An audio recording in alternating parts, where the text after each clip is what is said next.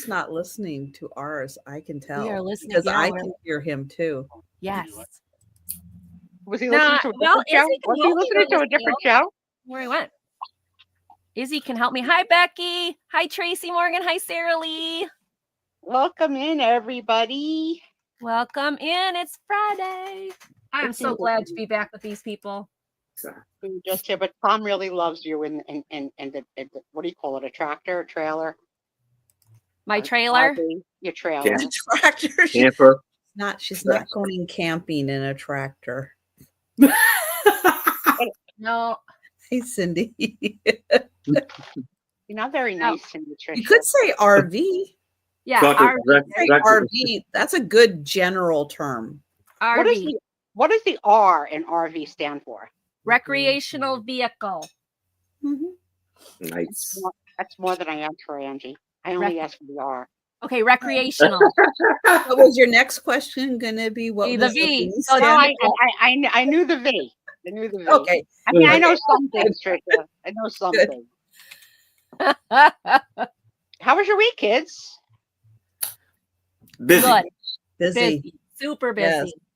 I crashed last night. I went to bed I was like probably asleep at 9:30 last night. I was so tired. But doesn't it feel good? I had big plans for the day and I got a lot done in the morning, the afternoon. Then, oh man, then I crashed. But doesn't it feel good when you take a good strong nap like that? You got to admit, that is nice. Well, I did get 7 hours and 11 minutes sleep. Woo-hoo! There you go. Yeah. Big Brother's watching. They have now a device that even tells you if you pass gas in your sleep, how many times. What? I want to track that. Yeah, it's like a track. Okay, my Fitbit does not do that. Yeah, that tracks Fitbit. your sleep. It's not it that tracks your snoring, and it tracks how often you pass gas. I don't know if you're why do I need to know that? I can't get that for my husband. The thing will constantly go off. Is that important? My doctors never asked me that, but it does keep track. Let me get it up here of when I'm awake, when I have REM sleep. Oh, it does keep track of your sleep then. When I have light sleep and deep sleep. It does keep track of those. It's fascinating. Wow. You chart it on a graph? How can I be awake 57 minutes at night when I don't remember being awake? But how am I awake for 57 minutes? Sleepwalking, Trish. That's so weird. Doesn't make sense. Sleepwalking, girl.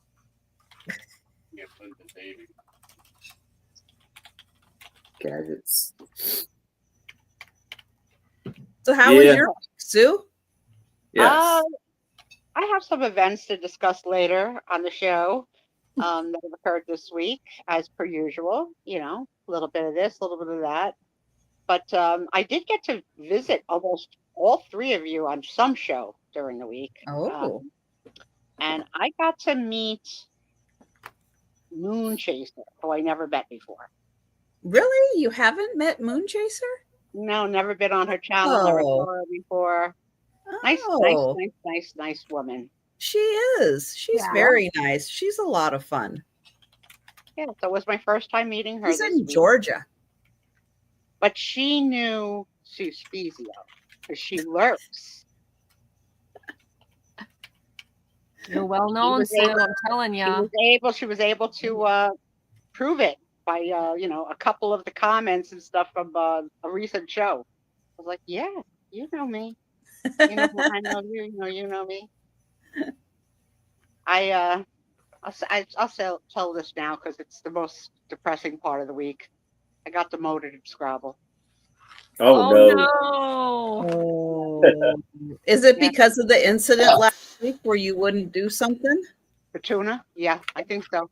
I think so. There was a word there that I left on the table, so I am no longer an adept one. Hi, Lori. Hi, Doug. I knew tuna was going to be your downfall. That was it. That was one way or another. I knew it was going to happen. I didn't know Scrabble was going to be the one. When you get a promotion, there's a lot of fanfare. Like there's like like Angie, when somebody sells something like the balloons and the fireworks and you got promoted and you're this level and But when you get demoted, they don't do anything though. They don't even break. They don't make like the wah wah wah music or anything. They don't break it easy. They strip you. They strip you of your title and your ranking, and then you go back. And I think there's a little psychology to what level you play at, because I think the higher levels are harder. They're making me play against smarter people. I need to play with people in my dumb range. You know what I mean? Like, not. But they don't. But they think you're one of those people. Right. That's why they moved you up. Back to the dumb, like the dumber range. I'm not adept. I loved being adept. That adept one, yes, it was perfect. So yeah. So now I'm trying to gain back my points, but I'm finding that because I'm trying so hard, I'm really screwing up. Really screwing up. Oh, you're going to get even more demoted. And then you will be playing with your peers. Yeah, again. And then the commercials on games is to promote other games. So I've been getting heavily promoted for senior citizens solitaire, Vita Scrabble, where the cards are bigger. So I was like, all right, I think I would like bigger cards. And plus, the new phone didn't have the old Scrabble anyway, so I tried to put the new Scrabble on the new phone. I can't find the version of Scrabble I've been playing, but I put this Vita Scrabble on it. Do you know, and I know this is to be a fact, they have it rigged so you can't lose. That's not fun.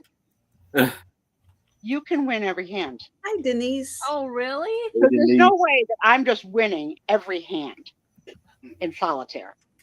Hi, Denise's Magical Emporium. Yeah.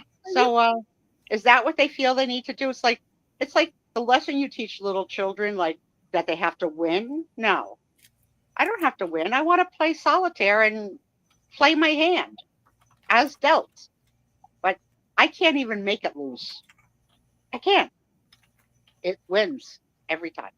So for those of you that would like the satisfaction of winning every game of solitaire, every game, and if you don't win, you come join me on Scrabble at the Blue Diamond level, not at the adept. But yeah, that is kind of weird that you win every hand. Every hand. And Trisha, I'm not proud of this, but I didn't realize it right away. Just thought I was really good. So hey, you are a good player though. Yeah. Yes, but solitaire is chance. It's skill, but it's also chance. If you can't uncover a card that's going to make it, you're not going to win the hand. So with this being preloaded to win, you can't lose unless you don't see a move. I mean, and that's possible that you don't see a move. But you got to be a really bad solitaire player if you don't see the moves, because they're like, the cards are like the size of a... Oh, wow, Sarah Lee, that's cool. Well, but you could be distracted. Yeah. And miss it. Yeah, and they are timed. So like when you're done, they'll say, you won the game 90% faster than your peers. That's like, yes, I've seen that. Yeah, we're all 90. You know what I mean? Maybe I'm too young for solitaire for Vita. And then Sarah Lee saved my life this week. Wow. Yeah. Good job, Sarah Lee. So last week I was talking at depth about the shopping list that I gave to Tom when you told Aaron this is why he doesn't want a wife, because of what my shopping list sounded like. I didn't say that. Aaron, back me up on this. Did I miss something? I don't remember you saying that. No, I did not. Okay. She heard it her way. Aaron, what'd she say? She said something. She did something like that. Yeah, you don't. This is why Aaron don't want a wife. I said this is why I'm single. No, you said Aaron. You might have said both. You might have said both. So anything. One of the items on my list was cucumber. Remember, I said I wanted a cucumber with the very hot lava dressing that was from like Taco Bell years ago. So it turns out that there was a big cucumber recall last week of like E. coli cucumber nationwide. No. Yeah, Sarah Lee sent me the links to the articles on it. It was like, Sarah Lee saved my life. Ooh. And so I told Tom that Sarah Lee saved my life. And he's like, they're always recalling cucumbers. I'm like, I never heard that. Ow. Actually, I have to agree with Thomas because it seems like this year in particular, Ginger. there have been several cucumber recalls. Well, it's not going to be Well, on my I list would for a long say time. right now, just to be on the safe side, say No no to cucumbers. Yeah, no cucumbers. I don't need anything to make me sick. No. Nope. Oh, I agree with No, nobody needs that. But yeah, you in particular. You do not need to get sick. Mm-mm. Yeah, my niece called to tell me today that she has a sinus infection. Maybe I'll see you later. I says, don't come see me. Yeah. I won't get you. I says, don't come see me. No. Yeah, you do not need that to happen. Oh, Kathy, really? LaDonna ate a cucumber and was sick for over a week. Oh no. Oh, poor LaDonna. And Tracy, that's a good point. Yes, I've seen that with cantaloupe also. And anything that has that outer skin on it, if you do have it, scrub. Like really scrub, and not just like water rinsing. What is going on? Get some of that vegetable stuff. Ugh. But yeah, it must be, I don't know if they're using different fertilizers, more manure, what, but those are things that sit on the ground. And I would say be careful with strawberries this year too. If we're having trouble with melons and cucumbers with thick skins where you're cutting through the skin, you got to clean everything off the skin. But strawberries, a lot of strawberries, since they sit on the ground, be careful with those this year. I haven't heard anything, but if we're having trouble with everything that lays on the ground, let's be careful with all that kind of stuff. But yeah, they do make vegetable now I'm not hungry that help get all that stuff off. Oh gosh, Becky. Well, you're out in the middle of the field and you gotta go. I'm not saying anything, Becky. But don't aim for the food. All right. Yeah. All right. Put it in the row where you just walk. What? That's funny. Oh my goodness, the chat is going crazy. Yes. They love us. Keep it up. Keep it up. And hi, Douglas. Are we being ranked for the chat today? I have no idea. I noticed that's not on everybody's channel. That's only on yours, Trish. Or maybe it's on other people's. I just haven't noticed. It's on others, but I don't really see it too much. No, I don't see it too much. So maybe like Trisha's so popular that YouTube is a test subject. I'm a beta tester. Yeah, she didn't even know it. You should get paid extra for that. Tracy is always number one. She is so special. She is always number one. Congrats, Tracy. Yeah. Who is dying to hear the Sarah Lee Coleman story that her brother met his wife online playing Scrabble? Nobody's hitting on me in Scrabble. I said that was cool. Nobody's hitting on me. So Sarah Lee, you want to look at the top of the chat, and at the top of the chat there's a little, what's it say on the top? I'm not in YouTube. Hold on, I'm going to YouTube right now. You have to click on the little thing on the top of the chat. It's like a crown, and it's like 0 XP. Purple crown. Yeah, but it says, does it say something in the middle of the crown? No, it's 0 XP. 0 points or whatever. Right now, Tracy Morgan is number 1, Thomas Lynch is number 2, and Ginger is number 3. Oh, you chatty, Thomas, tonight? Oops. Yeah. A little chatty, Kathy.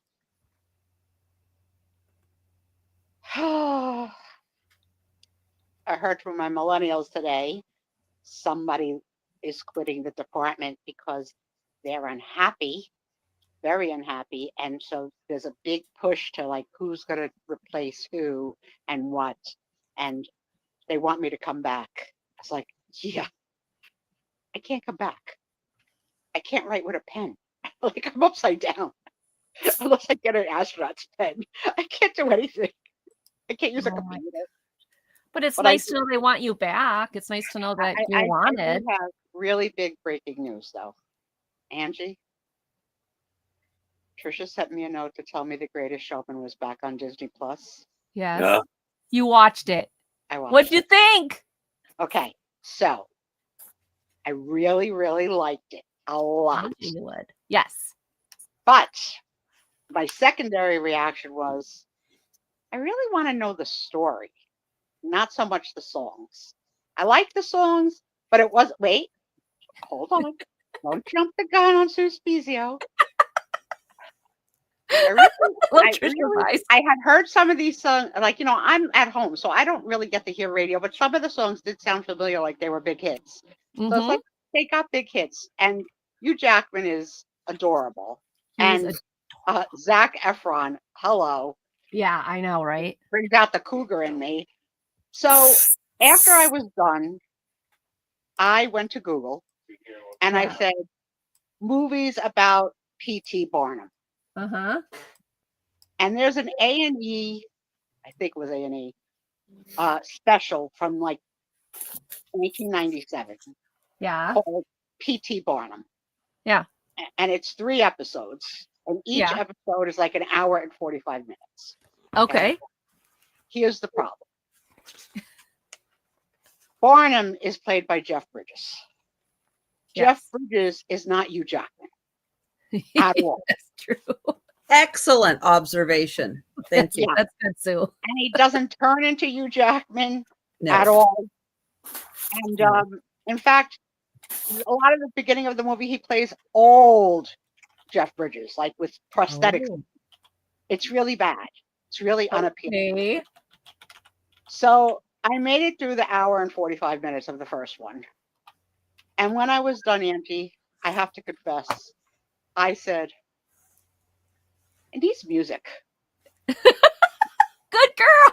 I knew it. Well, and from what I understand, this really isn't like real fact-based P.T. Barnum story.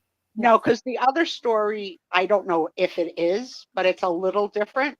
Yeah. And again, I can't force myself to watch Denise. Good one. You said Jeff Bridges is not Hugh Jackman. Denise is also saying Hugh Jackman is not Jeff Bridges. Boy, it's our Thank you, Denise. Servant. And the wife in the movie, in your movie, was adorable little pixie. Yes. Michelle Williams. Michelle Williams. Is that who that was? Yeah. Yes. Yeah. Oh, yeah. She's a cute little pixie. But yes. That's why I say, except for this new show she's doing, I'm not sure I want to watch that.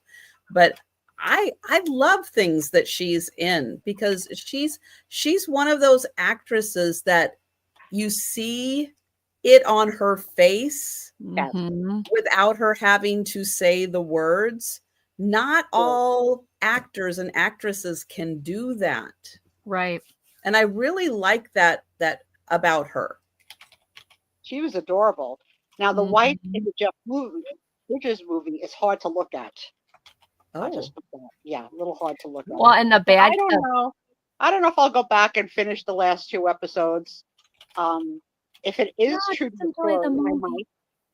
But I would say, on behalf of Angie, I would recommend, if you haven't seen The Greatest Showman, it is now on Disney Plus again, who Trisha found because it wasn't.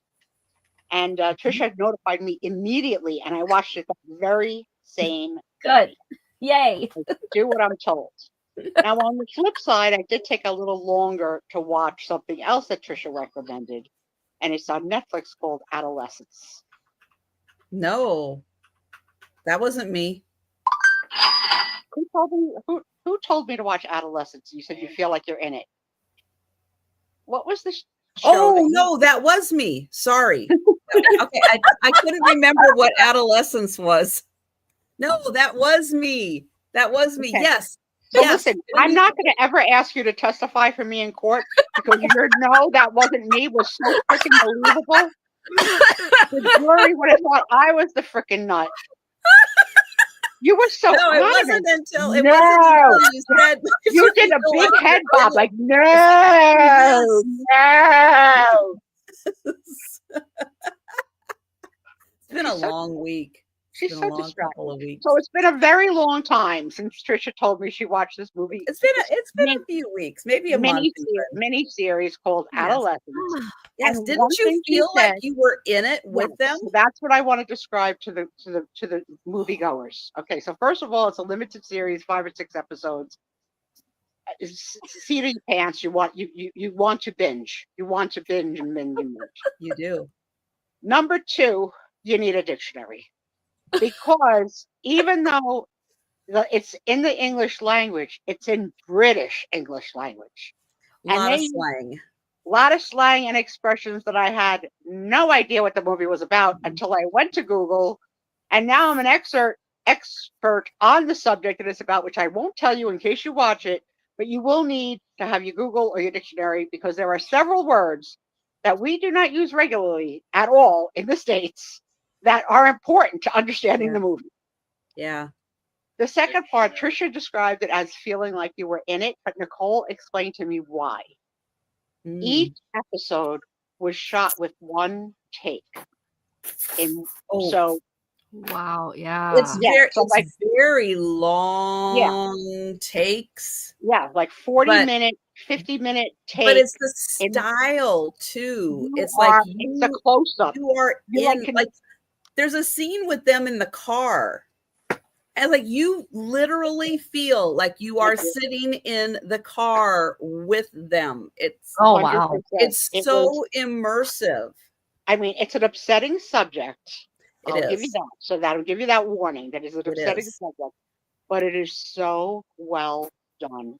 The acting is amazing. The little boy in it, crazy how good, especially if it's a one take per episode, the kind of dialogue, because he's the star of the show.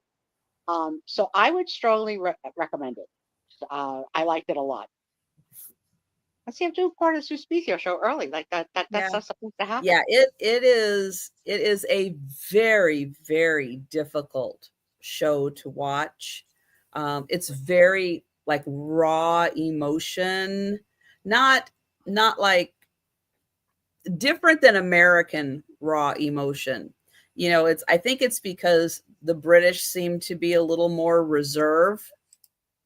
And so when you get a more in-depth emotional reaction, it has a little more impact. Yeah, it's I love too that they didn't use pretty people. It's not filled with pretty people. You know, it's just like your average Joe, your average dad. It's really good, really good, really good. So as a result of that, I've been getting suggestions for other things to watch. So I just finished watching Secrets We Keep, which was from Denmark, which is about the disappearance of a Philippine au pair. That was also really good. And now I'm watching, I think, 9 Perfect Strangers with my girl, dreadlocked Nicole Kidman. Yeah, I saw that pop up and I went, no, I will not be watching that. I did the first year. I had no memory of it. So I said, you know what, let me go back and watch the last episode of last year and see if any of it rings a bell. And it rang a bell, but not a big bell. But last year they had some stars in it. They had you know, the guy from Everybody Loves Raymond and Melissa McCarthy, like some stars were in it. This year, the only star is the woman who played in Christine Baranski, I think her name is. Christine, she was in The Grinch as the wife. Oh, yeah. And she plays herself in a lot of things. Like, she seems like it's the same Christine Baranski. Yeah. Yeah. And then I've made a commitment to a show called Love Island. Now listen to this commitment. It's a 6-week show. It's on every night at 9, except for Wednesdays for an hour. No. Wow. There's only been 2 episodes so far, and someone's already been kicked off because of a video surfaced of her being a racist. And the video is on. If you want to see it, the video is on because TMZ found it. But how they explain it in the show is what the interesting part is. So the producers found out about this breaking news that one of their cast members was a racist just before the first show was supposed to drop at 9 o'clock 2 nights ago. So the show didn't drop at 9. It was 40 minutes late while the producers were trying to figure out what to do. Because in the first episode, they introduce all the characters. So there's a good 10 minutes. How did the producers not do their own research if it was that easy to find? Bingo, right? Bingo. Right. So they delayed the show for 40 minutes. It played without any fanfare, but then the fans went nuts. And then last night on the second show, with very little fanfare, you hear the narrator say, and Julissa has left the villa. But they don't cut to anybody's face as they find it out or whatever, like what happened to Julissa. So I'm a nosy bee. I had to go look up everything. So I'm an expert on that too. So I'm going to have a weekly call with my millennials. Well, actually with only one millennial, because Sam says that being a mother would take too much out of her time to watch an hour a night for 6 weeks. But I got nothing going on. So I could do it. And then in the summer, my big brother comes back and I love that. Ugh. So I'm set. I'm set for my shows. Oh my goodness. Well, I know what I was going to do. Get everybody's link to their channels. Let me find that. Well, I got to send Trisha this week's picture of the kids. Oh, yes. Let me do that. To see the twins. Well, while she's doing that, I have been watching. I think I started it last week, and I'm still watching it because it does take me a while to get through things. Department Q on Netflix. That's what I've been watching, which is a investigating cold cases, although they're only investigating one cold case. They're kind of investigating a crime at the beginning that involves the main character, and then he's leading a team that is investigating cold crimes. And so you have those two kind of going on at the same time. So interesting. Do you guys have this thing called medieval times? I don't have one. No, I mean, I don't. Not in my local area that I know of. No. Medieval times. Oh, you mean? Yeah, I do. Yeah. I've been there. Yeah, I've been there. I've got pictures. You want to see them? Yeah, because he performs in it. Yep, I was in my dress, and I met the falconer, and yeah, we went to that. My millennials are there tonight. Oh, that was fun. And I was with what color? We were red when we were there. They give you a color, and that's the knight you cheer for. I was. And there's no utensils. You have to eat your chicken with your hands, and it's on the bone. Yeah, that's how they ate it. I'd enjoy that. Who would enjoy it? Is that all you have is chicken, or do you have other food that you have to eat with your hands? Everything's with your hands. So like a bowl of grog, like, a soup. Huh. I think there's a potato. I was going to say, I swear we had silverware. No, I would hope so. Hi, Sherry. Welcome in. Hi, Sherry. No, that would be really disgusting. Yeah, I think we had silverware. I'm almost positive. It was big, chunky silverware, like what they would use back then, but I don't think there'd be a picture of us. Now I need my Googlers to figure out who's telling the truth. Is it me or Trisha? I mean, Angie. Because Trisha, I'm not saying I'm like. I always remember it. I never been, but I always heard that you didn't really have silverware or something like that. That's what I thought the Sue was saying. Now I wonder. Swear we had, because I had my dress on, unless we had our own from our own. We might have had our own. Because we my basket, I carry all my bottle and my goblet. And Angie brings her own silverware.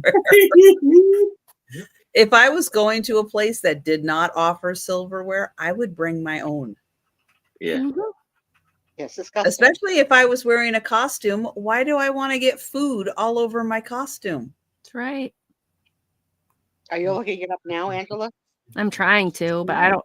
It's going to take me a while to find it. Did I say hi, Sherry? Hi, Sherry. Hi, Sherry. I said hi to anybody Sherry. who's come in that I've missed. Welcome in. Welcome in. These kids are going to have a big sale for you tonight.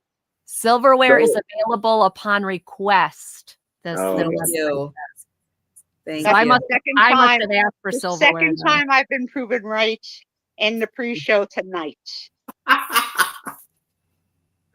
Just saying.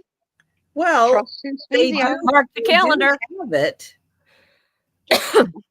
Trust and believe. Suspizio. Oh, not turn you wrong. Do not play Name That Donut with Suspizio, though. Oh, yeah. Just an FYI. Do not play Name That Donut. We're going to play it. We're going to play it. No, you don't know your donuts. But I'm going to pull Aaron up on the big screen. I'm not Aaron, but share the link to Aaron's channel. And Aaron's going to tell you about his upcoming sales, and he's going to show his first item for sale tonight. Yes. So, my sales tomorrow will be at 1:00 p.m. Eastern with the lovely Maria California Thrifter and the amazing Becky Vintage and More. And then at 6:00 p.m. Eastern on my channel with my two lovely co-hosts, Anitra, I Spy Queen, Becky Vintage and More, and the lovely Maria California Thrifter. And that is my sales for tomorrow. And I will be invoicing tomorrow after my sale at 6:00 p.m. Eastern. If you pay by Sunday, your items will go out Monday. And yes. And I am shipping from Maryland. I invoice to PayPal and I ship to Power Ship to give you the best deal. So, first off, let's start this off at $5. And it measures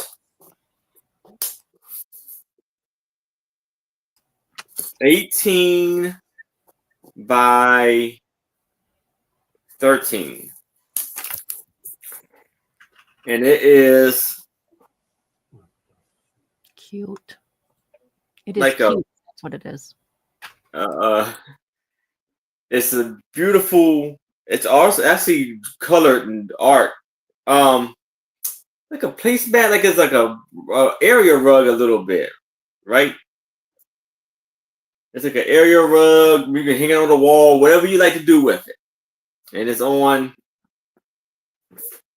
and you can see there's like a little fabric, and you see how they colored it. Like this was colored in, and it was done beautifully. You can see in the back of there, and it's this amazing artwork on this piece here. Look at the little kitten or cat. All I see is a cat butt. Oh, hold on. There you go.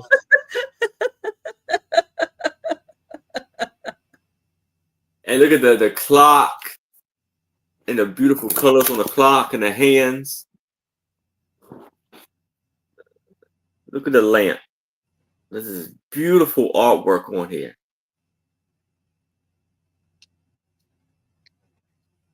And I missed, I'm sorry, is that fabric or paper? It's like, it's fabric. It's felt almost. Like felt. Oh, what is it? Felt? Felt, yeah. It's durable. Yeah, very much. Oh, bye, Tracy. All right, see you, Tracy. Night, Bye, Tracy.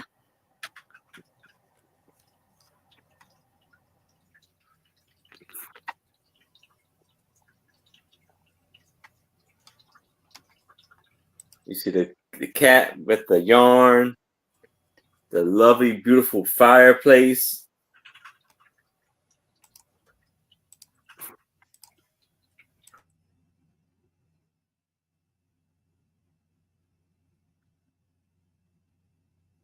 Page 4. But yes, I'll look for the train. It's 18 by 13. Well, I am not seeing any interest in that. Hi, Risa. Welcome in, Risa. Having trouble with your phone and your laptop. Oh, that's not good, good. Not good at all. That's So this is like a Christmas piece.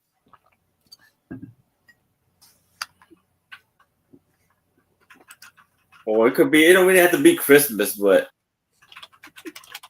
whatever you like for it. Let me see. Everybody keep track in the chat. How long does Tracy stay in the number one position now that she is leaving the chat?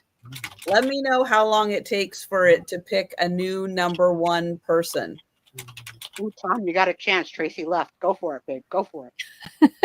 Well, it looks like we are passing on the picture for now. But per usual, you guys know, if you change your mind, let us know in the chat. And I'm going to grab the link to Angie's channel. And Angie, let everybody know about your upcoming sales. Well, my next sale will be Monday morning at 9:30 with Dawn Southern Finds and Trisha Yarnigan. And then I will have Every Picture Tells a Story on Monday Market. No, Every Picture Tells a Story is what I'm on now. Back that up.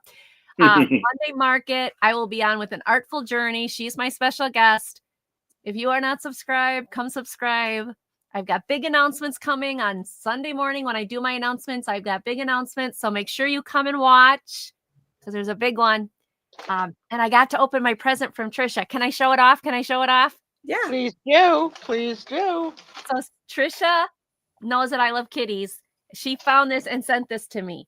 It's an old lady with kitty cats, and it says, "I was normal." It's not an old lady. It's like a Victorian style lady. Victorian lady.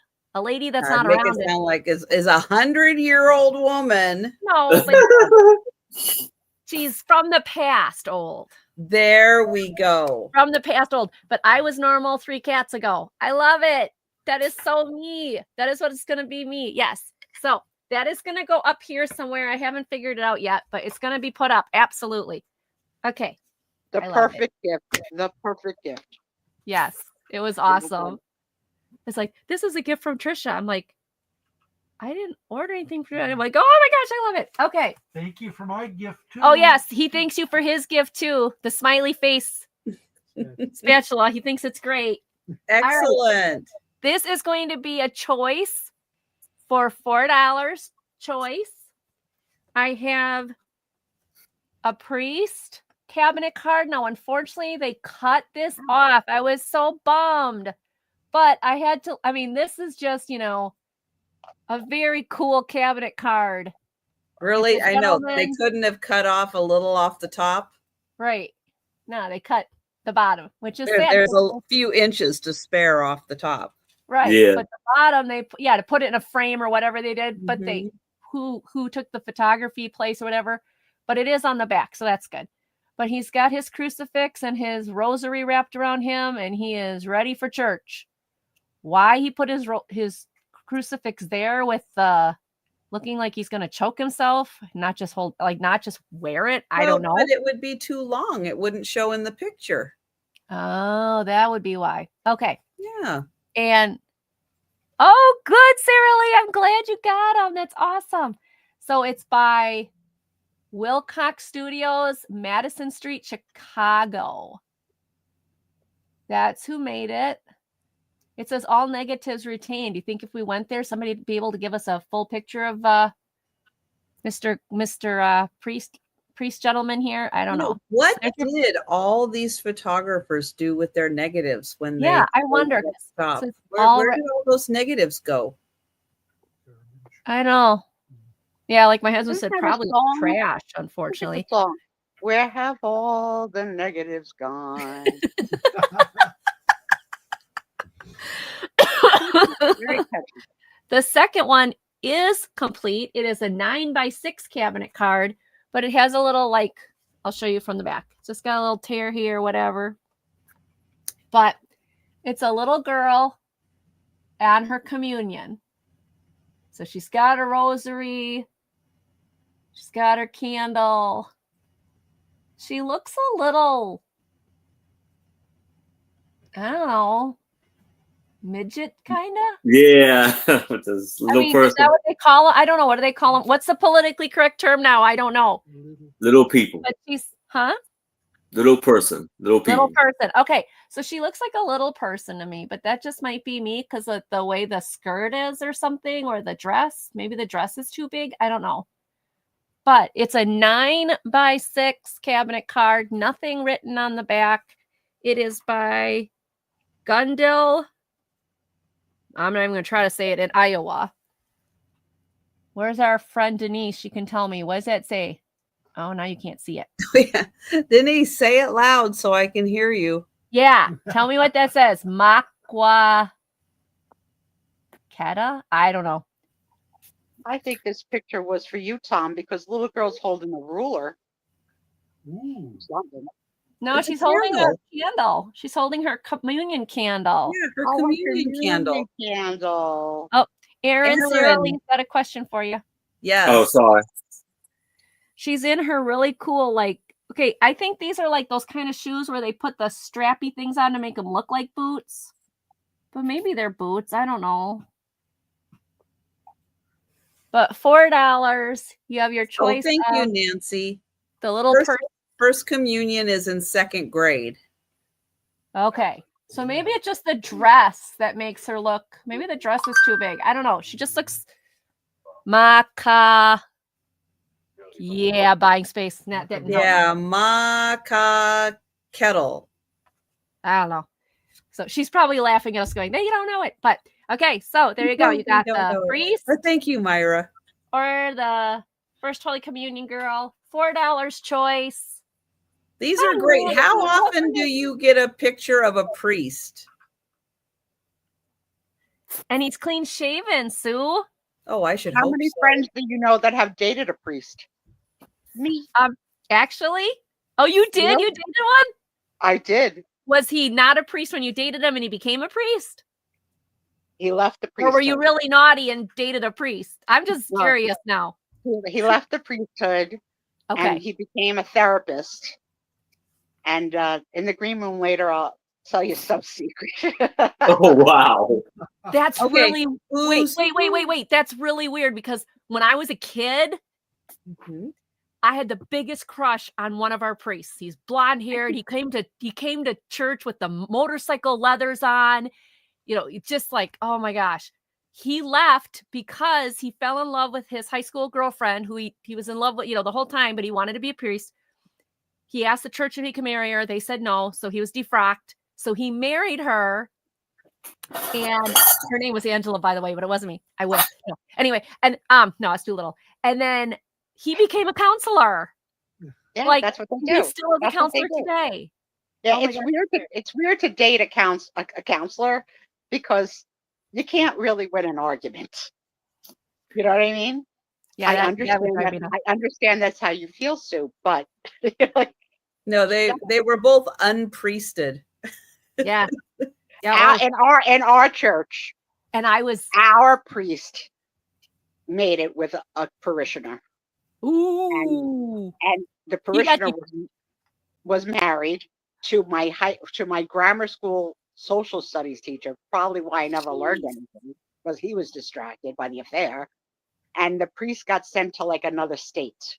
Yeah, they just move them. No, yeah, don't they moved them. Yeah. Take them out. Yeah. All right, we're passing on the pictures, but come on, guys. So raise your hand if you ever dated a priest, or am I the only one? I'm the cheese that stands alone. No, I didn't date a priest, but I watched Fleabag. Has anybody seen Fleabag? No, but sounds like a really bad guy. Oh, Fleabag is the best. Is it? It is truly one of the best shows that has ever been created. It's on Amazon Prime. Wow. Can't watch I have watched it. I don't even know, 3-4 times. No way. I love it. I love it. The Hot Priest. Yes. Nicole just got Prime. Maybe she'll give you her password. Yes. Well, I will tell you that about maybe 10 years ago, I decided to look him up to see what he was doing, and I got to see a picture of him. I'm like, I had a crush on that. It's like he's aged, but I was like 12 at the time. Like, I didn't know. Hi, Mike looks for magic. It's different. It's different when you're a kid versus when you're an adult. Yes. But what, honey? That was only 10 years. All right. Probably. Yeah. I have an $8 start. And this is a journal that came out for Beauty and the Beast. It is Enchanted Dreams Journal. That's pretty. Write stories, create characters, invent worlds, and more. It's I guess it's a soft cover, but because it's kind of doubled, it's a little thicker. So it still has intact these like little cubes, decider dice. So you roll the dice, and like the choices here are, let's see, Lemire, the Beast, Belle, Mrs. Potts, Cogsworth, and Gaston's. And then there's another 2 sets on the back. So that's supposed to help you, decide what you're writing: the castle, the ballroom, the library, Belle's house, the village, the forest. And then this one you can make your own. But the pages on the inside, so of course we do have Emma Watson on the cover, also known for Harry Potter. Also known for she gets to choose whichever project she gets to work on. I'm sure everybody's dying to have her. So you get to choose whatever show I'm on, and I'm on your show every Friday for 3 years. Compliments. I didn't tell you to watch Adolescence. Wasn't me. Wasn't me. So in here you get to create all kinds of great things. Use it as a journal. You could use it as a junk journal, but it gives you all kinds of areas to put thoughts, puts ideas. If you want to write a story, you can use it for that. Hey, Jacqueline. Hi, Jacqueline. Doesn't have to be geared towards, just kids. This would work for anybody. Or if you're a junk journaler and you want to use this for your base journal, go ahead. It's fabulous. Got wonderful pages. Beautiful. My son-in-law is a writer. I have to ask him how old he was when he wrote his first anything. Like, I never asked him that. Is he writing now? Yeah.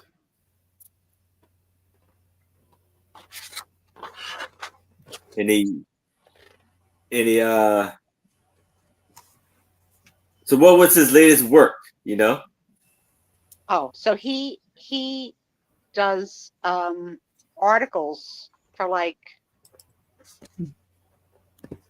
magazines like a Rolling Stone. Like he writes. I'm not saying he wrote for Rolling Stone. I don't know if he did or Well, not. he's like a freelancer, but more likely. Yeah. So Yeah. $8, but we will pass Beauty and the Beast. This is in great condition. Don't forget, it's not too early to start Christmas shopping. Never He's been also written in brand new condition. also working on a children's book based on their cat raviolis. It's Awesome. yeah. All right. So first off, I have not first off, but I have the Metropolitan Museum of Art Miniatures. And this is 6 centuries of flower paintings. And your start price is $5. This was copywritten in 1953.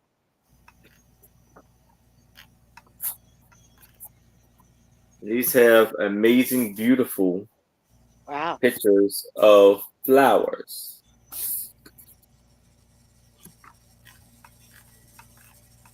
And I love all things miniature. Always have. Walking through a doll house store and just flowers. Look how beautiful and detailed that is.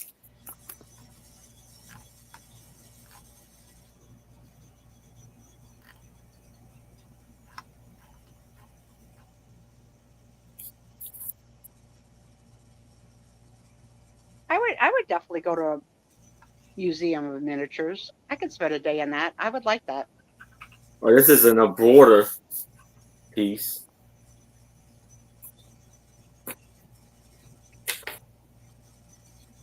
They got a beautiful plate. I want to see if I can find a teacup in here. Oh, here's some poppies.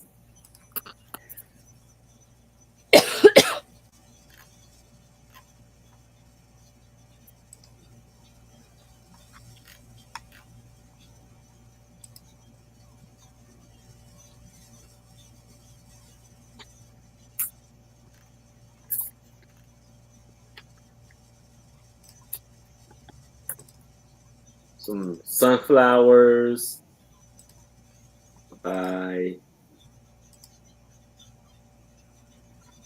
oh yeah, these are like by famous painters. Paul Cezanne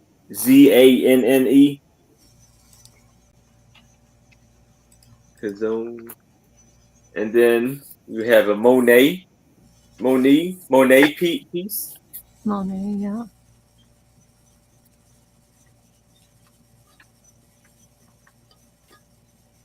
Martin Head. Sarah Lee, was it Trisha's dollhouse? yeah.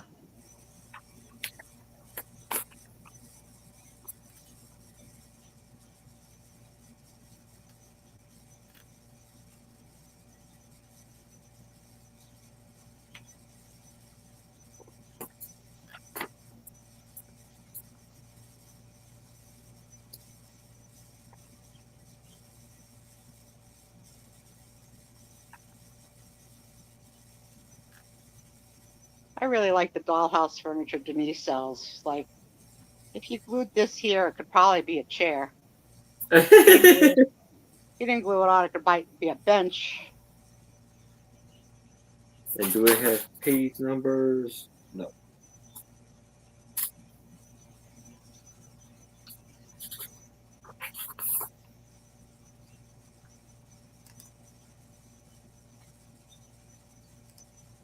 So that's pretty much all of the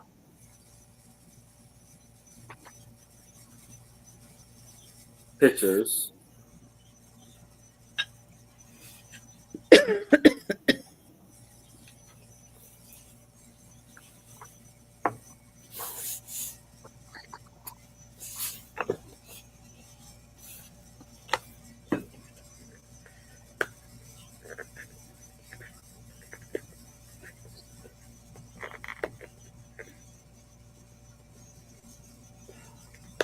beautiful book. All right. Well, it looks like we're passing on that. All right. We'll to Angie. All right. Mine starts at $12. It is this. Its original price was $60. Wow. Anyways, it's this Disney Treasures, never before published removable memorabilia and audio CD. So there's the back. It's the collector's edition. And I mean, it does show some shelfware. I mean, there's some, there's some shelfware, but you open it up. So it slides out of its case. And you can see a little bit of shelfware, but so there is the disc. The disc is in great condition. So some of it's never before seen footage. It's an audio CD featuring priceless moments from the Walt Disney Archives audio collection. And then I'm gonna have to move my, hold on, move the boom mic. Okay. And then as you go through it, I'm going to turn this one off. One moment, please. There we go. How it all began. Getting started. And then like in here, there's a pocket card that would show like what his ideas were and things. And then there's this theater brochure when he was in the theater. Those are inside of there.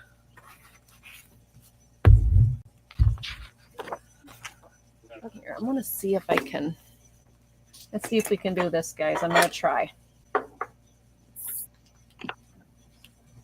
Let's see. We'll go that way. No, we're going to go. Okay. So Mickey Mania. And then you open this up. And there's an actual copy of the letter from the hotel that he wrote.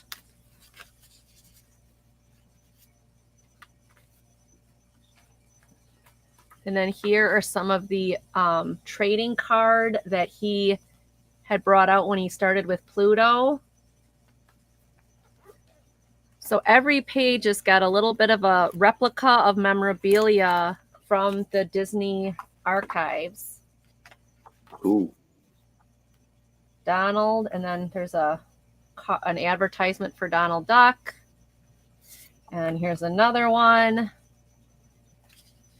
Oh, there's one more in there.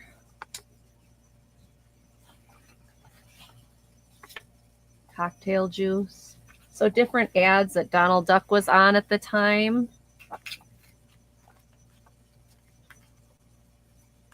Let's put it this way so they all go in right.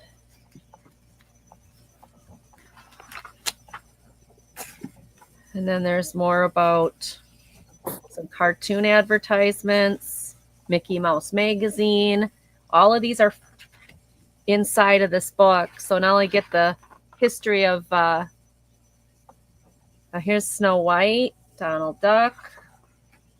Oh, here's some more. What's this one? This is some advertisements for some of the Silly Symphony stuff.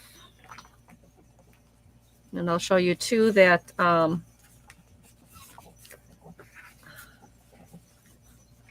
the 3 orphan kittens, how cute. The 3 orphan kittens. But this is lifted, it's 3D, or however you want to say that. And then Snow White. And then there's a game board type of advertisement that they had. Snow White game. And then Pinocchio. And in this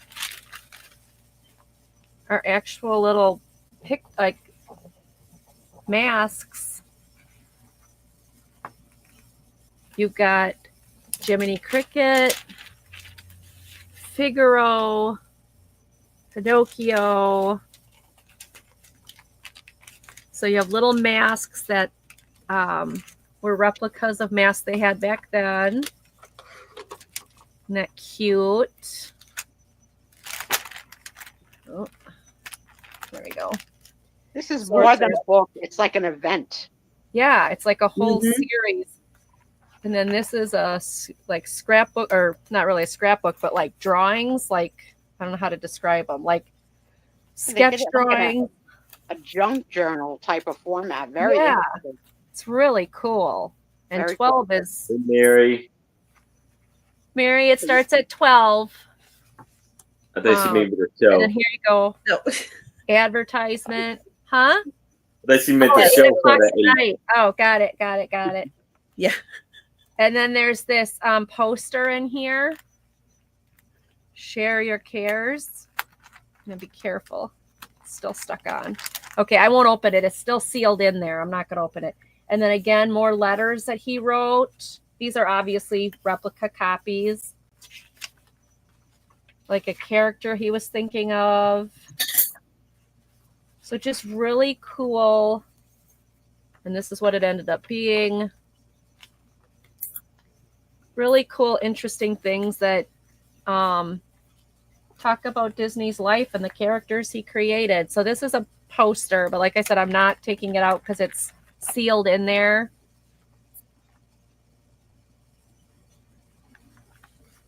And then you have, again, their vellum pictures in this one of Cinderella's. You've got this fold out with the beautiful Sleeping Beauty story. So this is just amazing. This is just giving you a taste of Disney, the wilderness, the true adventures, the animal adventures. Oh, Mickey Mouse Club, ideas for the Mickey Mouse Club, things that he put together again. So this is just a really cool, chock full of history. Hello, Maria. Hey, Maria. California thrifters here. A luggage tag and a railroad pass from what is now Disney, like greetings from Disneyland with their luggage tag and all of that. So the starting of Disneyland, the building of it, the map of it, where dreams come true. Copies of what ride tickets looked like back then. If you are a Disney fan, this is a majorly amazing, cool book. Oh, another, what is this? I thought it was drawings, sketch drawings of outfits and stuff for that movie for Pollyanna. Cool. That I didn't see when I looked through here. Postcard. There's some more things inside of there. So this is a really awesome book. You're going to learn a lot. You're going to enjoy history of Disney. Is this open? It looks like it opens. Yeah, it does. Mary Poppins. Oh, stuff in other languages. I can't read that, but maybe you can. And that's it. So $12 for this book. It has all those inserts and all those things that you can learn about. Plus, in the beginning, the CD, the CDs, you can listen to Walt Disney and him talking in interviews and radio and stuff. And it comes in its travel box. So $12 for this amazing book. Like I said, the outside has a little shelfware, but I mean, it's so super cool. It is insane that no one has come in with an offer on. Yeah, I thought 12 was pretty fair because original price on this was $60. Yeah. So that is a crazy good price. Yeah. I like the kitty cat mask inside of it, a Figaro. One of my first kitties was named Figaro. It was a black and white cat after Figaro on Pinocchio. All right. Well, thank you all for looking. And if you're interested later, let me know. Thanks, everybody.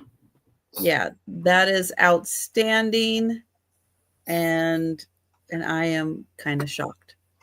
And Sarah Lee, I am very glad that you like the mermaid book. And hello, Mary Jane. Oh, we got Julie K wants it. We're counting it down for Julie. Going once, going twice. And that's mostly just in case the cats eat our homework. And sold to Julie. Thank you, Julie. I don't know if I have your information. So if I don't, my email's right here. Which is right. Angie's Oddities. Yeah. Yahoo.com. Just the Angie Oddity, not the beginning part there. Just Angie's Oddities at yahoo.com. If you can send me your info, I will get that book to you. Thank you. Thank you for looking, everybody. All right. I have a $12 start. Now, this is not an original, but it is pencil signed by the artist. It is part of a limited series. It does say Turtle Bay View. This is her signature, and it's numbered 18 of I don't know how many.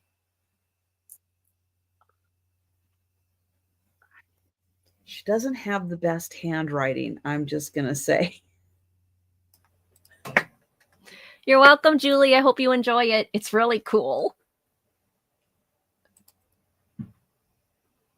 I'll get in close so you can see the Turtle Bay view. And I believe this is Hawaii. On the back, you get information about the artist, and her name is Janine Weisselman or Wesselman.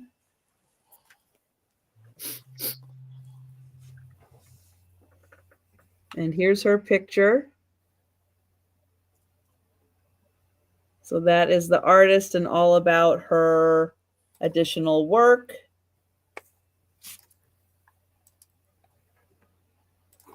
The picture is 11¼ inches by 9½. It was framed at Michael's. Got a nice frame on it, or a nice hanger on it. Beautiful place. Hawaii, Turtle Bay, beautiful sand and waves and sailboats. And it is pencil signed by the artist, part of her own limited series. Beautiful work. Yeah, it's pretty. The turtles are so cute.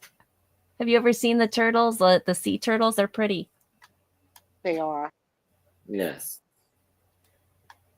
We got well, thank you, Julie.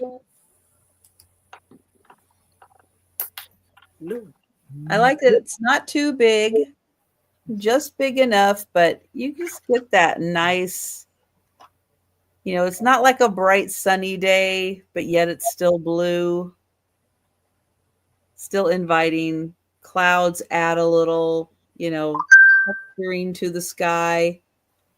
You have that nice white on the waves.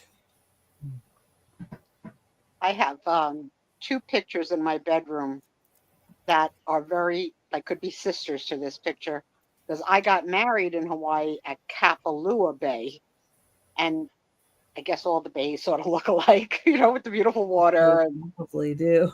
Just, I'm looking at them right now. It's like, wow, they could be sisters, these pictures.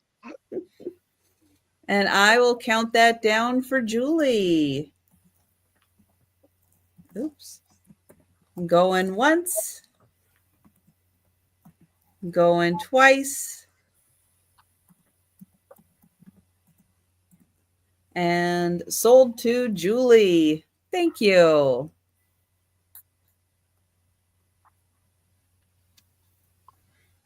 All right.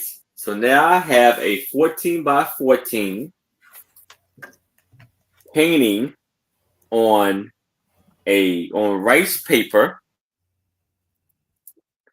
And it's a Chinese painting for $8.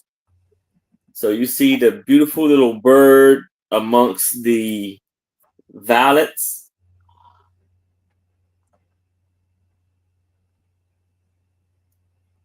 And the picture's in the front shape of a circle. It's protected by a thick frame, a thick cardboard frame. And you see the beautiful colors of the pink, purple, green, and yellow, and some brown.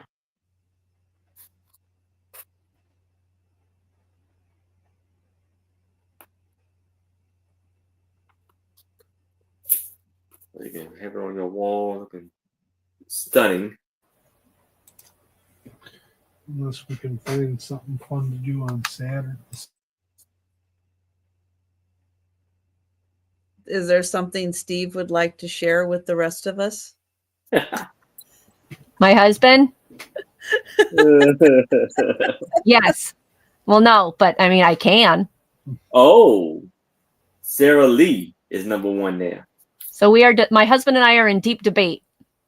I'll get the chat's opinion on this. My cousin is pregnant. She's gonna have her baby. Her baby shower is August 3rd, but it's 2.5-hour drive down there and 2.5-hour drive home. And we're trying to decide: do we drive all that way and go down there, or do we just send a gift? Because I never see my cousin. I don't know her very. I mean, I know her, but is it her first baby? Yeah, first baby. I would say go. I would say go for the first baby. I would say send a gift. Great, that doesn't help. Thank you, Julie. What do you guys in the chat think? Becky says RV. I say go. For an RV. Exactly. My husband's thinking the same thing. If we have to go, if we've got to make a presence known, then maybe we'll just go camping that weekend down there. Then that would make sense. Okay. Sarah Lee says go. Oh, this is really helping. What birdie is that? Looks like a parakeet, but I know it can't be a parakeet because I don't know my birds. What did you say, Erin? I don't know my birds. No, I don't know what kind of bird that is either. I got gift, go.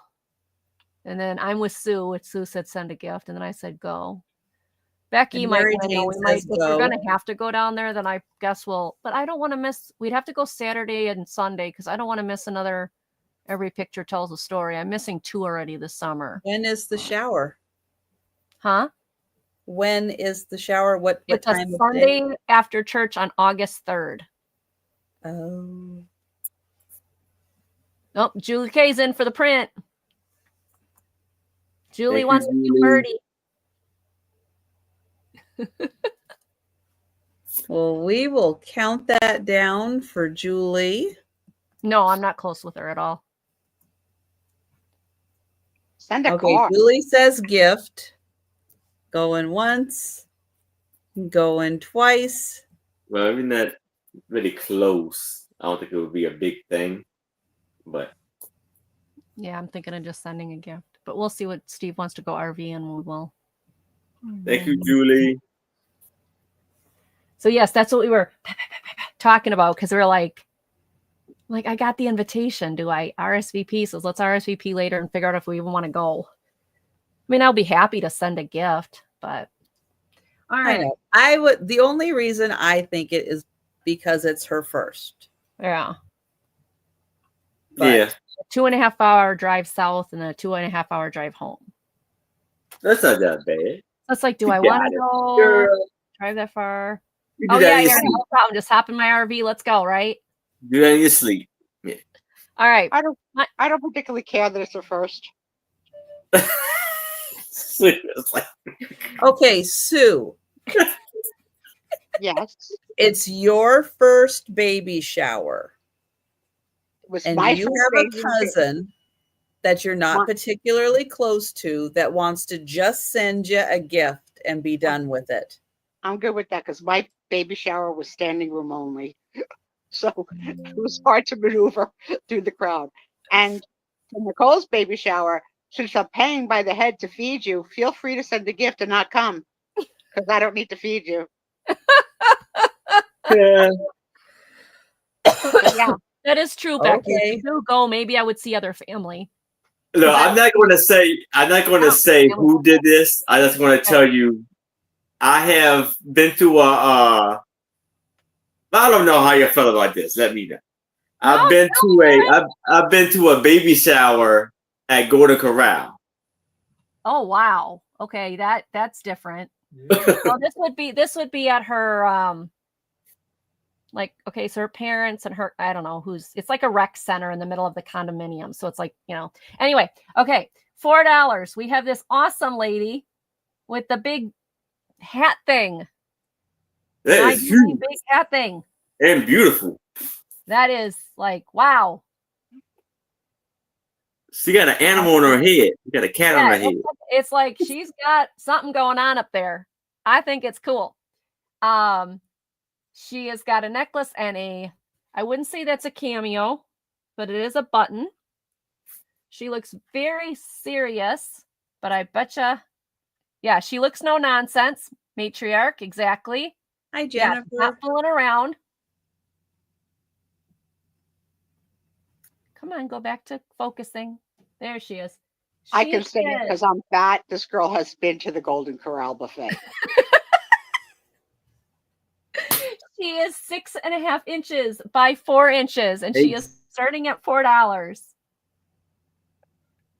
The hat is what does it for me. I love the hat. So here, there is nothing on the back, but on the front, it does say Kuckera. Not sure what that is. Kimball, South Dakota. No kidding, Ginger, right? Can you imagine holding that hat on the whole time? Maybe that's why she looks like that. She's like, just get it off my head. I don't know what's all up there. I mean, it's just a plethora of flowers and stuff. I don't know, it's stunning. It's absolutely looks stunning. like something's coming out of her head. I mean, but I think she's cool. I think she'd be great for junk journaling or for any type of crafty project. I think she's great. I like her. All right. I see Jennifer Miller in. Is anybody else want to get in? Otherwise, we're going to count it down to Jennifer.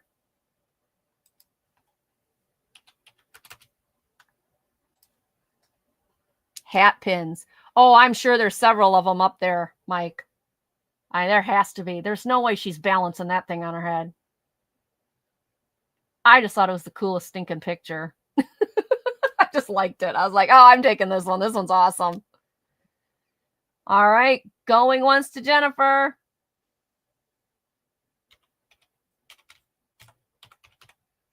Going. Did I say going twice already? No. Going twice to Jennifer. Going 13 times for There you go, Mary Jane. I like that. There you go. Pancake with whipped cream on top. Yeah. Sold, sold, sold. Jennifer, thank you so much. And if you could please, when they pop up my name, or I can put it in the chat, send me your information, because I don't know if I've ever sent anything to you either. So new people to me. Yay. All right. So this is going to Jennifer. All right. Where's the other thing I sold? Oh, I put it over there already. Okay. Thank you so much. I know. Isn't she awesome? I love her too. I just couldn't. I was like, oh, we got to get this. It's too cool. Okay. I have an $8 start for a book of Madame Alexander dolls.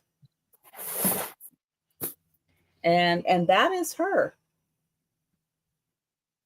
I never saw a photograph of Madame Alexander. So she got it on the boxes she has. The doll boxes. I don't usually find the dolls in their boxes. Oh. But you might be right, but I've never seen her before. This book came out in 1999. And it does have, let's see, she lived from 1923 to 1998. Oh, wow. Hi, Holland. Hey, Holly. Welcome in. Hi, Holland. And Lori's thank in you, for Lori. Lori. Oops. Yep.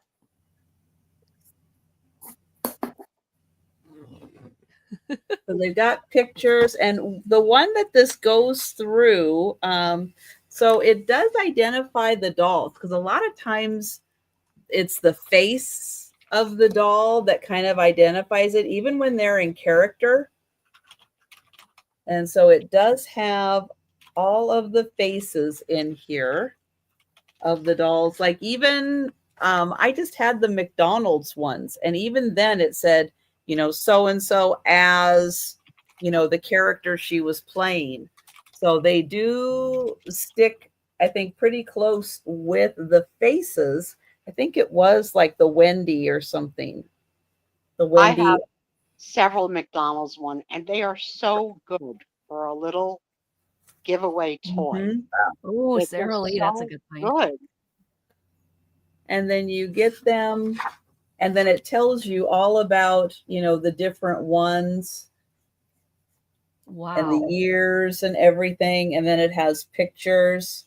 So if you have some, chances are you'll be able to find, them in here and be able to identify them. Of course, you can't go by the prices because, prices are very different. Yeah.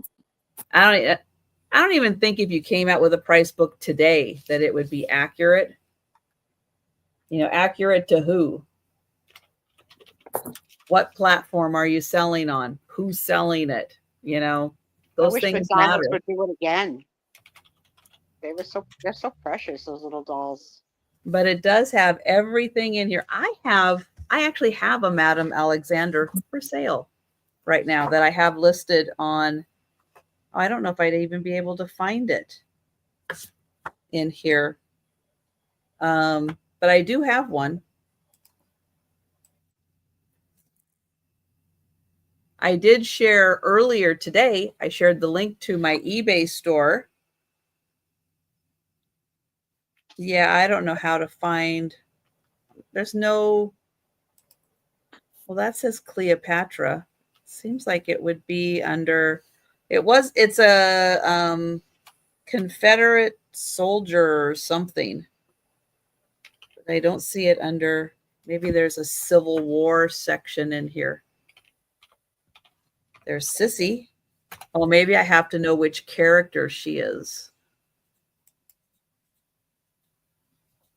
I know that Madame Alexander did like dolls around the world because I had several of those and I sold them on eBay. And they do go for good money. Yeah, she's considered a very talented doll artist. Yes, she's an amazing doll artist. And for some reason, so is Marie Osmond dolls. Marie Osmond dolls, Madame Alexander, you would think not in the same category, but they go for money. Mm-hmm. And I'm going to count that down for Lori. Okay. Going once. Going twice. And sold to Lori. Thank you.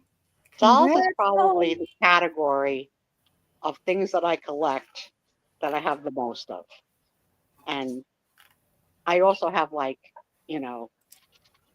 morning walk of shame dolls. I love dolls that have they spent the night out.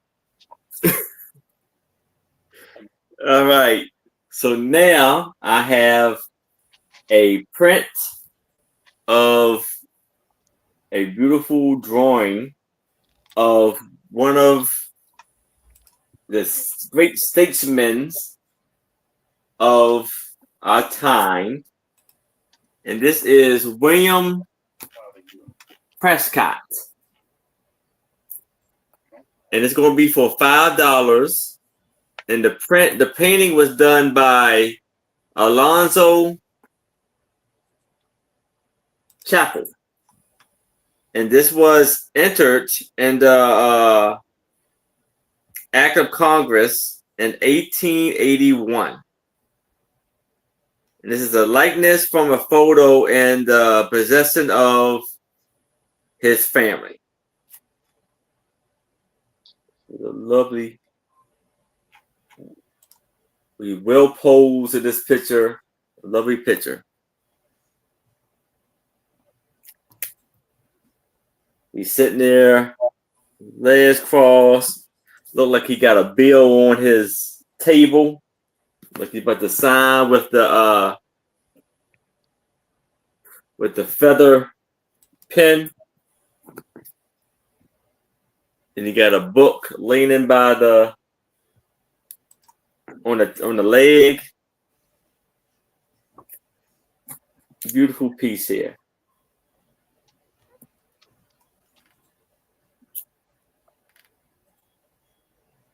And this is his signature.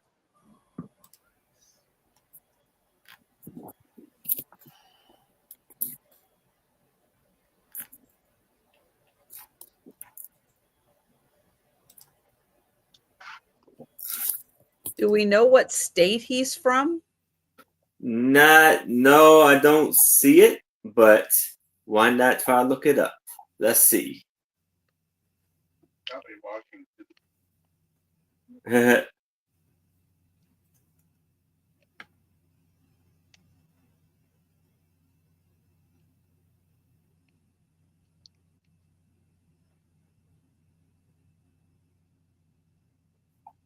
Okay.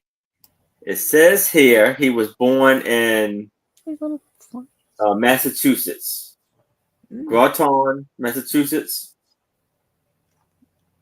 And let's see here. It says William was an American officer in the Revolutionary War, best known for his service at the Battle of Bunker Hill.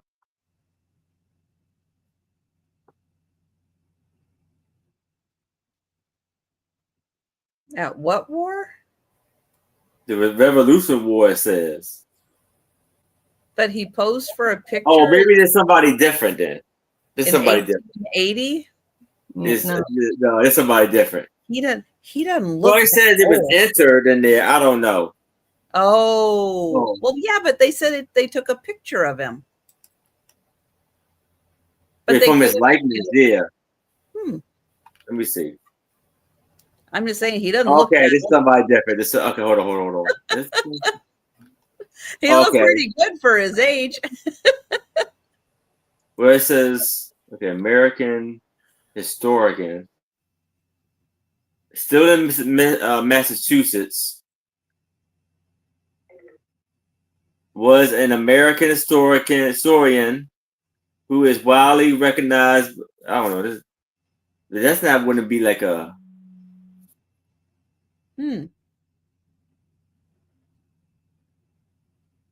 Story rarely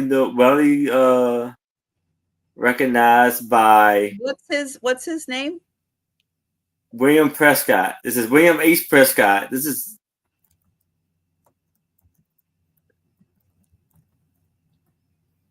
So it says. If any of our researchers want to do a little research on him. Yeah, it says first American scientist historian. Despite having serious vision impairment, which at the time prevented him from reading and writing for himself, Prescott became one of the most historic of 1950 century American. He is also noted for his ethic of memory and photographic memory.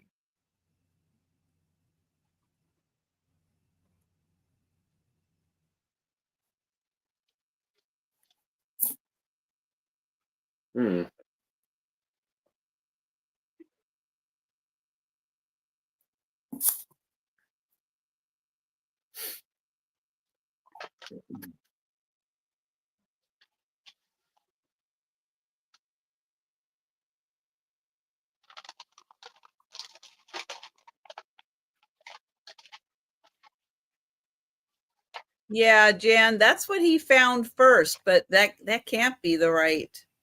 That can't be the right picture.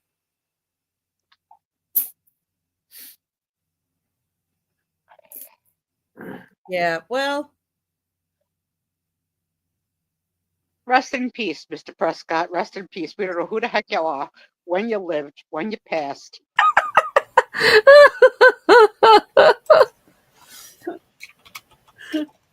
But you can have him for $5 and do some research. Find out who this fella is. Very interesting. So we'll let you do some research. We'll let you think about it you want to circle back and grab the picture, just well, again, let us yeah. Because the same thing with this guy too.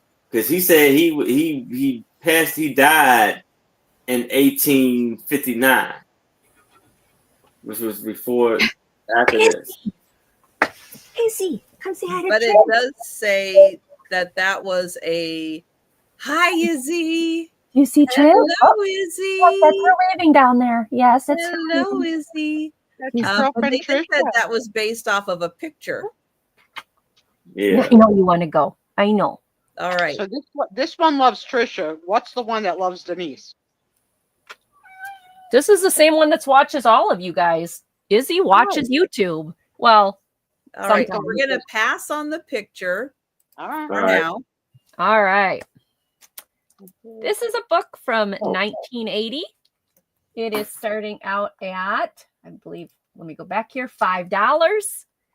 It was put out by Rand McNally for Little Debbie snack cakes. I thought, how cool is that? Only one page has been worked on. So it's called Are We There Yet? It's a travel game, puzzles and quizzes for the whole family. Sponsored by Little Debbie and done by Rand McNally. And all you need... All right, I'm turning this off again. I think that's too much light. But now I feel like I'm sitting in the dark, though. It's weird. It is, where does it say it? Next page. Originally in 1971, copyrighted 1980. And it's just an adventure. It says these games are for folks of all ages, young children, older children, teenagers, mom and dad. The only supplies that you will need are a pencil and crayons. These travel time games were designed to help you along your ride during our vacation, long trip, or special holiday outing. Izzy, don't chew on that. And remember a thing or two. Take the book with you and have fun. So then, like, this is a journal log of, like, what you did every day on your trip. Some coloring sheets with some, gotta find these items. These are those puzzles to try to figure out what they're saying. So like armchair. And then this is the page that they had started. They got a few of them. This one is how many? Counting. Well, Angie's showing it. Drop the name of your favorite Little Debbie snack in the chat. For mine, it's the oatmeal creams. I think mine are those peanut butter wafer things. What do they call those? Nutter Buddies. No, Nutter Butters are the cookies, aren't they? No, they're Nutty Buddies or whatever. Nutty Buddies, yeah, or whatever they're called. Those are my favorite. Those with a glass of tall, cold milk. I like the crossword. Swiss. Oh, the Swiss roll? Yeah, Swiss. Is it Swiss roll or Swiss? How many miles? Connect the dots to the United States. So this is just chock full of fun things through card games. Get them off their phones and talking to each other. I wish I had them now. Yeah, $5 for what would be a really cool, I wouldn't say coloring book because you're only coloring like 2 or 3 pages, but match the pictures, find the items while you're on the road, a school, a post office, a rock. Denise, rock.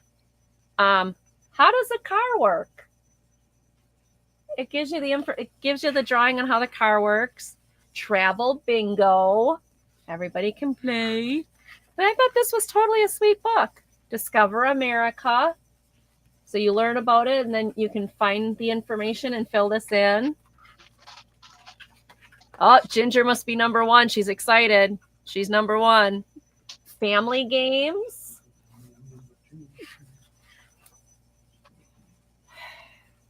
Travel games.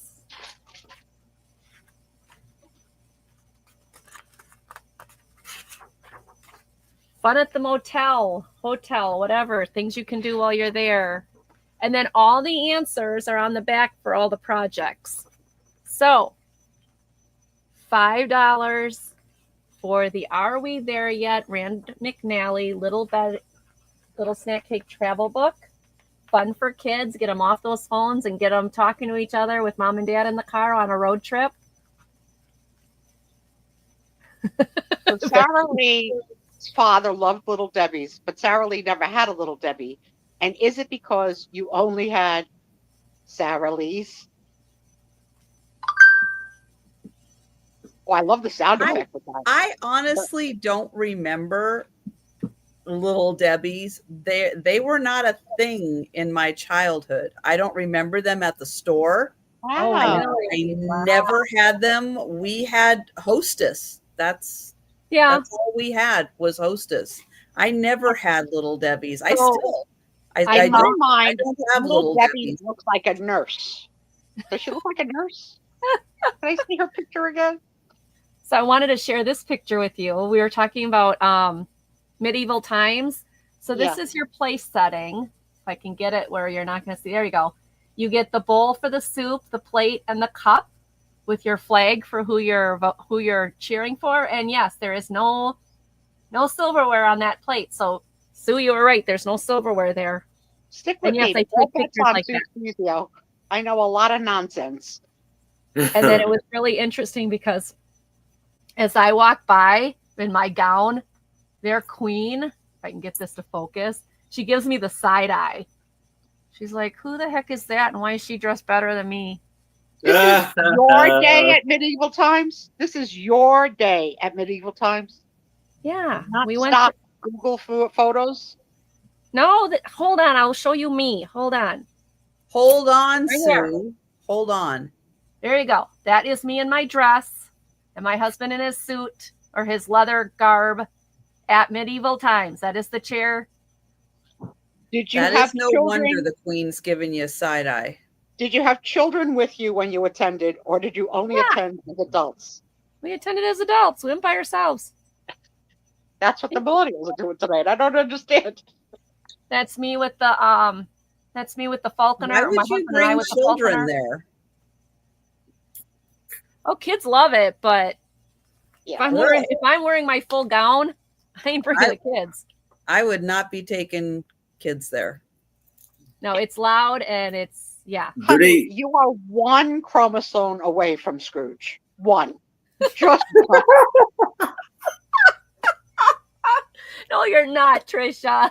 No, I'm not. There are many other places I would take children. Medieval times is not one of those places. Okay. Don't they do the little javelin thing? In your states. Have you been to your medieval times, and did you or did you not take children? That's the question. I didn't take kids. My kids were already adults. I don't even know if we have a medieval times. The closest one to us is Schaumburg, Illinois, so we had to drive all the way there. And I'll tell you, for the amount of money and everything, I probably wouldn't go back. The food wasn't that great. The show was corny and cheesy. Oh, Dan brings up a good point. A big staple growing up in our house was Entenmann's. Did you have Entenmann's? I love the cookies. I still. This is going to start at $10. It is 9.5 by 8.5. It is a framed. I don't know where they got this, out of a magazine. I have no idea where they got this. It is copyright 1938. The Buzza Company. And this is a poem by Edgar A. Guest, who wrote like thousands of poems. He was very popular at the time. This is a little poem about home with a porch on the front. And I would read it, except it's like really, it takes a heap of living in a house to make it. No, it's not going to sound good if I read this. But what's really fun about this is on the back, it is marked that it was given to Mary from Albert on June 25th, 1940. Oh, that's cute. And it was framed in Seattle. Nice. The stamp with the to and from, I've never seen that on a portrait, on a painting before. I've never seen that before. That is very Yeah. It's got matching pants. It's got matching pants. I'm in like a whole old lady's, sweatsuit thing.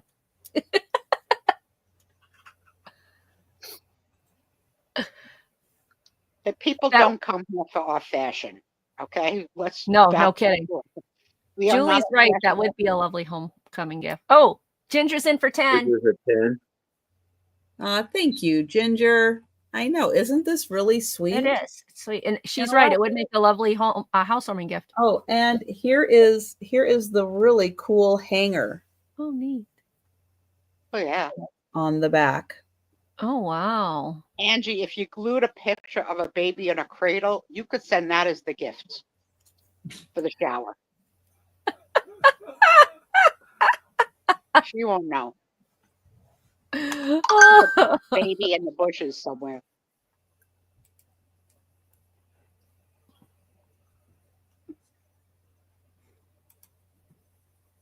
And thank you, Ginger. And I will count that down.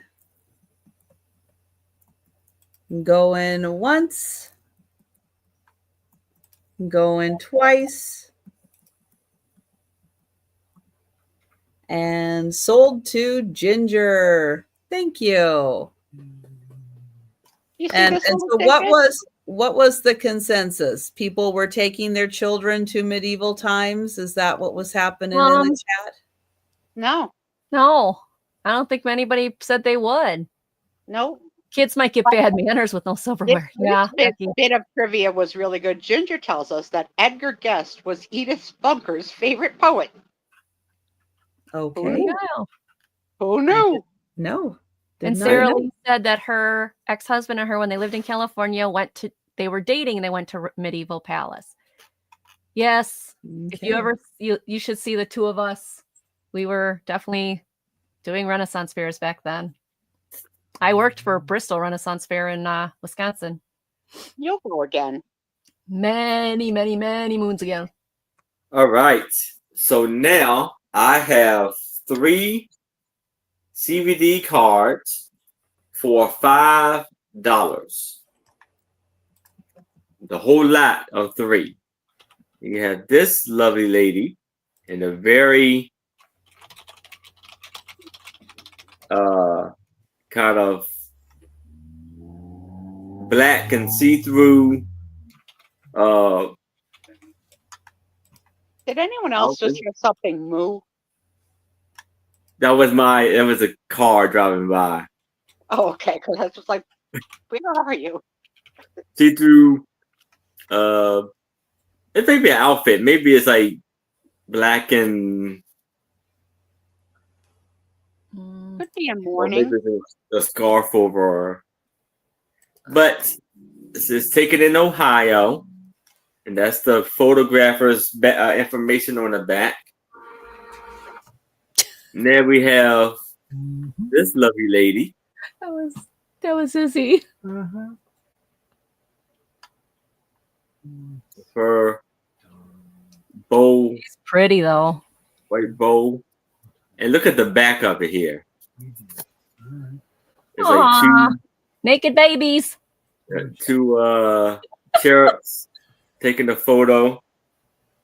You should be on here with some of your comments. Yeah, I'm busy setting up all your shows. And this lovely lady. Julie baby buns. And her, she got a lot of hair back there. A lot of beautiful hair. And this was taken in Newark, Ohio. So 1, 2, and 3.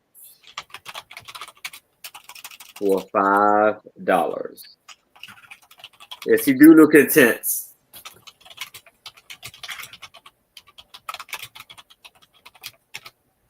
Angie is currently responding to the invitation.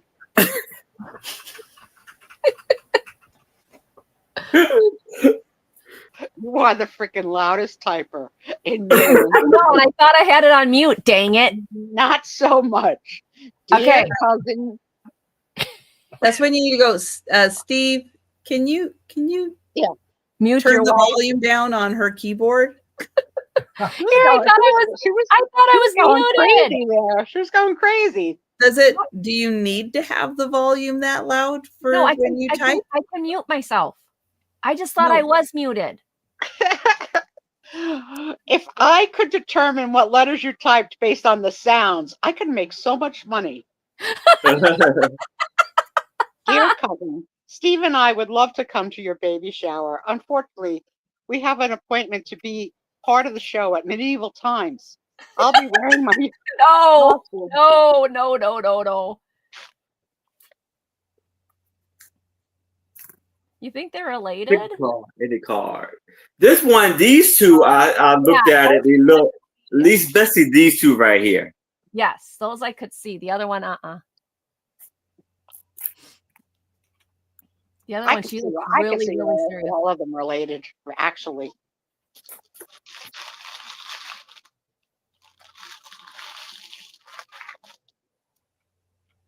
Mike looks for magic and Lisa Day. Are they hiding in the Lurkers Lounge? Because these would be perfect for them. Well, they can come back and let us know if they're interested. Yeah. But for now, we will pass. Okay, so my next one, do I have my mute? Okay, I'm not on mute now. Okay. This one is going to start at $10. I have 2 of them. And I found this absolutely fascinating. So this is, I didn't measure it. This is a 9x7 cabinet card. Prepare to be fascinated. It is. It's really cool. So this is. Ooh, that's a lot of people. Party. This is according to this one, it's Sylvester Dancing Party, December 31st, 1915. Oh, New Year's Eve party. But what I find interesting about this as a sign language interpreter, can you see anything that would remotely look like, I don't know if you guys will see it. Well, there's not that far away. There's a child in the front row doing the FU signal in Italian. Okay, well, that was not what I was thinking. Okay. I like the guys in the back here just kind of like, woohoo, they're partying. So what I noticed in this picture that I found fascinating is this woman here is looking out in a distance and he's got his hand in hers. I would bet money that she's a deaf mute. And I'm sorry, because that's not politically correct to say anymore. Deaf blind. Because the way she looks, but also because her hand and his hand are like this. For deaf blind people, this is how they sign. They'll sign things and the person's hand will be on top of it. So when I found these, that's the first thing I noticed is that right there, her hand is next to his. Well, Jan, if she was blind but could hear, it would be Braille. That's on paper. But my guess is because her hand is up and he is looking at her, he's using tactile sign language with her. But why can't people who can't hear not read Braille? Well, because they can see. If you're deaf, you can still see, so you don't need Braille because Braille is on. Well, yeah, but I mean, but if you're deaf blind, you can't hear or see. Yeah, but why can't you use Braille? Well, I mean, they still could if they were taught, but with the deaf that were blind, they did tactile sign language, and that's exactly what this looks like to me. It's exactly what that looks like to me. Knowing what knowing my, because I interpret tactile, I've done it. But the woman just behind her is also looking kind of off in that direction. Yeah, so I found, well, and that's why I said I found this picture really super interesting. That maybe there was something distracting them. Yeah. Well, probably to the side was Jeff Bridges, and they were like, "What?" That's not Hugh Jackman. I would love to know what she's holding there, because her hand is on his, and I just find that fascinating. Either that, or she's like, not during the picture. No. So no, I like the fact that we got another time, mister. The people back there kind of partying. It's New Year's Eve. You don't know what happened when they went home. They might a little hanky panky. He may have already had a few too many at that point. That's true. True. Yeah, she looks like she could be on a spooky. There's always, in these group pictures, there's always that one person that looks like they time traveled back. Yeah, right. That doesn't look like they belong. Their hair, their clothing is from like another era from everyone else. I thought these pictures were fascinating. So it says on the back, Art Camera Shop, 1126 Walnut Street of I don't know where. That's the whole, yeah, like that, Jan. That's tactile sign language, what they used with Helen Keller. It's exactly what they used with Helen Keller. December 31st, so it was New Year's Eve, 1915, in the home of August Eveline. So if you want a really cool New Year's Eve picture, a group picture, something totally different, there's the guy for Sue, the guy with the big mustache. He looks, look at the woman sitting next to him. Oh, she looks pissed. What are these people doing in my house? A lot of touching in this picture. A lot of touching. Yeah, I just think this is an amazing, interesting photo. I just find there's so much to look at in it. And I agree. Yeah, she does not look like she fits in at all. I still think she's deafblind. I don't know what he's got. Piccolo. He's got Piccolo or something. I'm not sure what that is. She looks ticked. He looks like he could be the bartender or a barbershop quartet dude. Oh, hey, yeah. Steph. Hey, Steph. Hey, Steph. Hello, Steph. Yeah, so this was one interesting picture.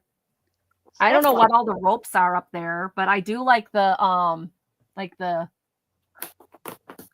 black and whites behind. Now there is a little water damage here where the pinhole was. Somebody had this up somewhere, but I thought this was the coolest picture.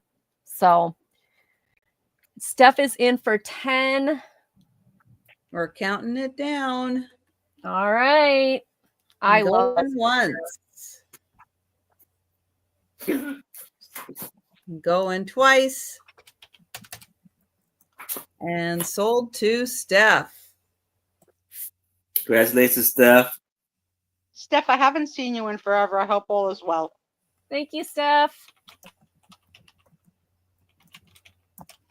I have a $9 start for Bond.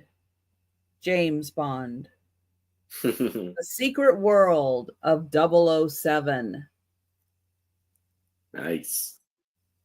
It's a DK book, so it goes very in-depth into the world of James Bond.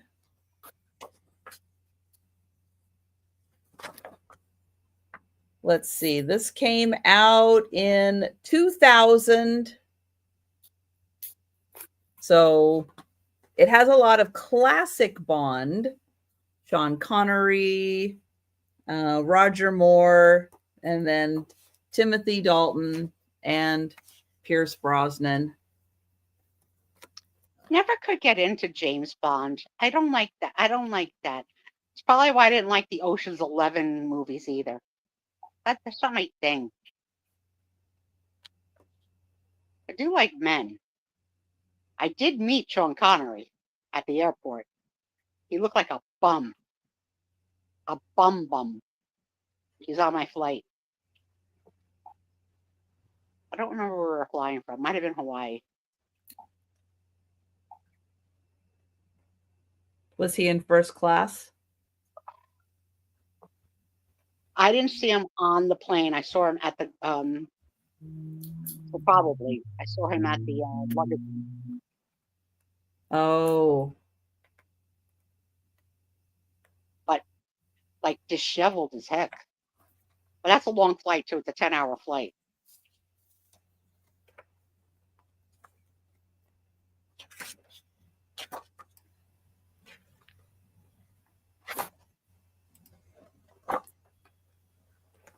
So it goes through a lot of the movies, and it goes through the characters, and it talks about all of the Bond girls. Got great pictures. Each one, gets its own page, all the information. Big, huge franchise, the Bonds. Yes. Huge.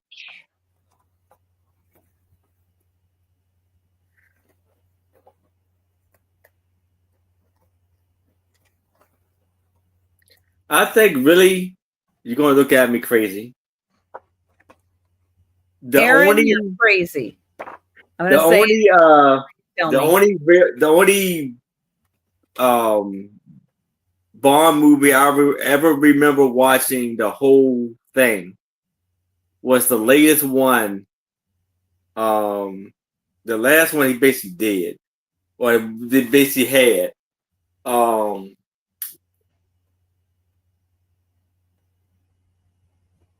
What was the last one? Yeah, I seen it at the movie theater. That was the one I probably that's the only one I saw. That's the one where they go back to Scotland, right? Yeah, I think so. Yeah.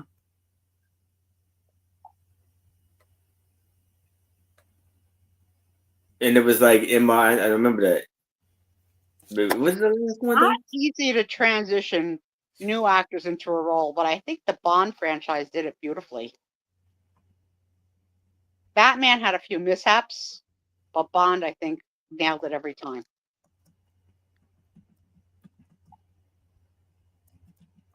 What was that one? No Time to Die? No Time, yeah. I think it was 2000. It may not have been that one then. No, what was the last one before that?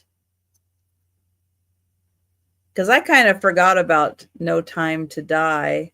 But yeah, what was the one before that? Is anybody saying which one it is in the chat?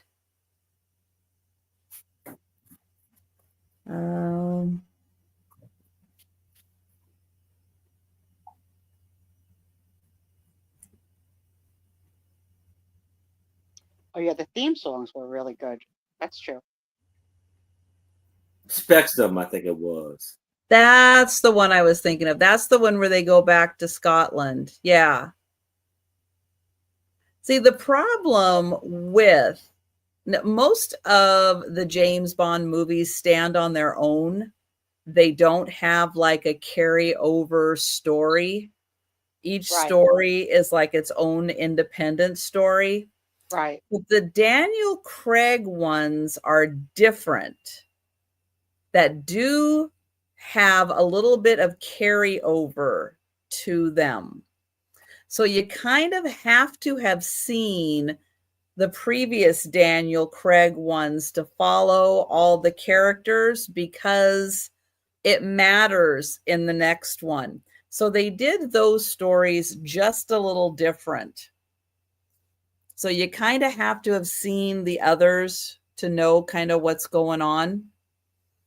So they're not get into like the Mission Impossibles. Like there's one out now again. The Mission Impossibles don't make any sense, so they're really hard to watch. But I can't believe they didn't ever replace Tom Cruise. Like he's got to go. Why? I don't like Tom Cruise. Oh, I'm sorry, but he does a really good job with the movies. We're passing on James Bond. We're going back to Aaron. Shocking. All right. So now I have a little golden book. And this book is called Santa's Toy Shop. It is Walt Disney. And this book was copywritten in 1950. And the pictures and drawings and the art in this is cute. Amazing. Yeah. And this is going to be for $5.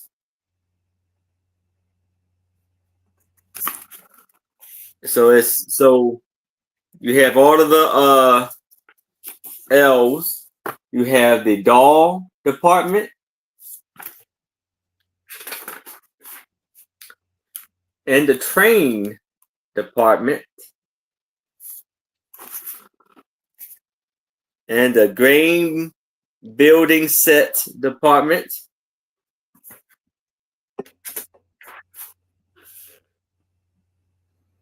A dozen of departments up and down the hall.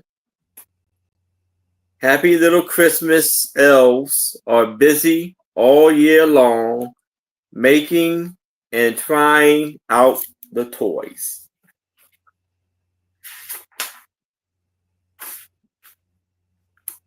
Look at Santa. Yeah, we're gonna.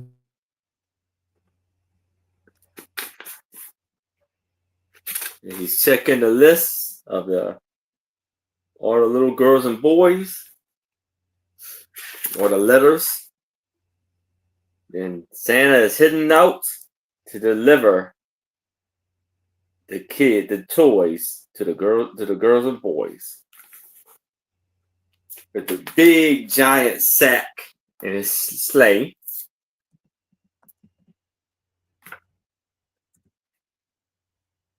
No Rudolph leading the way.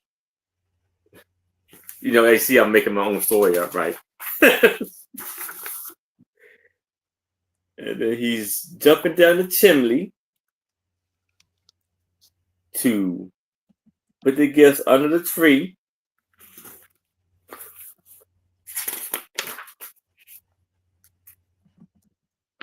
Having the cookies, this elf and me.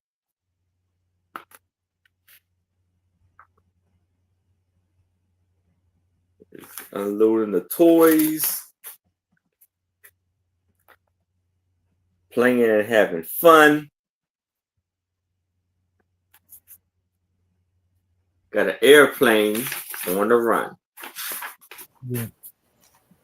And he's sitting back to tell Miss Claus the night he had, and all is done. That book is in brand new condition. Yes.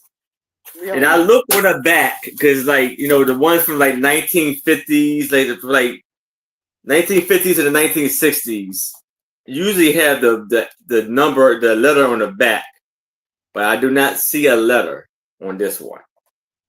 Could be a little deeper in there, who knows? But yes, it's an amazing condition. And we'll count that down for Jennifer. Going once. Going twice. And sold to Jennifer. Congratulations, Jennifer. Doesn't make any sense that I didn't like Bond, but I liked Austin Powers. It was funny. Bond wasn't funny. That's probably why. You like to laugh, Trish. I mean, Sue. I know, we're starting to melt into each other. But see, I like the James Bond movies. I love them. I've grown up with them. So how do you feel about Austin Powers? I love Austin Powers, except for a couple of his jokes. There's a couple jokes I do not like. Yes, Jennifer, I got you down for that. But yeah, I think Mike Myers is funny. So, am I going to get kicked out of the group? I've never seen any Bond movies or Austin Power movies. I'm trying to think of. We got to give you an assignment. Like once a month you can watch assignment them of for something free. you must see. Go Like on something you must see. YouTube. I just have never had time to sit and watch movies. I'm just always going and doing stuff. My husband can't get me to sit for 2 hours. Ow. So much good work out there. All right, my next one is going to start at $10, and there's a little gnat bothering me. Okay, just pretend you're watching The Greatest Showman. Yeah, that I saw 5 times, and then you can get through it. Look how think this is cute. So I did not see an age on this, but it is so cute. So, oh, wait. That's the last page. Okay. So he's in the Christmas concert. He plays the flute or something, and all of his animals come to hear him play his flute or whatever it is. Does it say flute? Here's what I wonder about this book. Was the character really named Steve? Or is this one of those books that you could buy and have the character be your kid's name? Oh, maybe. Maybe. So while all the kids are getting dressed at the concert, he is playing with the animals, making music. Look at that happy cat. They're all so happy. Look at the happy raccoon. I love this book. Very happy raccoon. Yes. Look at your cat. And then look at this. When you open this one up, you get that pull out of the church. So he realizes, oh no, he's late to be in the choir.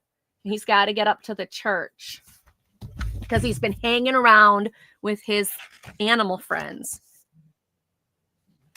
So he gets his uniform on, which he has on backwards. He's got the kitties watching him. His mother says, don't be late and make sure you wash. So he does. And then he's running to his choir concert or his music concert. And the kitties and the mice and the doggies all follow him. And the girls scream because they see the mice. Are you going to scream? No, but you're in the way of the pictures. Mm-hmm. So he goes outside. So he gets kicked out by his choir director. And he's sad. But he's got his birdie and he's got his doggie, but he's sad. So he goes outside to the pine trees and he starts singing. He starts playing, "Oh, Come All Ye Faithful," and "We Three Kings." And he couldn't feel sad as he thought and played these things. And then it opens up again with a manger scene. And he played Jennifer would like to know where his parents are at this time. Jennifer, I have no idea. I know where they are. They're freaking at medieval times, leaving Stevie at home. Like, he did a lot of independent things back then. That's right. And I love how this pops up again. And that's it. That's the end. And you've got the dancing little doggy on the back. I thought this was too cute. So I don't know an age. I wish it would say somewhere on here like an age or a printing. But I love the all parents went out to dinner. They're like, yeah, you're on your own. I love this. They even have little monkeys by the mistletoe. All right, so here's a question. Here's a question for everybody. What was the youngest you were when you were ever left at home alone without parents for not like weeks, but like a couple of hours? Let's just say a couple of hours. Weeks. That's a Lifetime movie, Aaron. And we're not doing Lifetime movies. So. A couple hours. We went from a couple hours to a couple weeks. I think I was probably 9. Yeah, I think I was around 9 or 10. I was young. I was like 13, maybe. I think my parents didn't let me like stay home younger than that because I had 2 little brothers. And they figured, if we left her home with the brothers, there'd be fighting. So I think it was about 9 or 10. But I can remember. Totally wrong, though. I don't remember. I got a funny story about that, though. When it first happened, I can remember being scared and like checking the window for their car to come back. Like, Yeah. Like they're like, you're gonna be fine. You're gonna be fine. We'll be right back. And I just kept on. I remember checking the window. Like, where are they? And I'm being nervous. Any takers for the book? I That think, book is I so think we good. will pass on the book. all right. I got a funny story though with that, with what happened with me was my parents, they just got an alarm system. And it was two different settings to it, where it was like if you open the door, it would set off the alarm. And then it also had a motion detector that set off the alarm. So my dad, I guess, was still trying to figure it out or whatever. And so I think it was my sister's graduation. She was graduating from like middle school or something, or elementary. She graduated from elementary. And so they left me home when he went to the graduation. And my dad, I guess, he thought he put it on, just, you open up the door. But apparently he put it on motion detector. So when I got out of bed, and when I woke up in the morning, got out of bed to go to the bathroom or whatever, the alarm just started going crazy. And I'm like, I didn't do anything. So I'm so scared. I'm calling my dad. I'm like, I didn't touch anything. I promise. I'm telling you I didn't. He's like, I forgot. I put it on motion detector. That's my fault.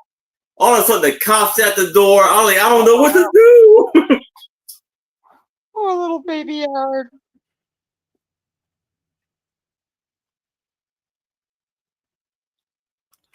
Guys, Trisha's telling I like the Mother Goose in that. I love her hair thing. Yeah, so this is a Mary Englebright That's Mother adorable. Goose book. Oh, that explains the exquisite. What's the word? Graphics. No, that's not the word I want. What's the word? Artistry? Illustrations. Illustrations. There we go. Yeah, very, very Mary Englebright. If I would have set the alarm off, my parents would have been like, what did you do? I promise I didn't touch anything. Poor Aaron. Did you get in trouble, Aaron? No, because he realized that he put it on the wrong sensor. I grew up in a house where we didn't lock the door. Really? No, not our house. We probably didn't have to. It was like we lived, kind of out the way, but Yeah, my husband lived in an area where he didn't have to lock or doors or anything. They lived out in the country. I'm not saying we shouldn't have locked our doors. We should have locked our doors.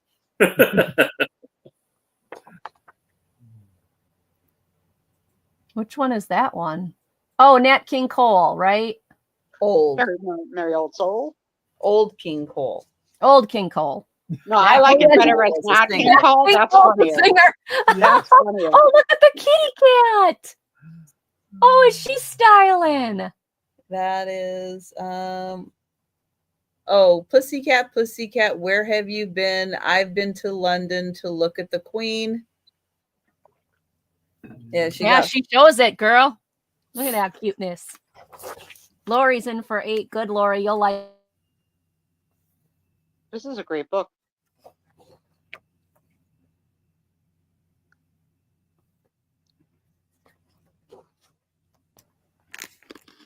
Oh, there's Humpty Dumpty. Uh-oh.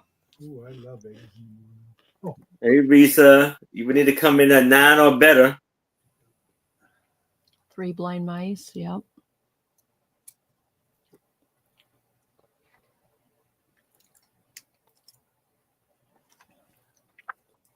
Oh. That's cute. What is that one?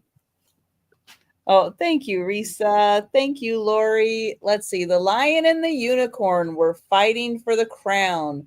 The lion beat the unicorn all around the town. Some gave them white bread, some gave them brown, some gave them plum cake, and drummed them out of town. Okay, never heard of that one. No, I haven't either. Sarah Lee, that's cute. And Denise, that is a really good question. I don't know. He's been like upstairs all day practically. How many of you had a pretend runaway. No. I did. I didn't. My dad just came to, I was like halfway down the next block. So I was like 2 blocks from home. My father comes down the street, puts me in, like wraps his arm around my waist, picks me up. I was like 60 pounds soaking wet. I'm kicking and screaming, and he brings me back home. Thank you, Risa. And I will count that down for rinsing out some pants and writing letters. Huh? Is that one of them in here? or is that what you're doing tonight, Denise? Denise, you are such a... I missed the rinsing out. Oh, Joe. Yeah, you're gonna have to skip me. Joe is rinsing Chris. out some pants and writing letters. You're gonna have to skip me. You're gonna skip me real quick. Lisa's like, oh, for crying out loud! If I have to explain it. Sarah Lee corrects me. She says mine was not pretend.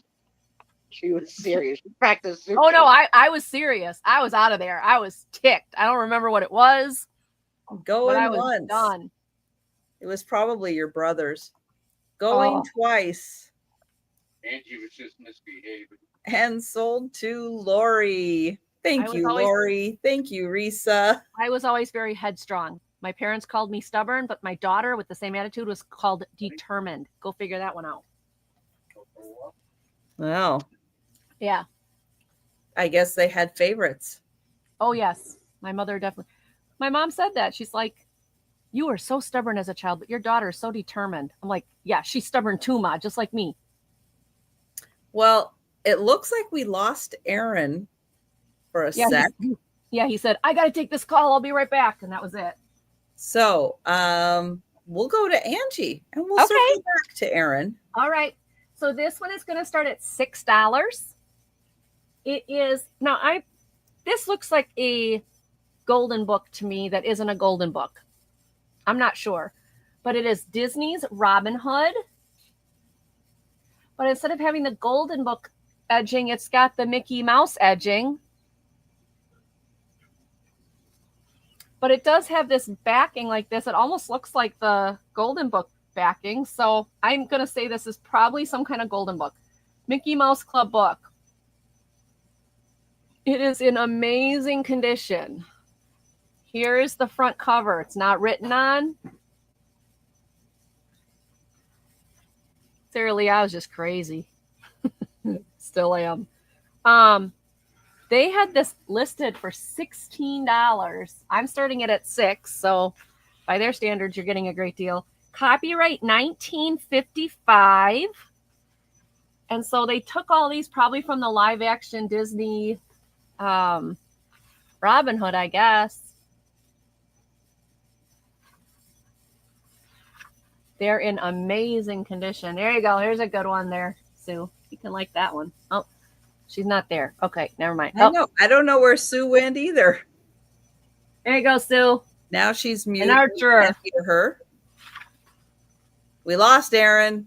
We lost Sue. That's okay, Trish. You and I can do the show together. I dropped my vape on my body, and Tom is looking for my vape under all my orifices. Oh, jeez. So we're doing it off camera. Okay. There's your Renaissance fair right there. You know that means you probably should stop for the night. Shush, Trisha, shush.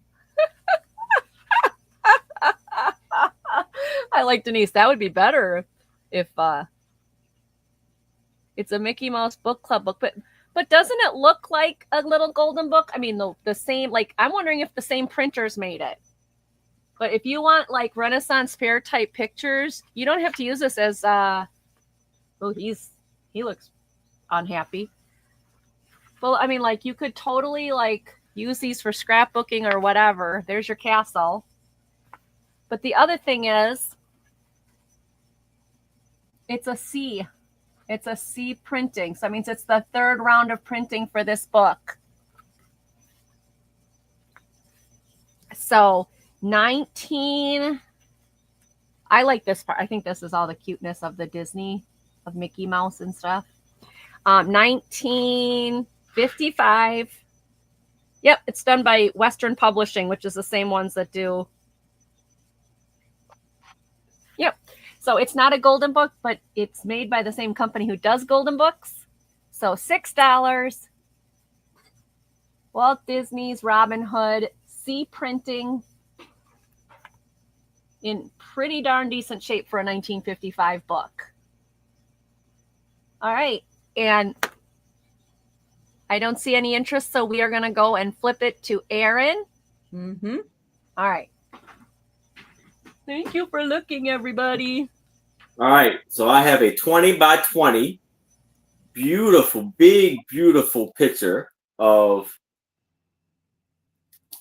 pink and yellow flowers. And this is going to be for $8. And you had the signature right there. Now some of the plastic has kind of come off.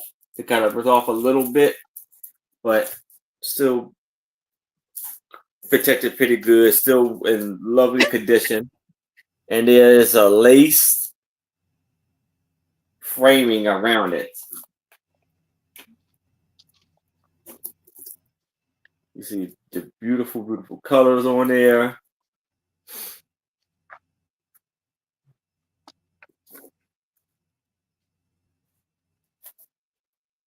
It's backed by cardboard.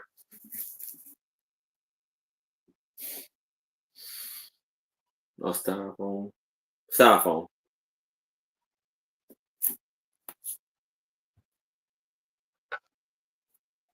And Risa's in. Beautiful colors. Yes.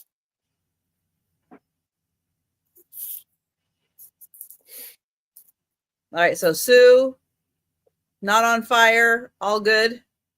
Can't find it, but we did find a piece of a donut under my hip. More to come on the donut story later. It's really hard when you're on your back for 11 months to not lose things. Luckily, I've got a spare in the wings. I think it's a sign telling you something. I hate to misplace things, Trisha. What I really do. It's like what are you guys thinking? Look at what Denise did. Come here. Come here. Look what Denise did. Jojo! She sent Joe a text. Jojo! Jojo, come to the camera. Joe. Jojo. See, Becky thinks it's a sign also. Yes. Jojo. Mm-hmm. We're counting down for Risa. Going once. Oh, I should get my, oh no. Going twice. And sold to Risa. All right. Congratulations, Risa. Well, let me ask this question while we're on sort of the subject. Are any of you still smoking cigarettes that you'll admit to? And or were you ever a smoker and now you're an ex-smoker? I never did. Nope. Never touched them. Well, that's not true. I touched them once. It was awful. That was it. I smoke a pipe. I grew up with 1,001 smokers. And did you ever light one yourself? Okay, that's a face you should retire because that was not good. That was, you taste vomit. That was that Wow, Denise was a smoker. Ginger was a smoker. I'm glad you guys quit. Jennifer quit. See, look at all these rock stars. Oh, 5-minute snuggle stories. Yes, Disney 5-minute snuggle stories. Jojo, can I have a 5-minute snuggle with you? Snuggle? Hmm? Yeah, how long does that last, Trisha? About that long. Yeah. He's not a snuggler. Although I shouldn't say that. Every once in a while, if I wake up in the middle of the night and he's kind of in bed with me and I get back in, he'll kind of come because I'm a side sleeper. So he'll kind of come and snuggle in. Oh, I love kitties that do that. It's like very, very rare. Yep. But Okay, sometimes next question. we'll do it. As a reseller, none of you smoke, right? None of you smoke. But I got to find out someone smoked the hard way Right. when I bought something from them. And as soon as I opened the box, yep. it was like, are you kidding me? It was like stepping into a tobacco store.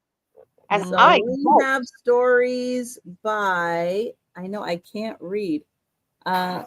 Joe, I really can't read. And Joe really wants to help. Joe, really. So we have Thumper, The Lion King, Winnie the Pooh, Lady and the Tramp, Toy Story, Dumbo. Look at all those. Bambi, Monsters Inc., Minnie Mouse, Tangled, The Aristocats, and Donald Duck. Those are so cute. And these are new stories. These aren't the stories that you know from these characters. These are all new stories. That is very sweet. Also great illustrations. Mm-hmm. How many of you had high schools with smoking sections? I did. Mm-hmm. Yeah. No. Nope. No. I'm too young for that.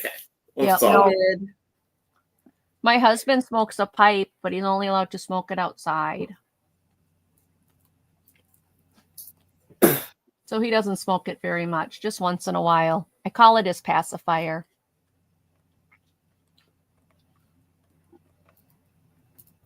Right, honey? I call it your pacifier. Yeah.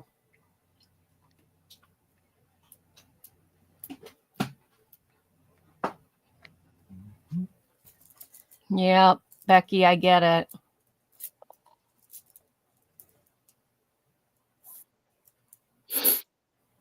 Yeah, everybody, wow, everybody Ginger. in my family smoked.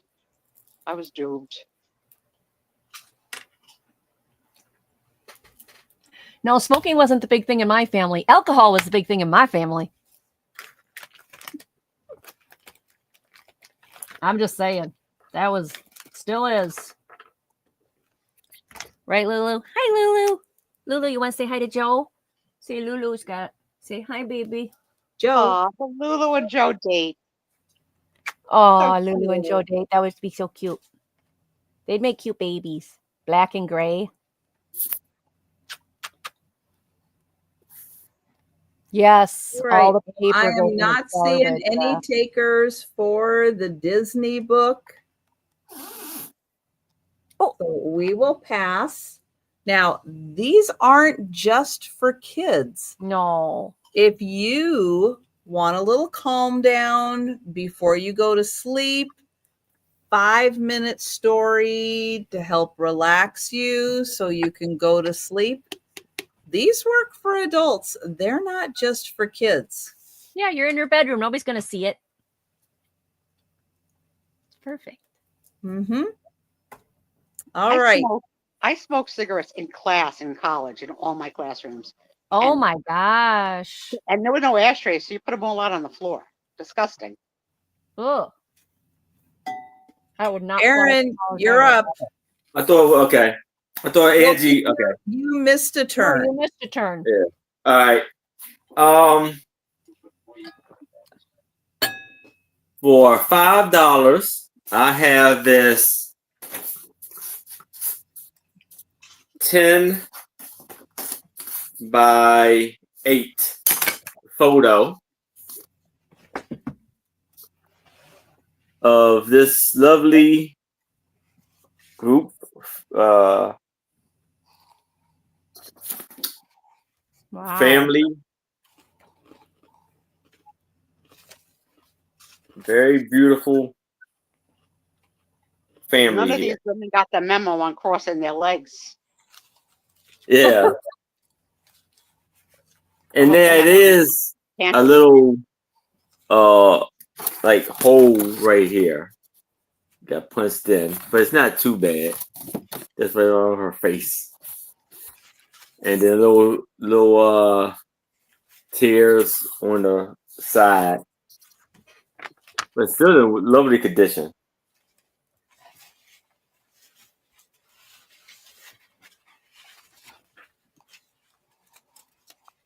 I used to smoke grocery shopping.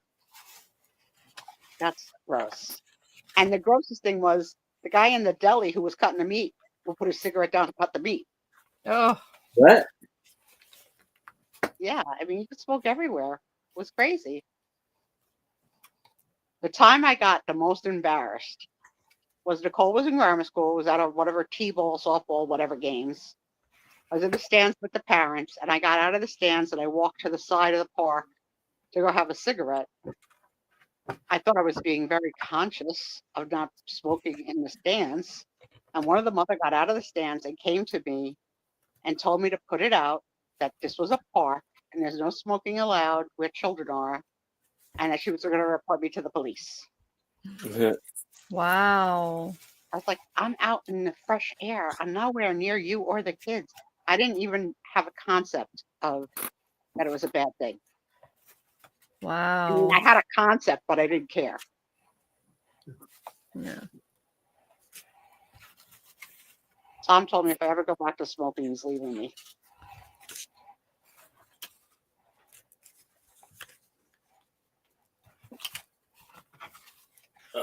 Yeah, not one of these ladies is sitting like a lady. They all got their legs wide open. During surgery. Wow, I can't imagine. During surgery? Ew. Oh yeah, I had No, can't do that anymore. I had a gynecologist smoke during my exam back in the day. I'm not going to say his name, but I'm going to spell it for you. His last name was Kuntze, Jeez. which I thought was really weird for a gynecologist. Well, it looks like we are passing on the picture.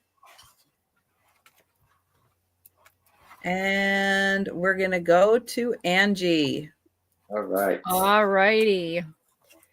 Well, this is going to start at $15. Put those off to the side, grab the hats here, and grab this. Make sure I have all the pieces. Okay. It is paper dolls. Uh-oh. You get Ooh. a gentleman, Wow. and you get 3 of the same lady, just in different arm poses. There is some bending, of the cardboard on some of them, but you Are get you the sure gentleman. he's not dating triplets? Maybe he's dating triplets. It could be I think possible. he's dating triplets. He's quite taped up. He's Raymond, apparently. His name is Raymond, apparently. Well, hi, Raymond. This one is Janet. Yeah, Somebody Deborah, named him. 15. And Gloria. Like how somebody named these. Gloria. I thought it was triplets. So they're triplets. And Mary Jane. So they all look like the same, but like I said, there's some tape The on them. Secret Life of Mary Jane. Boo boo. Boo boo. And then there is all of these clothes. Included in the clothes is like a megaphone. And this is some kind of serving tray. I'm not sure what this is, but some kind of serving tray with the little pieces on there. So the pieces actually stick on and stick up like a real serving tray. I don't know, a medicine box. I don't know, lunch box. I'm not sure. Lots of hats, lots of scarves, lots of shoes. I mean, this is just loaded with stuff. And I don't know how old this is. I never found any date, but tons of hats. And then you got all these clothes. Oh, suitcase. And then you just have all of these clothes. This is fantastic. Absolutely fantastic. Loaded. I don't know. Mary Jane, MP. I'm not sure. Oh, here's goggles for the gentleman. So far, There not is- one outfit for the guys. So the guys wearing Oh, all there these is outfits some. too. I got to dig them out. Okay, just Robe, wondering. ladies' robe, binoculars, some kind of little country outfit. Here it is. This is the first one for the guy. Business suit. Oh, and you got another bonnet, hat, handkerchief thing, whatever. Now this one obviously has some wear to it, but they're aged. I love like stuff like this is saved. I really do. It's so precious. Jumpsuit. There was another male outfit in here. Oh, this goes to that. I thought that, okay, maybe this isn't a robe. Apparently this isn't a robe because it comes with its own night bag. Well, maybe it is a robe and that's his night bag. I don't know. Can't tell you. Here's another gentleman. Oh, maybe not. Well, maybe. I don't know. Is that a guy's one? It's like a Western shirt. I don't know. Could be. More dresses. I mean, this is just loaded. Little apron. So much fun. Swimsuit. Hey, this one's got the Bible on it. What is that? Yeah, some kind of Bible or something, and it's in her pajamas, so she's gonna read her Bible before she goes to bed. That's a church dress. Yeah. Church dress or something. Oh, this one's cut out from a newsprint. This is cut out from a newsprint. Somebody made that one. Oh, here we go. Winter uniform. So I don't know. Maybe that's the girls. I don't know. There's got to be more men's in here. I thought there was. Little Scottish. Oh, here we go. I knew it. There was more. Here we go. Here's the men's blazer. Men's suit. Men's tuxedo for date night. Another little apron. I mean, this thing is just loaded with them. I don't know what this is. Another scarf. Look at that one. That's pretty. Ooh, fur coat. Okay, I don't know if this is supposed to be the gentleman. No, those legs are too female. They're too thin for. So a jockey's uniform. Here, this one's gentleman. He's got his dapper shoes on. Oh, this is his robe. Is his what's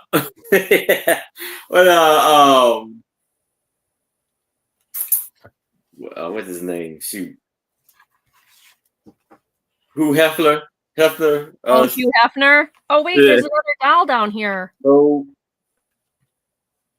Joan. I didn't even see her. So we got a redhead.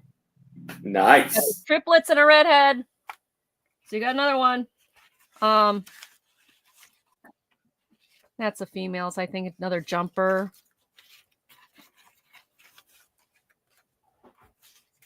Oh, and what's this one? This is another guy's. Oh, yep. That looks like the uniform. So maybe that's what the goggles and all that stuff belongs to. I don't know. Does anybody remember they were a kid? I think you had to cut these out of the book. Like they didn't come pre-cut. Right. Leather coat. So there you go. It's all of these. Plus now there was one more doll. So there's 5 dolls. All these very vintage ones. Lots of hats. Lots of scarves. Another hat. I don't know, ladies. This one looks like it's, I don't know what that is, but there you go. Has anybody found a very very vintage doll book that has been untouched? I think that would be amazing to find. I haven't found one. Well, I have one that's not that old that I have tonight to show for paper dolls, but this was the oldest one that I found. All right, so we had Deborah Tucker in at 15. Anybody else interested?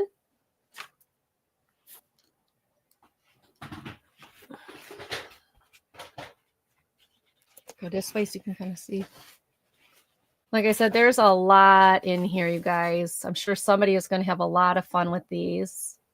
Yeah, Deborah is. We're counting it down. All right. Going once. Going twice. And sold to Deborah. Thank you, Deborah. I hope you enjoy these. Thank you for listening, everybody. Congratulations, Deborah. I have a $6 start. And these are reproduction Hawaiian postcards.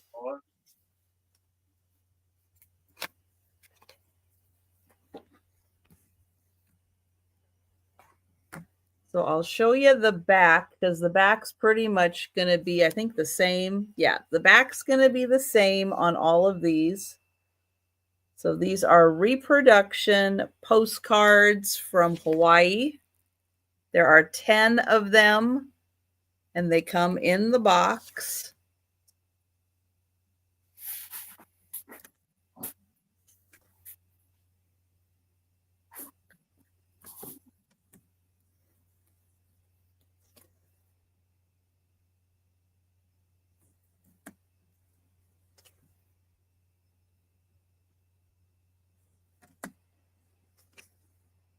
And they go both horizontal and landscape. And thank you, Deborah. Oh, I forgot to highlight it, but thank you.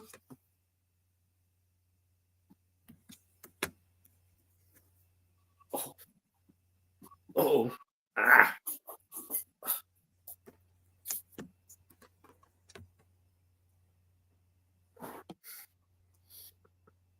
And there is the last one. So there's 1, 2, let's double check. 1, 2, 3,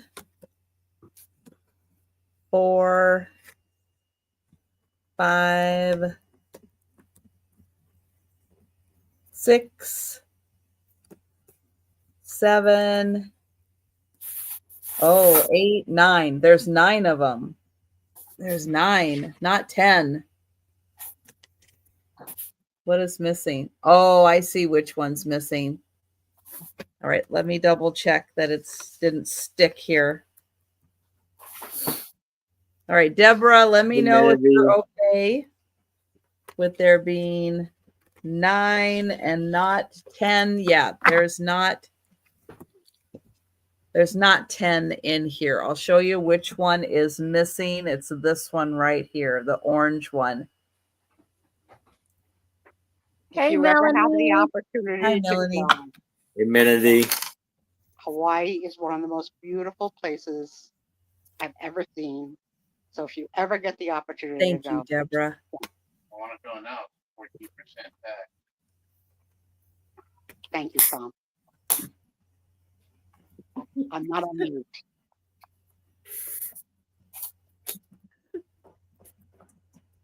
He's definitely the old guy in the freaking Muppets in the window. He's grumpy. Just to comment on everything. Everything. Going once. You'd think it was the Thomas Lynch show. Going twice. And sold to Deborah. Thank you. All right, back to Aaron. All right. He did announce to me that he hit number 1, so I don't know if he's holding it, but for the moment, Tom is at number 1. So congratulations, Thomas. All right, who's gonna dethrone Tom? Oh, go get him. Go get him. All right, so here I have 3 CBD cards, and these are of gentlemen, some young, some a little older. Why are they called CBD? I went over. I had. What do the letters stand for? Well, I gotta look up again. I didn't mean to put you on the spot. It's all right. It's like a French word. Oh, CBD. That does sound French.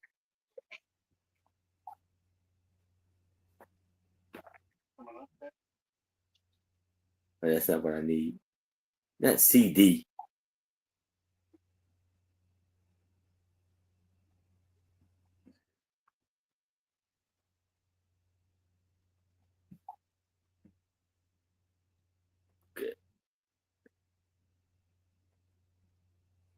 Carter D. VIS, Carter V site. So, which is translated, which translates to visiting cards in France. Oh, okay. It refers to a small mount photo, typically around 2.5 to 4 inches, that was popular in the 19th century. These cards are often used as calling cards, exchanged between friends and family. I have definitely seen that practice in some of the older, old-time shows when people come to the door and the person's at home and they leave their card. Yes, definitely. Cool. So and then this guy, so it's almost to the point now, but it's like he's like a young, like 10, 11-year-old. Then he's kind of like a teenager, goes to the young 20s. But he got a weird, it's not the same person, but this is where I'm kind of going with the age range. You got the weird hairstyle right here. And it was taken by a guy named Ryder. And now he's going to a grown adult.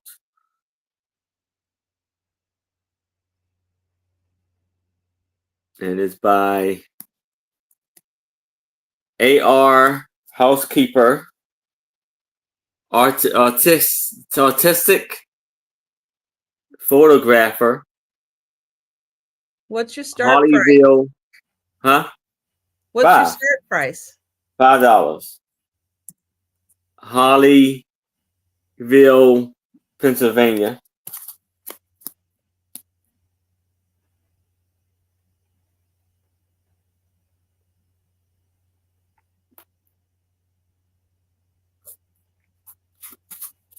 And so we got those.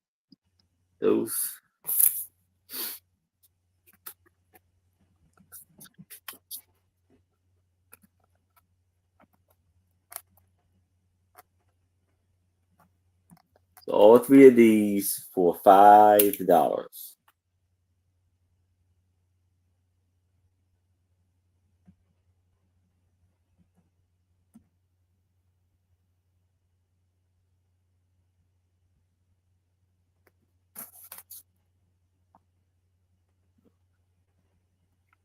All right. Well, I don't see any takers for the pictures. So we will pass on them and we'll figure out what Angie's having for a snack that's wrapped in plastic. Oreo. I was craving cookies. That's all we have in the house. Yum. All right. And I was trying to adjust my camera because I put it down before and then all of a sudden it wasn't centered. Okay. This is going to start at $5.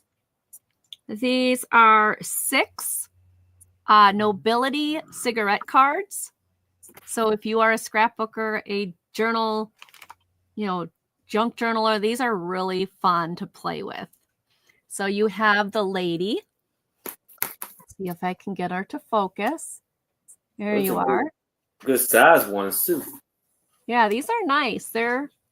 It says ladies formal dress 1545, which is very similar to my dress. My dress is based off the same era. Beautiful. Men's formal clothes 1674. With the wig.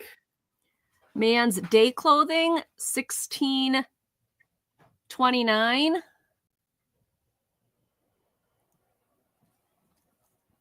Now this one is, the next one is man's formal clothes 1548. Wow. They Some big wide shoulders. Cod piece and all. Okay. That's why I can't get my husband to wear that. He just wears the leathers because he's like, I'm gonna wear that. This one is King Edward III. He reigned from 1327 to 1377. This is from the Kings and Queens of England cigarette card. Wow, these are beautiful condition too. Mm-hmm.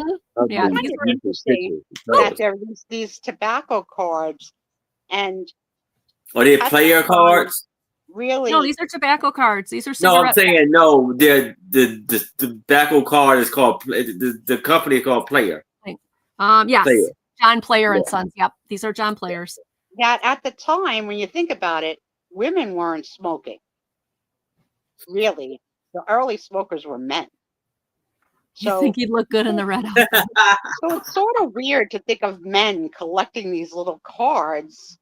Of like, it just seems like such a girl thing to collect, not a guy thing to collect. Well, this one is King Edward the VII. He reigned from 1901 to 1910. And I mean, they slid these into the cigarette pack, so maybe the guys would give them to their girls. Maybe it was I don't know. But I thought these were really, really awesome. They are. We've got the lady. Gentleman. Oops. She got knocked out. But wouldn't these be cool for junk journaling or anything like that? I think they're great. Deborah's in for 5, but then Risa came in for 8. Thank you, Risa. Deborah, do you want to come back in for 9 or higher? We got 10. Thank you, Deborah. Risa, do you want to come back or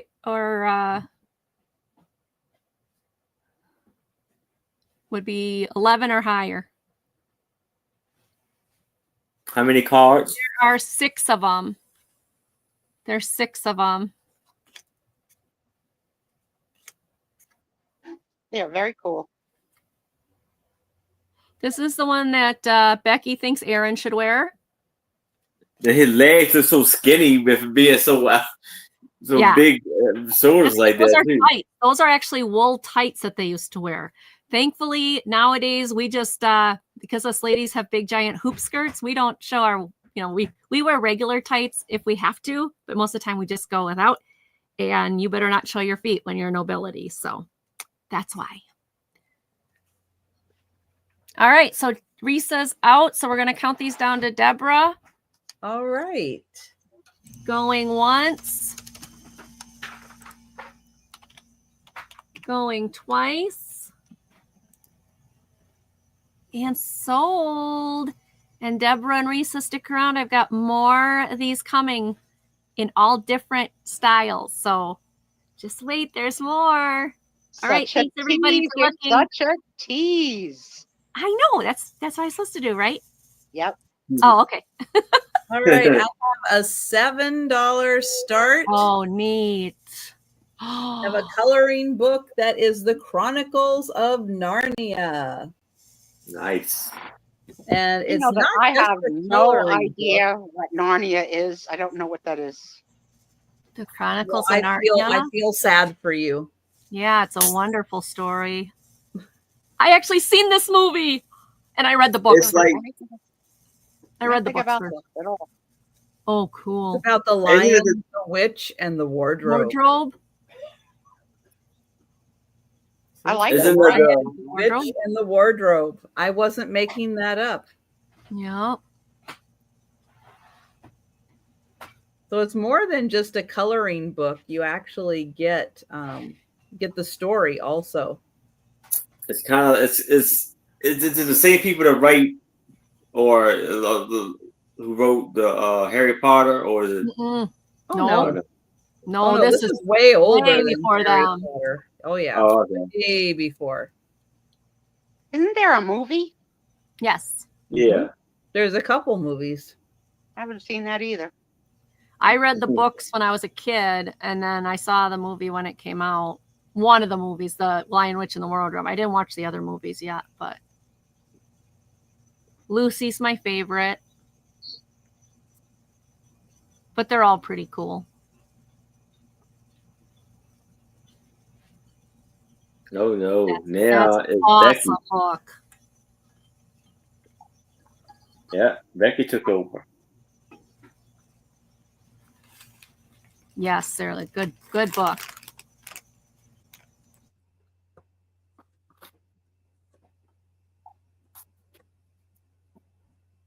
Yeah, so I liked this format because you get the stories, you get, the coloring.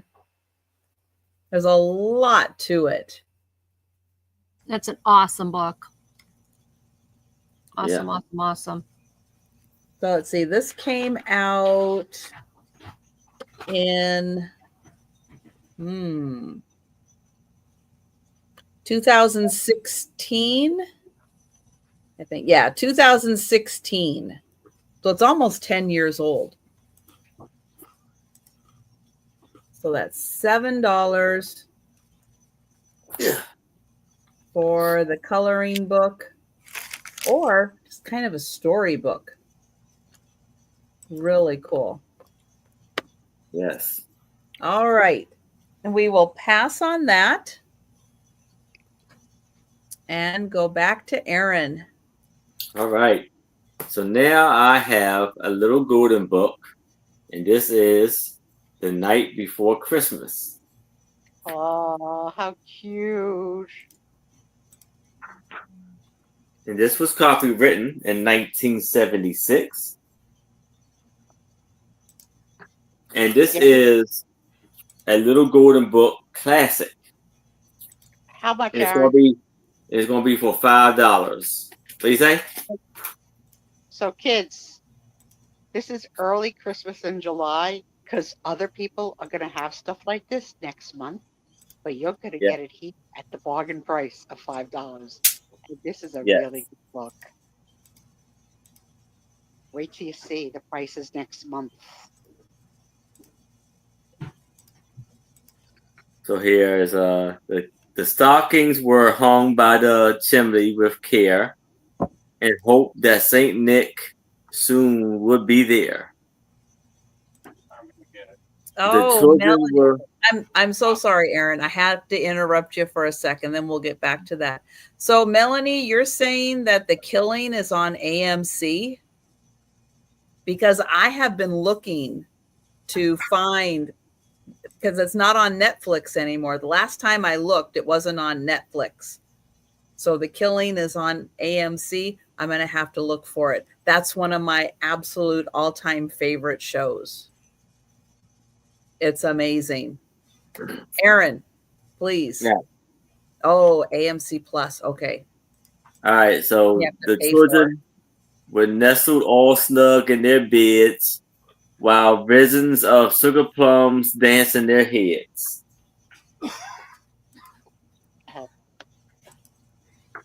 And somebody's a grandfather.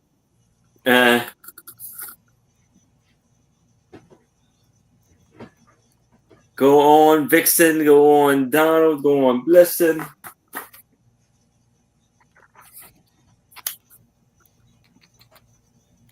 Got beautiful, amazing art and colors and through the book. Look at that. Blue sky. And Santa is feeding one of the reindeers an apple. And he is climbing down the chimney.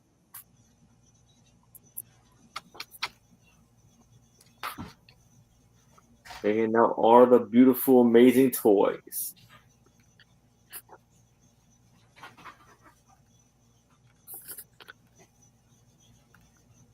He was chubby and plump, a right joy, old elf, and I laughed when I saw him in the spirit of myself, and wink of his eye and a twist of his head, Sue gave me to know I had nothing to dread.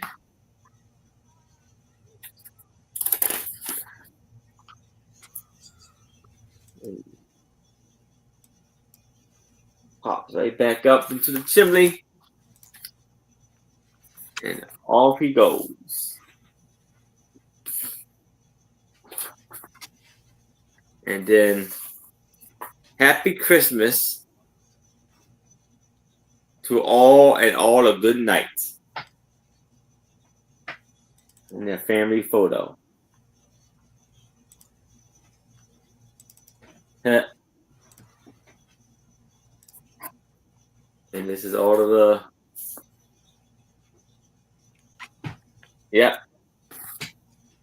books. Lovely condition. Sorry, we're going to count that down for Thomas. Now, Sue, put on your next to watch list because The Killing is on Hulu. And you have got to watch The Killing. It is one of the best shows. I think I saw that with the cops. With Seattle? There's a tall, handsome cop and a redhead cop. Oh, yeah. And you saw that? They sort of hook up at some point. Yeah. You saw that? I agree. I might have to go rewatch it. It was on Hulu. One of the best things I've ever seen, The Killing. Oh my God. I forgot all about it. But yes, it's memorable. It really is and memorable. If I ruined it for you that they eventually hook up, it's okay. It's not part of really the storyline. No. It is, but it isn't. But it is, but it isn't. Yeah. Sold to Thomas. Now, Thomas, Right, are you going to implement a ritual with our children that you read this to them every year? Ooh, I think you should.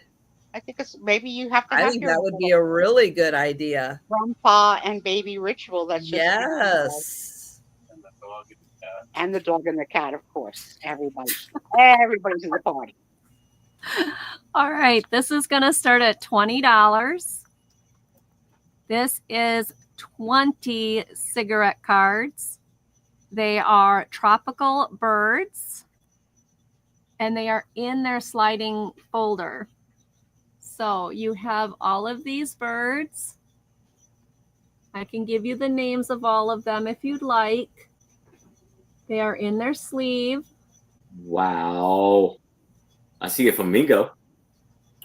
That's what I want. Yeah. But just such an odd thing for men. Like, you know how like later and like kids traded baseball cards and Pokemon cards. Like, can you imagine back in the day at the cigar club for men, you know, and them showing up with their cards and trading with each, like, I would love to see that in some movie somewhere, like that they're trading their tobacco cards.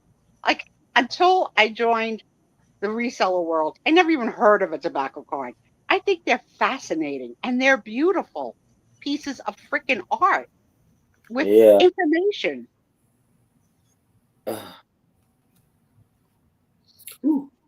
Aaron, you need 200?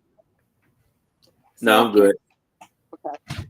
It gives you the name of each one, the number. These are also, these are issued by Brooks Bond Tea. So maybe these weren't in cigarettes. Maybe these were in tea. Oh, yeah, tea cards too. Yeah. I'm wondering, these are tea cards. These are tea cards. So these would come in the ladies' tea. That would make more sense too, though. But it says get your picture card. They came in. Yeah, it says get your picture card album. Ladies' tea. From Did your men girlfriend. have special tea? Well, ladies have their little tea time and stuff. Oh, no. No? Those are from England. Everybody had tea. Yeah. Get your picture card album from your girlfriend. Tea's big with men. Well, this is probably in competition to the tea company that did the Wade Whimsies, right? They had to come out, somebody else had to come out with something else. I think they came after. But they are amazing. They're in great shape. They are. I'm a scared of birds, and I did say a scared because I am. Rosy flamingo, shoebill, cockatoos, all sorts of them. So, oh, thank you, Julia. They're just really, I mean, these would be great collectibles, great for junk journaling. And it's nice that they still come in their paper. Like they're still coming in their card in the sleeves. Okay, question for the room. As a kid, did you collect any cards with the bubble gum in it and stuff? So for me, my only card collection, which was limited, was the Monkees. Anybody have any card collectors as a kid? Well, they had a baseball card. You had baseball? Yeah. I collected the ones, you've seen them occasionally on these sales, the Universal movie monsters. I have a bunch of those cards. You know what I see for sale a lot on Whatnot, and I don't remember this series, something called Garbage Pail Kids. That's yeah. I was just gonna say. Yeah, I do remember those. I hated those. So yeah, my brother collected. That. Oh yeah, they're worth. People pay up for those stupid. Yeah, I can tell you, I can attest. I see that, and I'm like, who is that? Like, what is this? Yeah, my brothers collected baseball cards, and they collected the Garbage Pail Kids. And man, I wish they would have saved those Garbage Pail Kids. I would have been happy to take them off their hands now. Right. But for myself, I didn't really collect any cards except the fact that my father was in the military and he had a lot of friends who were military and police. So they'd get the our local Milwaukee Police Department would do a whole series of the Brewers baseball team every year. And my dad would, I don't know, exchange beer for them or cigarettes. I don't know what he did, but he would get the entire pack of these cards, all of them uncirculated right from the police department. And so I have those now. They're in a Rubbermaid. That's and so they're cool. Still, pristine condition. So Cool. I doubt they're worth much because they're old 84 Brewers, but yeah, he'd get them brand new, before they were even out. Because what would happen is the police would have them on them and kids would run up to the police and say, baseball cards. And he'd give out a couple Brewer cards every time and kids would collect them. Well, I didn't have to do that. My dad would have given me the whole set right from the beginning every year because he'd get them from his cop friends in the military. So, all right. So this was Julie K. So we'll count this down to Julie K. Going once. Going twice. And sold to Julie K. Thank you, Julie K. I hope you enjoy these. I think they're really cool. They're pretty. I really like. If they made Dark Shadows cards. I don't know what Dark Shadows. You don't know what Dark Shadows. I never could get into Dark Shadows because I wasn't the right age. Yeah, I was too young. I was too young, and you were. You just missed it. Mm-hmm. I know my aunt loved Dark Shadows. Look at who's just falling asleep on my keyboard here. Yeah. Lulu. I don't know. I don't think my mom. I think my mom knew of it. I don't know if she's watching. She could let me know. But I tried, especially when the movie came out. It's like I tried to go back and watch the show, and it's like, oh, I can't watch this. It's so poorly produced, but at the time, I thought it was everything. So you guys, a lot of you guys know Jody Bergsma is an artist from Western Washington, just north in Bellingham. I do still pick up her pictures. I have intentions of listing when I have time, but I don't bring them to live sales anymore because nobody's interested in her single art. But she did come out with a few books, and these are fabulous books. She wrote them and she did all the illustrations for them. And this one is The Little Wizard. You can see he has a dragon and a cat. And the illustrations are gorgeous. And this is going to start at $8. It's a hardcover book. Let's see. It came out in... Ooh, are you going to tell me? Are you going to tell me on the back page, I think?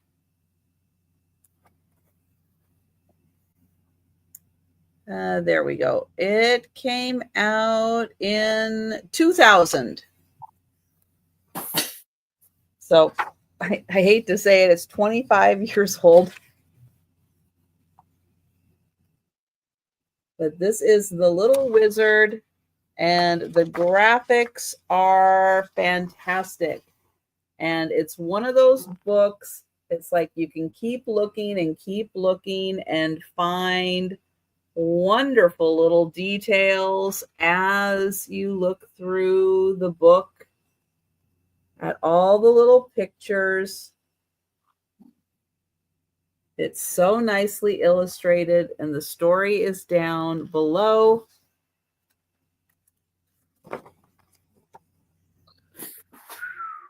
But it is absolutely beautiful.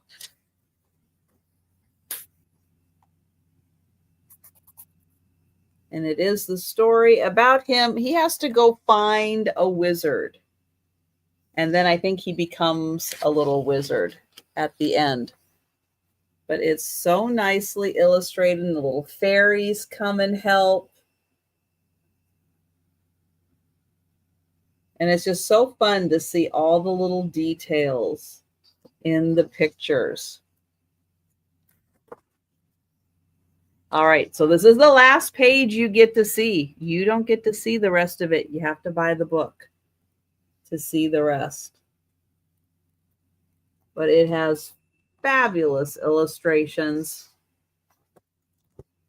And that is The Little Wizard, $8, Jody Bergsma. So we will pass on that, and we'll go to Erin. I found it. Oh, yay.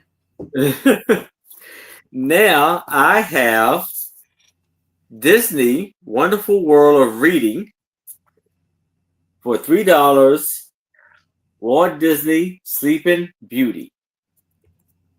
The cover is popping with beautiful colors. And look at the castle in the distance with all of the pink flowers on thorns, roses. And this was copywritten in 1974.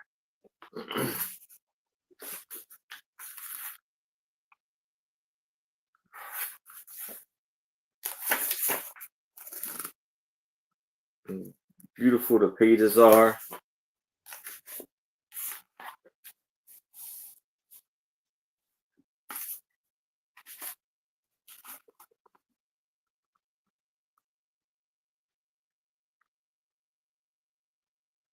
Okay. Yeah. Go down. Good girl. There's like a fire. So the king's men burn all the spinning wheels in the castle. They made a great fire in the yard. Hey, Delbert. Hi, Delbert. Hey, Delbert.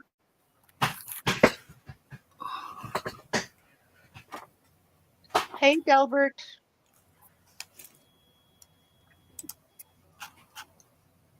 Does he stuck her hand on the spinning wheel and she fell asleep.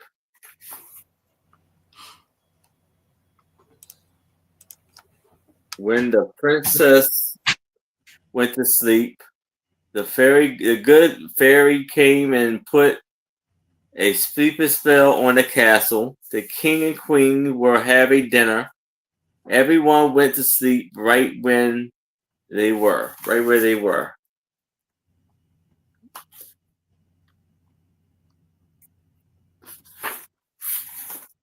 But the wicked fairy did not give up.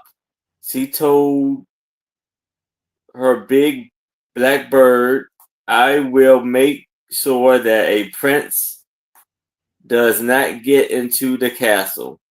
That sleeping spell will never end.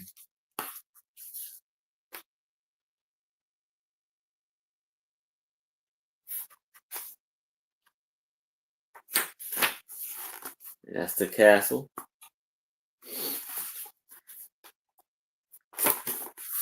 And the dragon.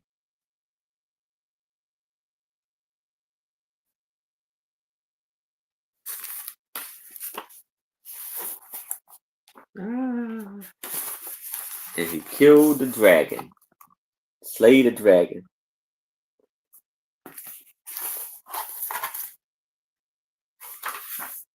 And he kissed Sleeping Beauty as he woke up.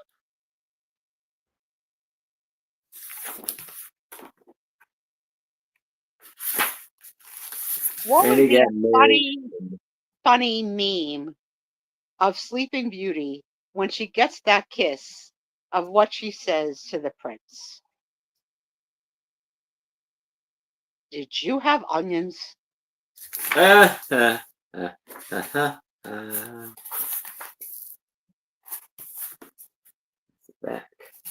And scene.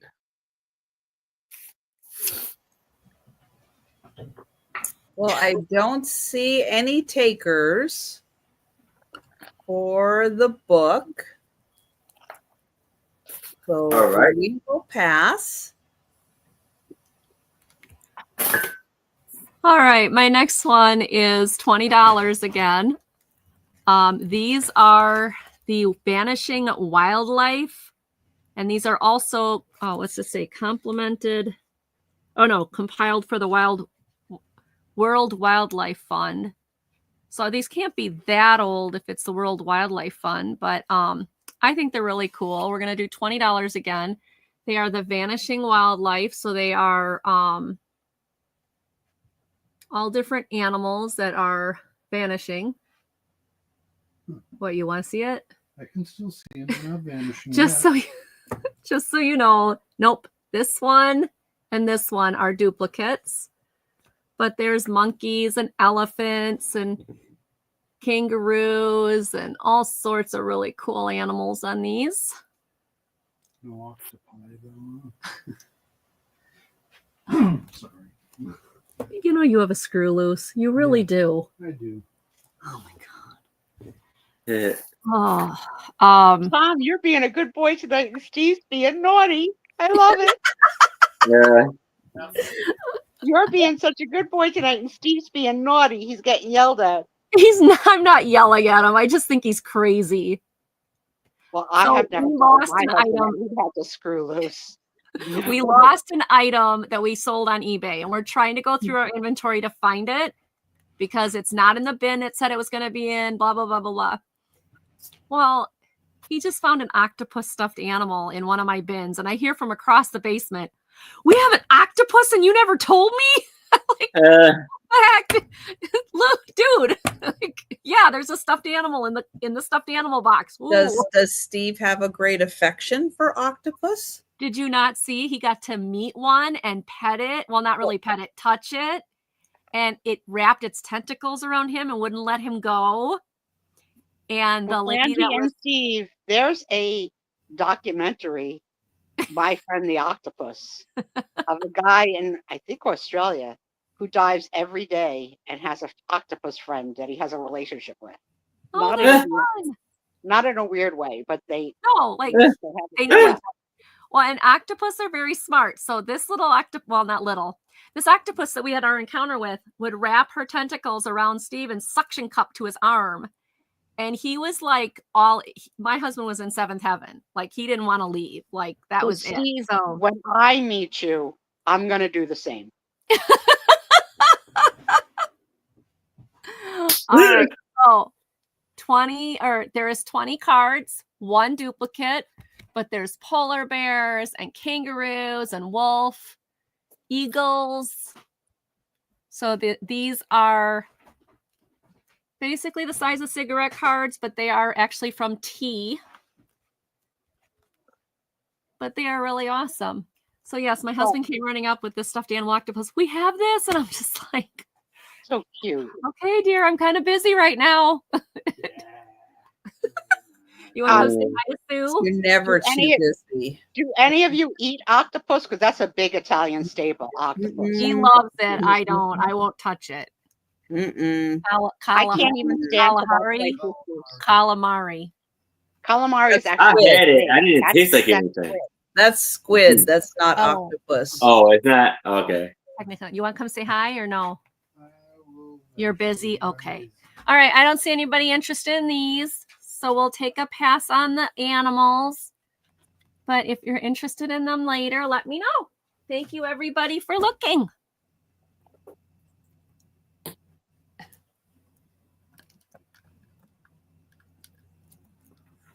Yeah, no calamari from me. Nope. My husband loves calamari. Yeah.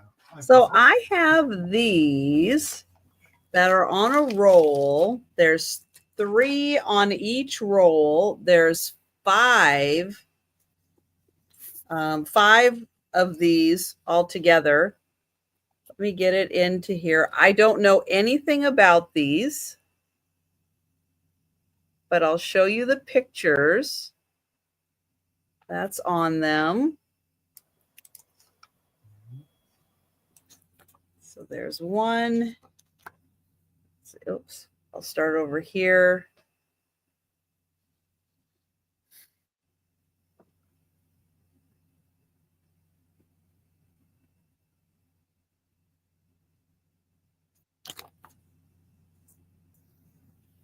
And then these are like plants and flowers.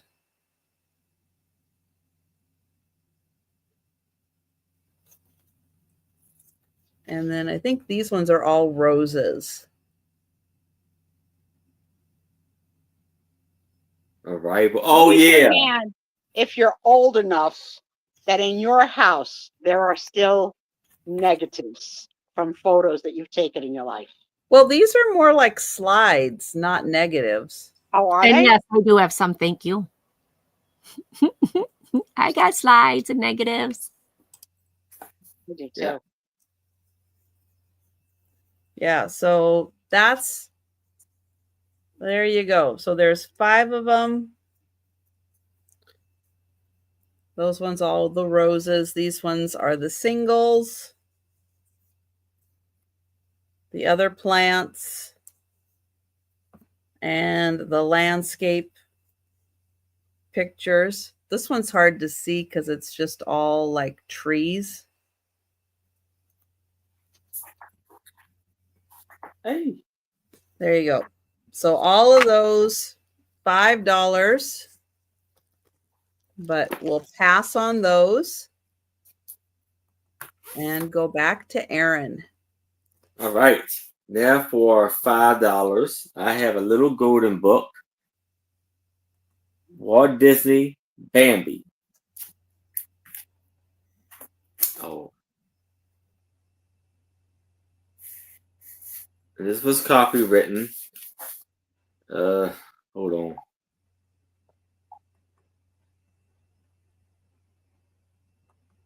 It'd be for $5.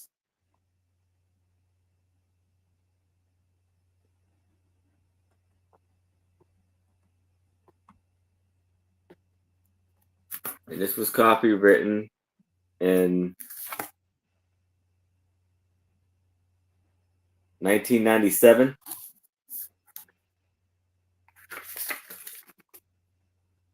So you see Bambi with his mother.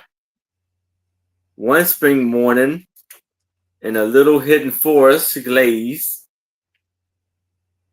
a fawn was born. And his name was Bambi. So you see, you got Thumper, Flower, and squirrels and opossums all right there for him.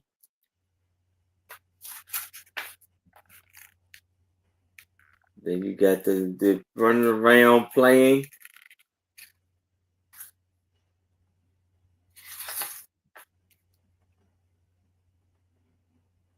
Then you see him shooting at the deer.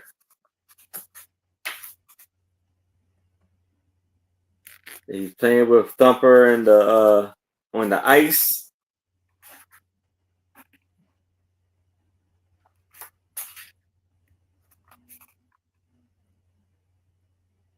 It's winter time.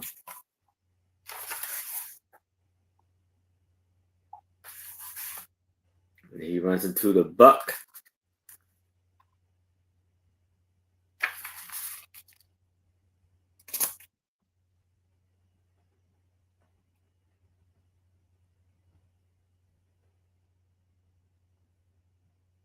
Fairline is coming with me, he said. This is his little girlfriend.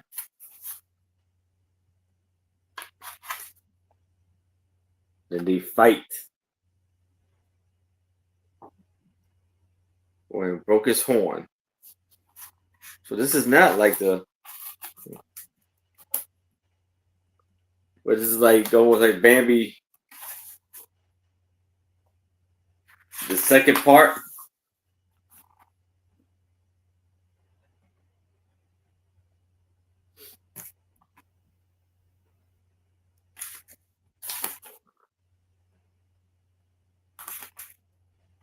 And there he is, standing victorious.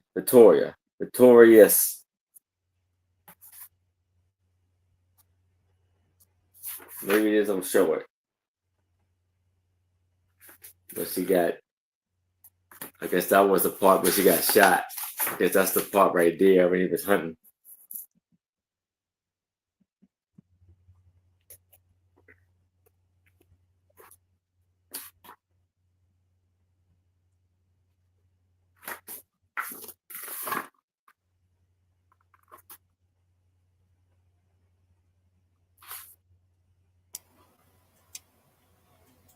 This always makes me sad and happy. I mean, it's good, but I'm an animal lover, so this one always makes me like, oh, darn it. Bambi. Hi, you're back. I thought I just put you down. I thought you were going to go down on the ground and run around. We have a need to first for the book. Let us know if you're interested.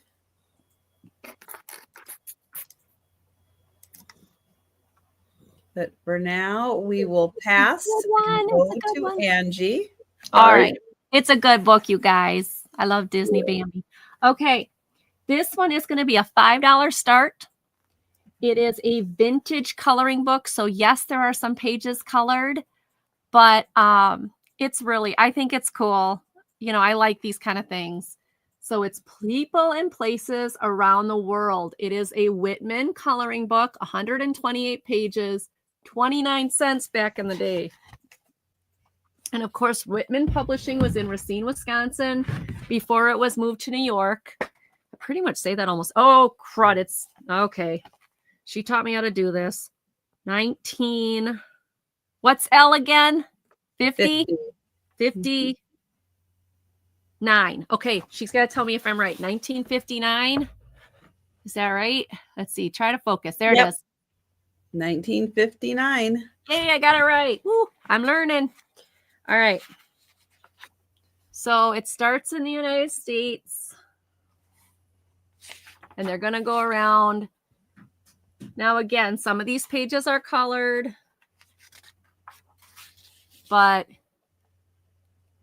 it's still a pretty cool book. And, you know, just to think about, like, the different places you can go. The kid had no attention ability. Color in one thing, move on. Yep. Yeah.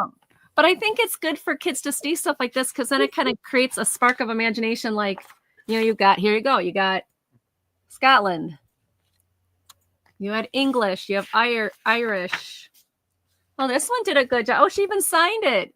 Jessie, 1983.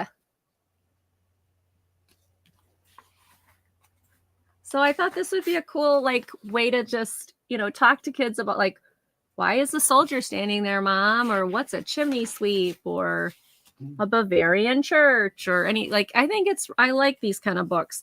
Now they do have the little things on the bottom. Never understood why books have that, but what here's things on the bottom? The little, like, little marks here. Oh, I have no idea what you're talking about.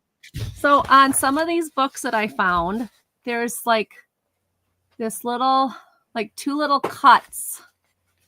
Two little, like, here. Okay, this will show it better.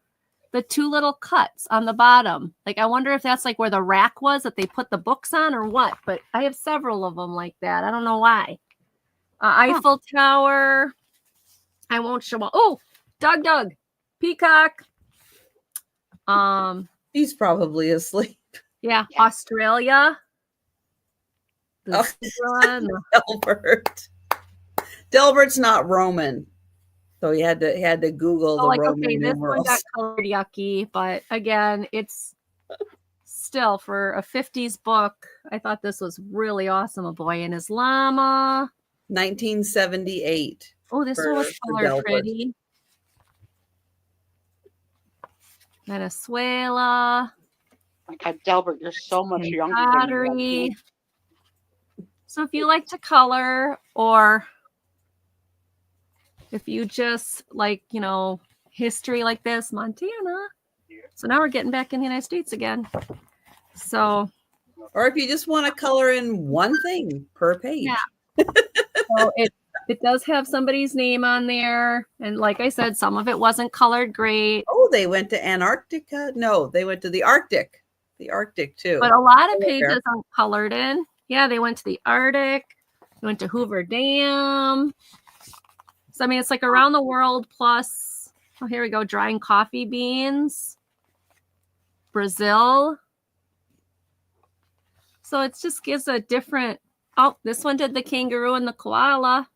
So $5. Is that kangaroo poop on the ground? No. Oh, I don't know. I got to go back there now.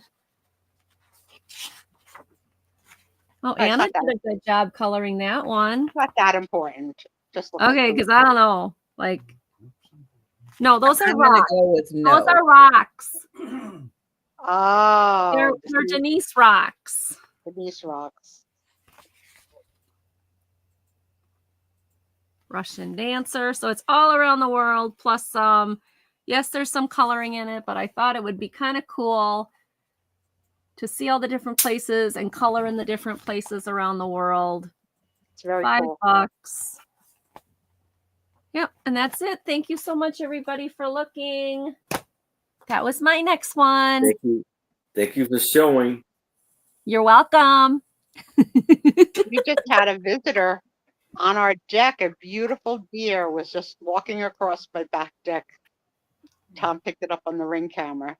That made Tom get up out of the recliner to show me. Okay, so when Tom got up out of the recliner, it's got to be something. Beautiful animal, though. All right, I have a 7x5. And this is like a little plaque. And it says, sweetheart.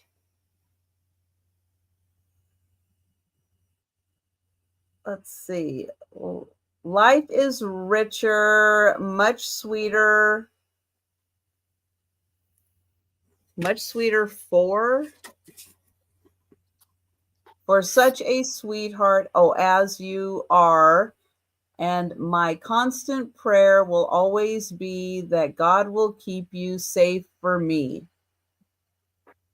And there's like little doves. There's two hearts, I think. Well, there's a heart and then this behind it. Doves on top. And this is some type of metal. I don't know what kind of metal. And then it's on deer. It's on deer. I'm reading deer. It's on wood. Here's the wood in the back. You can see they use the little nails to hammer it into the back. It has a little hanger, little wooden frame. So $5 for a nice little sweetheart plaque. So this sparks this question. This is not for me. And my question is to the fans of the show, have you ever gotten a gift from your sweetheart that you really didn't like? And how did you handle it? Angie's dying. But you mean people give you gifts? This is a new concept for me. Actually, Trisha, I was going to tease you on the way you read it because it sounded like you had vomit in your mouth and it's like, sweetheart. Sweetheart. How corny is this poem? Sorry. But yes, that has happened to me on several occasions. That's why when he gets it right, I'm so excited.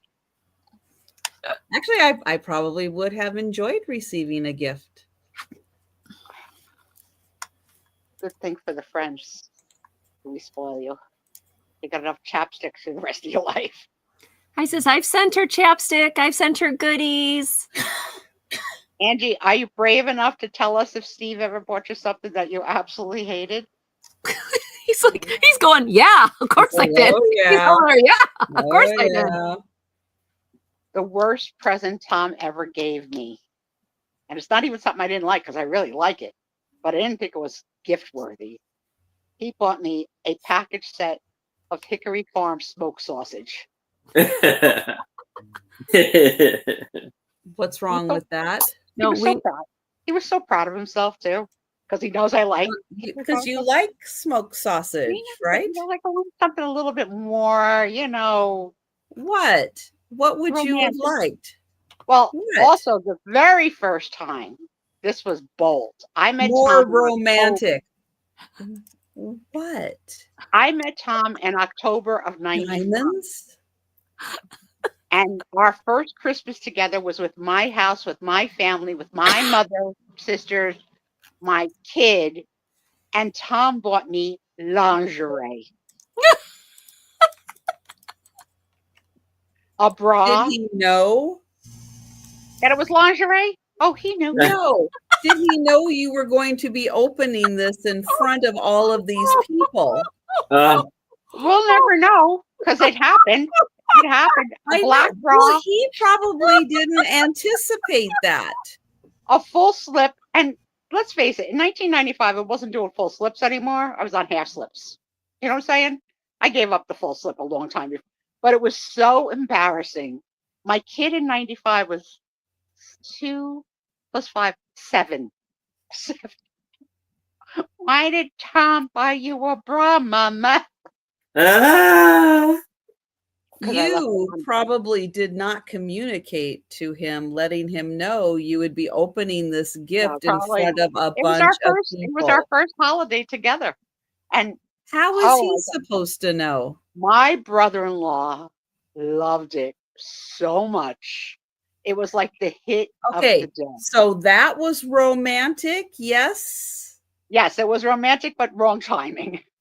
Okay, so instead of smoked sausage, you would have preferred lingerie. Well, as long as it wasn't a full slip.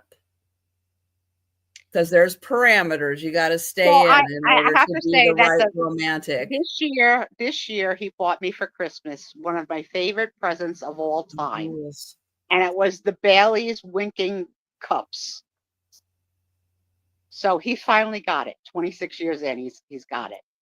30 years in, 31 years in. Oh my God, Tom, you're old. I'm young. Thank you, Julie. Going once. Going twice. I mean, you made it sound like, he bought you some kind of like a chainsaw or something. Okay, when you we set that up early in our marriage. When you say to your girlfriends, my boyfriend gave me the sausage for Christmas. I think you're talking about Hickory Farms, okay? Just say. Thank you, Julie. Aaron's dying. Thank you, Julie. I hope that you enjoy it and your sweet one. No making Sue happy, really, is what it comes down to. No matter what you buy, it's going to be wrong. No, you bought me a present I really, really loved. I think it was from you. Didn't you buy me the little notebook that has the redhead on the cover that says redhead? Well, I think someone, so. yeah, that was one of my favorite presents of all time too. So you got me right. I'm going to be Angie- sending something. What? Angie, are you going to tell us what Steve bought you that you hated? Well, he's bought me books that I'll never read. He's bought me clothes I'll never wear. Oh yeah. But he does. Okay, so when we were first together, we made the rule: no appliances, no kitchen mixers, nothing like that. It has to be something thoughtful. And then after a couple years of marriage, it's like, well, forget it. I'm just going to write you a list. So I just write down what I want, and he goes and gets it. Now, you know, my husband loves to get kitchen appliances No. as gifts. No, I told him. I just got him a little mini Cuisinart. My husband has like hit it out of the park with jewelry, with kitty stuff I've wanted, with like heated jackets, heated blankets for when we go camping. I mean, he's got some really good stuff for me. He's very stay good. tuned, kids, for the Suspizio show. Yeah. To see what Tom bought me this week. Stay tuned. Don't change that dial. And you tell me. You tell me how you feel about the present that I got this week. Aaron's like, I'm done. I'm just taking mad notes because one day it's going to be a problem. Life lessons from Delbert. Never buy your wife clothes unless it's lingerie. Oh, and that's another one. No, you got to know her size. But a lot of women don't like lingerie. No, I don't. I don't. So that's not buy a me given either. No. Although slippers are usually good. Yeah, slippers are usually pretty safe. Yep. I do like a slipper gift. Yes, my husband bought me slippers that you put in the microwave, you warm them, and then you put them on your feet. So I bought that for Tom. I will be up in the recliner and I'll say, honey, my feet are cold. And he will go get them. He'll heat them up and bring them to me and put them on my feet. All right, stop making Steve win all the points. Tom, you're doing it. But he does. It's the truth. So Tom, I need some lotion on my legs. All right, Aaron has a book. I have the Metropolitan. Trisha's trying to hurt cats here. Museum of Art Miniatures. This is the story of Christ, and this is going to be for $5.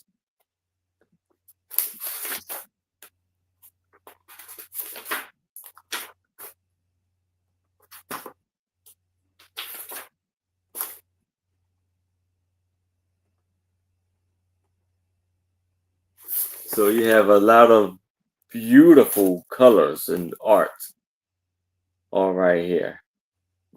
Outstanding. The presentants in the temple.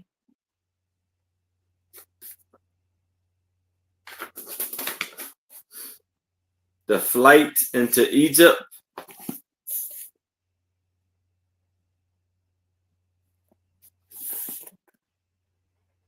The rest on the flight into Egypt.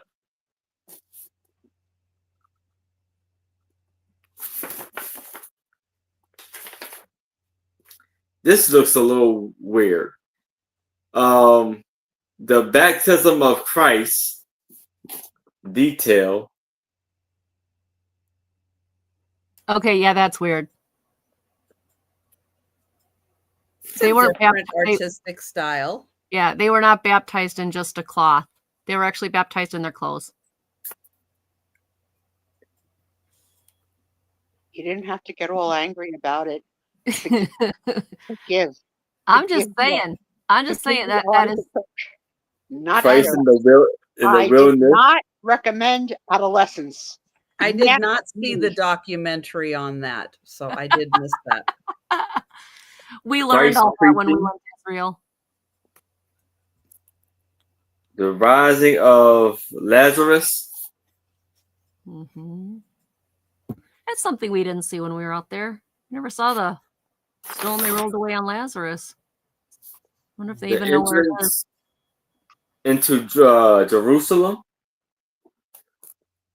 Was the Shroud of Turin on your trip or no? No, because that's not actually in Israel anymore. It's in some Oh. museum in Rome or something. That makes sense. The The Italians Christ take everything. driving the money chasers Rome or from the England or temple. America somewhere. Yeah.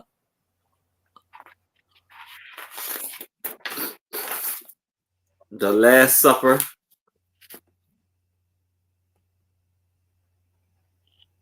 The Ingress in the Garden.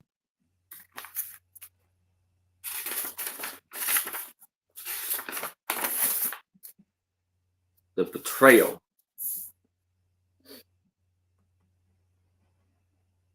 The Denial of Peter. I mean, how much fun would it be for Aaron to go on dates and film them?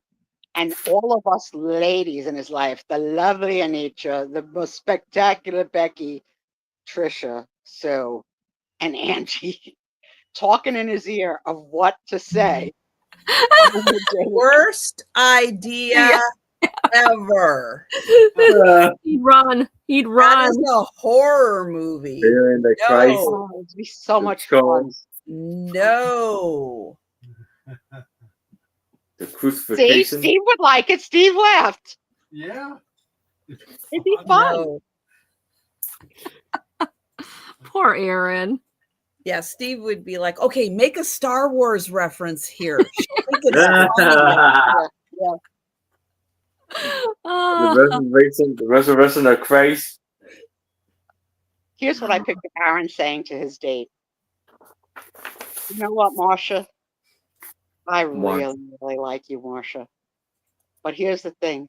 I'll never tell my parents about you.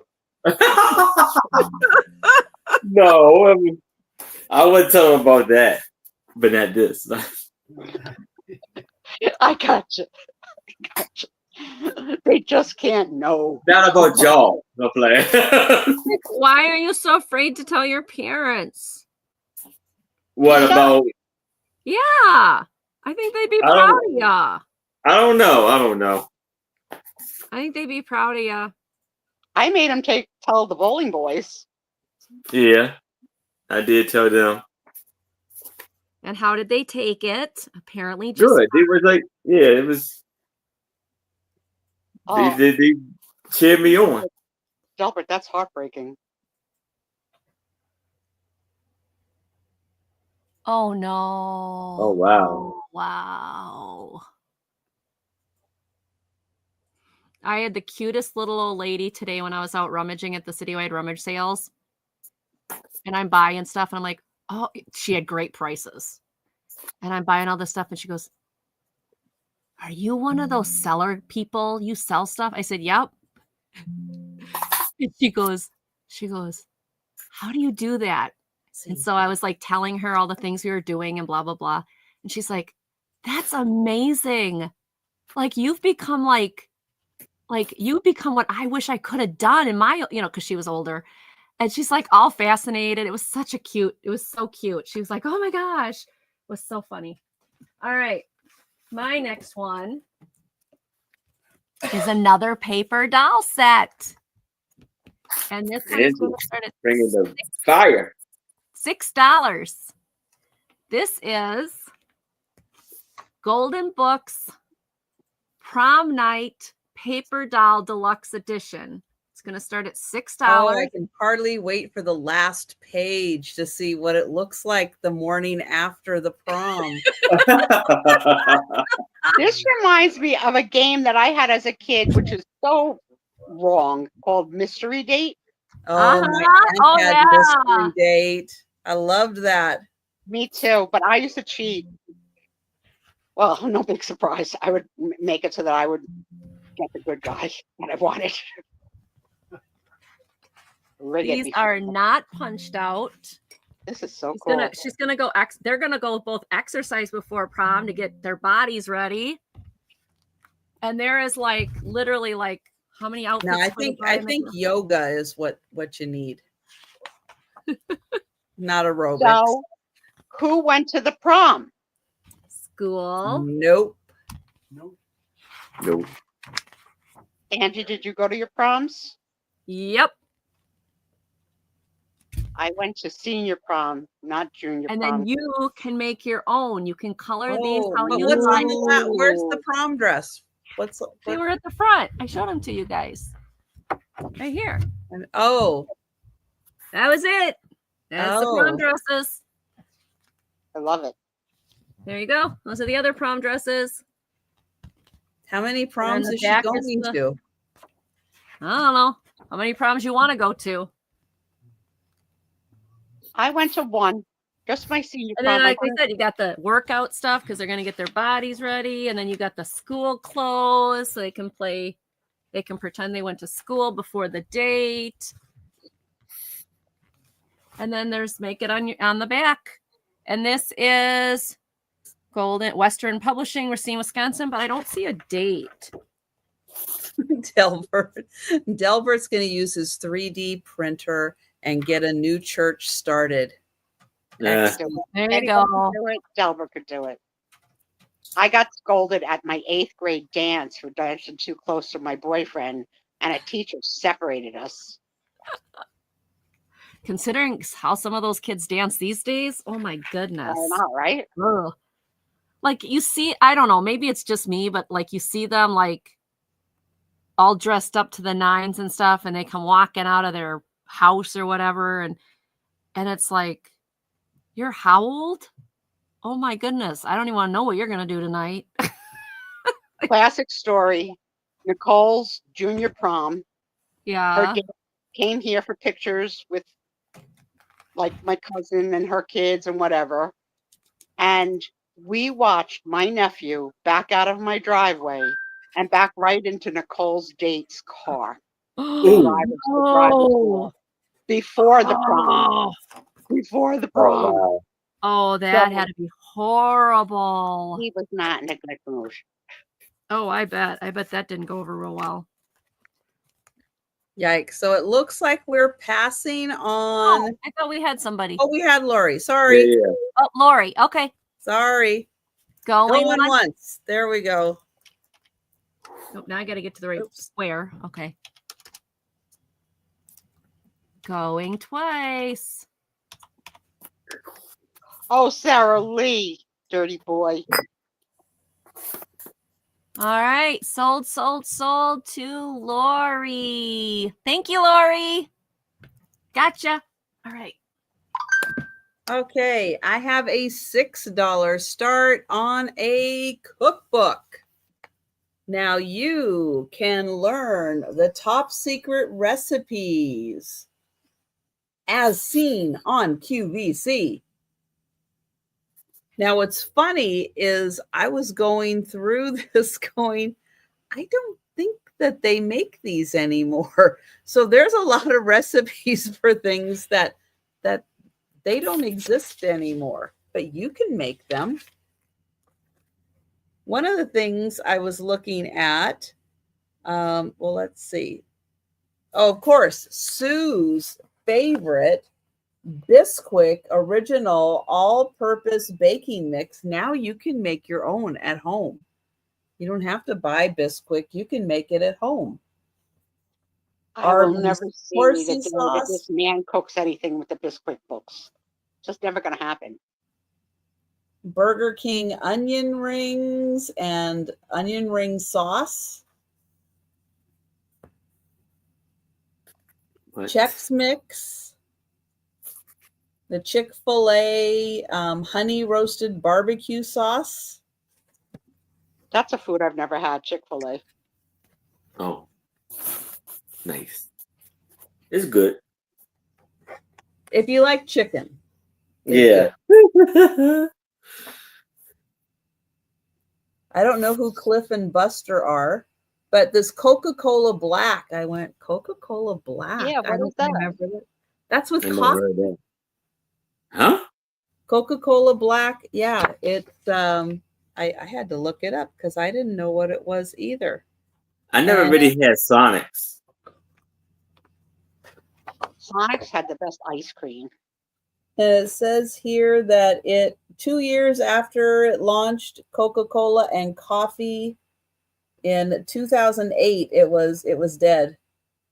It was gone. But you can make it. But yeah, I didn't know what it was. Crunch and Munch. They've got the recipe. Let's see, a Dairy Queen Moo Latte.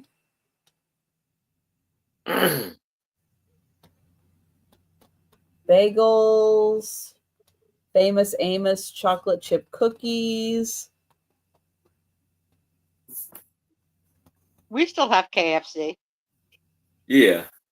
I don't remember Jack in the Box having a pumpkin pie shake, but I guess they did. Let's see, KFC. Delbert's favorite color is clear. That's funny. You can make your own Miracle Whip. A Krispy Kreme glazed donut. Not an old fashioned. We're gonna get that till later. Don't even start.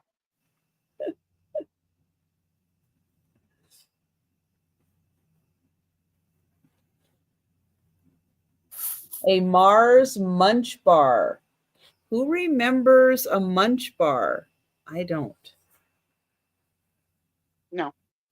McDonald's Sweet Tea, McDonald's Cinnamon Melts, McDonald's Fruit and Walnut Salad, the McLobster Sandwich.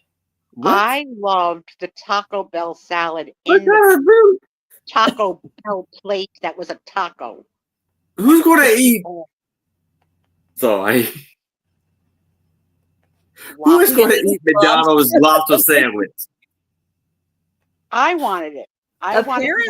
Apparently, it's a big thing in New England. Oh. Don't ask me. Ew. That's all I'm going to say.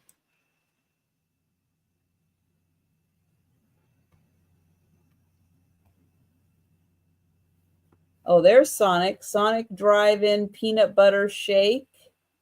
Strawberry Cheesecake Shake.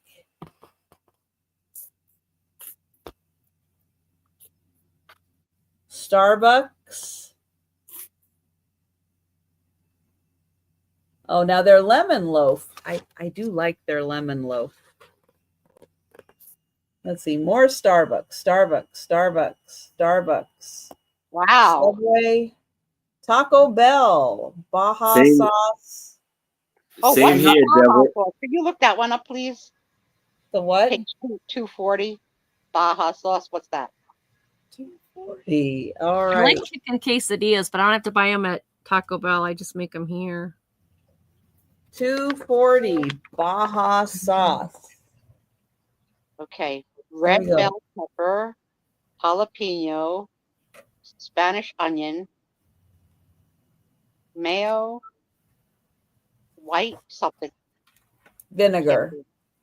White vinegar, teaspoon of tobacco Cracked pepper, garlic powder, and cumin. Interesting.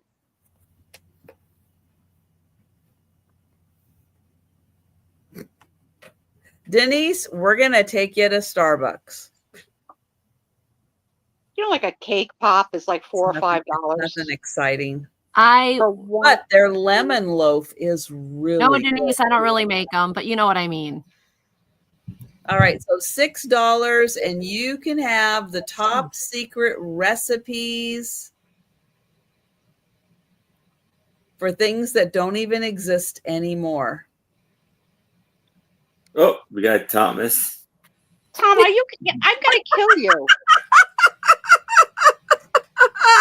There's not anything in there. What are you out of your freaking mind? Remember the weeks that you were just sitting in that chair and snore? And snore and snore? Why are you awake?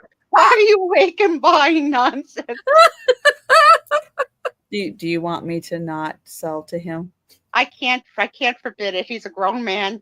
Okay. He doesn't listen. Don't listen. Make her Baja sauce. I'm telling you, they don't listen. But I can't dip a cucumber in it. So what am I going to dip in it? What else do you like to eat besides cucumber? Broccoli? Raw cauliflower. Cauliflower? That works. That would be good. Oh, you're killing me, man. You're killing me. Oh, me neither, Delbert. I won't eat McDonald's. Double quarter pounder with Nope. cheese is my favorite, but I can't eat it anymore. Going once. Nope, ain't gonna do that. Nope. Going twice. Don't say it, Trisha. Don't say it. To Thomas.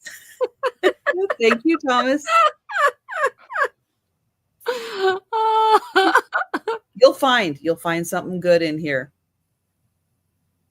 Yeah, okay, I'll let you know. The same day I'm getting a Bisquick. I like when he buys from Denise and he says, "Oh, this is a really good one. It's from the church ladies." I'm like, if you don't open them and make them, how do you know they're good?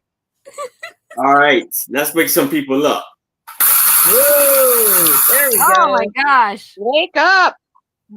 So I had a little noise maker, and they got two the lady and the man dancing.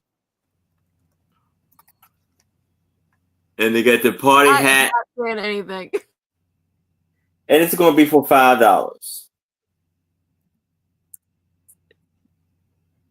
It could be for New Year's. Be for if there's any kind of party, birthday party. This would be great for sports events.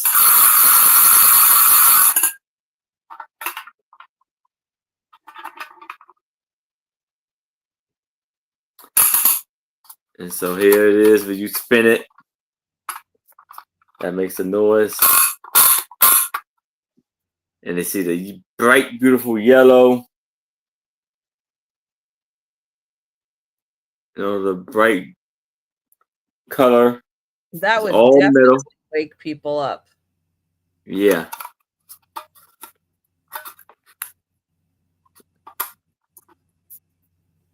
Have you guys ever been, chat included, to like a big to-do New Year's, like with the band and the people all dressed up in the sequins and all of that? I went once. Yes, we just did it this past. Oh yeah, I remember. Mm-hmm. I unfortunately took a fall doing the conga line. Ooh. Not good. Ouch. Not good. So three things I remember from that night. The fall on the conga line. I tried to smoke a cigar because some of the men at our table had cigars, which made me vomit. And, in honor of Linda Davey, because I haven't mentioned it yet tonight, I had a stuck poop and it drove me nuts.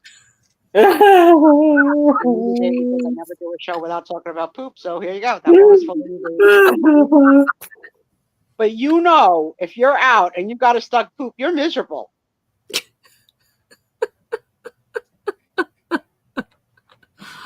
Very memorable. Good God. Oh, I know nothing. I just know nothing. All right. Anyone for the noisemaker? Chuckers weighed heavy on my stomach. I'm like, man, this is. I've Does never a had grease checkers burger?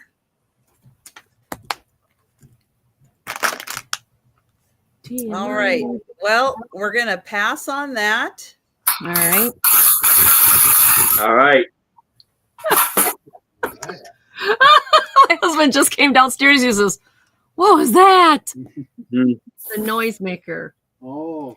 And I was trying not to let. Well. A secret. Who could read lips? I don't want to get Trisha's channel in trouble. Oh. All right. You can't say it in code? I say everything in code. No one knows what I'm talking about. Her tatas look like they were covered in whipped cream. How does that sound? Does that explain it? Yeah, I don't know what that has to do with Aaron's noisemaker, but okay. Okay. Oh, I did. On the noisemaker. Okay. Oh, I thought it was a boy. Yeah. No, look at her. That's why I was laughing. She looks like she's covered in whipped cream. See, I was too concentrated on the boy. Okay. So I was when laughing. you say tatas, it's okay. I know that won't get you in trouble, right? Okay.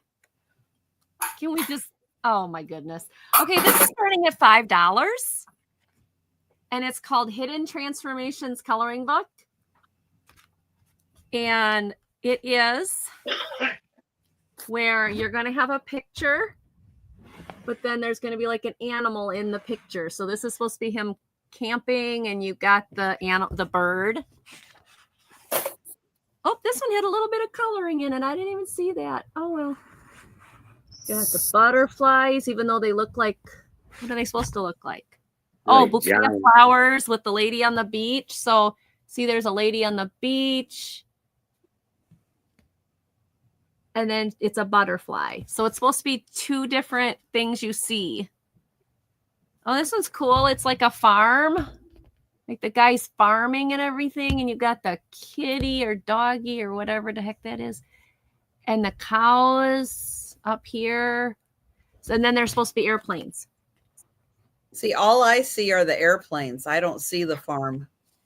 You see, well, because like on the body of the airplane, the guy's driving. Oh, I see that car. And then on this wing here, the guy's farming. Mm. And where the rudder, where the blades are, it's cows eating. See if you look far away. But you look up close and it's cows. So you get. Okay, and this one is this one is kids. I don't know. Kids flying kites, and they're on the water, and I don't know what they're all doing. Where do I see the, oh, maybe I see. It's supposed to be the whale. It's the whale. There's the fin of the whale. There's the back. There's the whatever fin. That's okay. So it's supposed to be two whales, but then they're also doing all that. That's kind of cool. Okay, I see a woman's face. I don't know what else I'm supposed to see in this one. Angel, because it's the wings in the back. Oh, what's in her hair? Oh, flowers. So it's supposed to be a floral one. In her hair?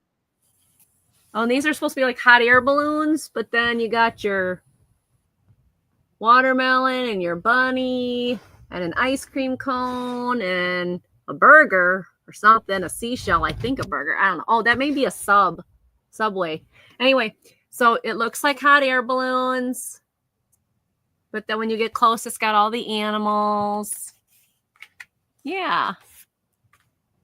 And then this one is a peacock, but when you look at it, you'll see all the birds. So there's all these little birds in here.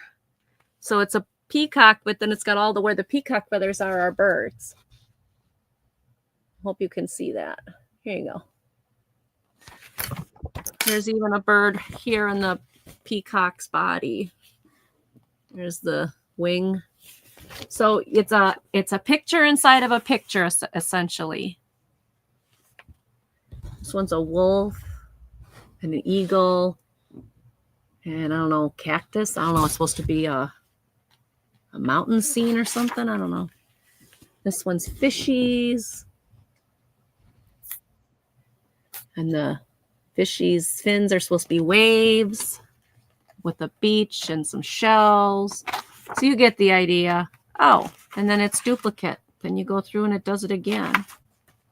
Oh, that's interesting. So you get two of each coloring page because that's all duplicate. So $5, brand new book.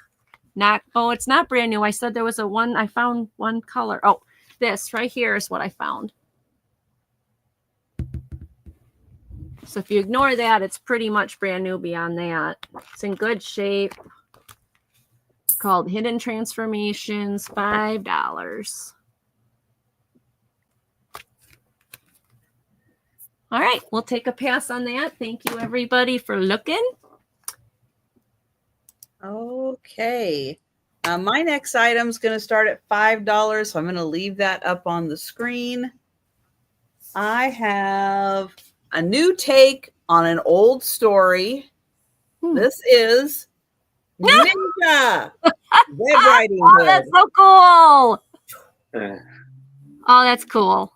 It is a hardcover book.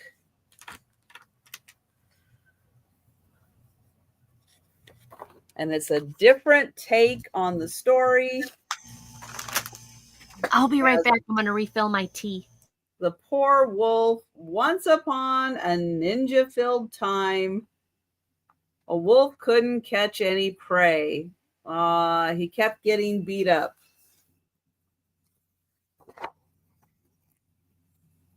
So he actually went and was getting some training.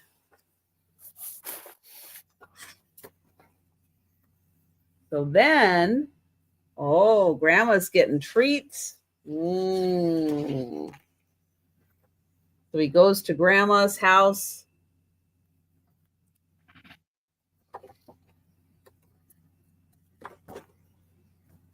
But grandma's not there. So he dresses up, pretends to be grandma to get that basket of goodies. But what he doesn't realize, she's also been taking classes. And she's not having any of it.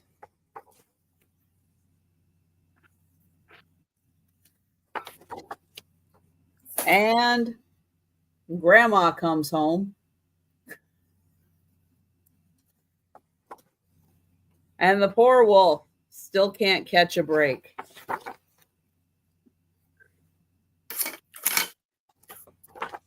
But don't worry, they get him some peach pie. And they send him on his way.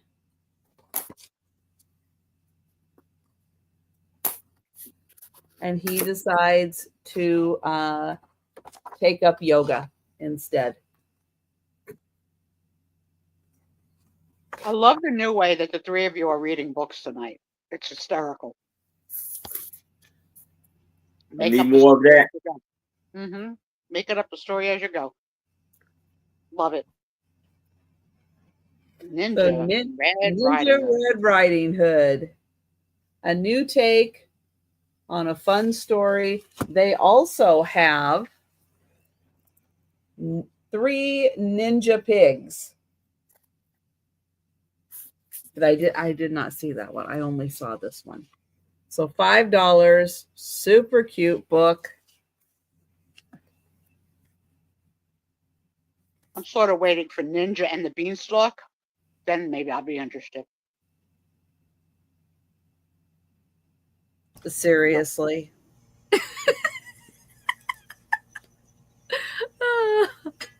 All right. So for $5, I have 3 DVD cards. One of this lovely lady. And it was taken by T. Graham in Pittsburgh, Pennsylvania. Look how beautiful the back is. With the chair and the ribbon. And here we have another one from Cleveland, Ohio.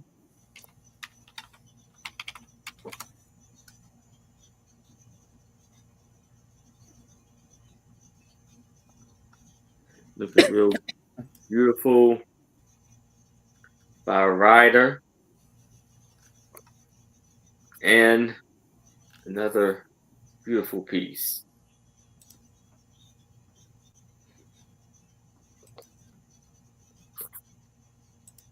So all 3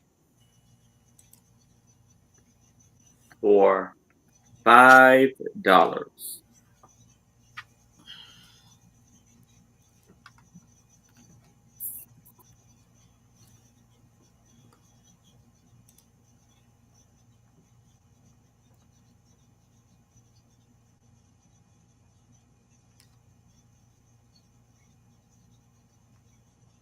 All right. I don't see any takers. I don't really see anyone talking in the chat except Mike. Thank you, Mike.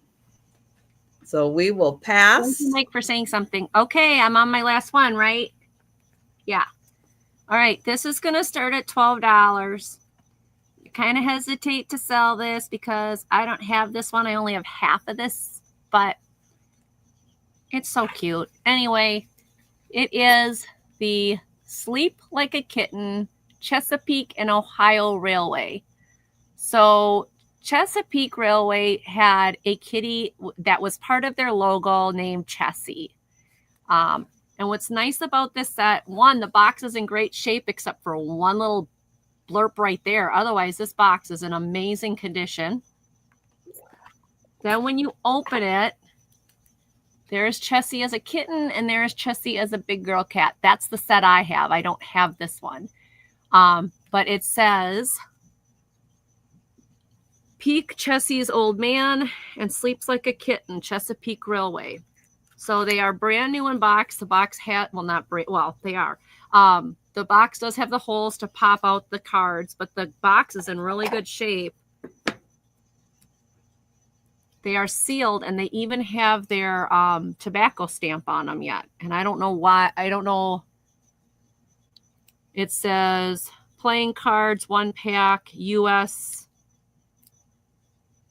INTRO revenue, internal revenue. So it's got the bridge score, or let's see if I can get that to focus. The bridge score and how to play it. April 1st, 1943.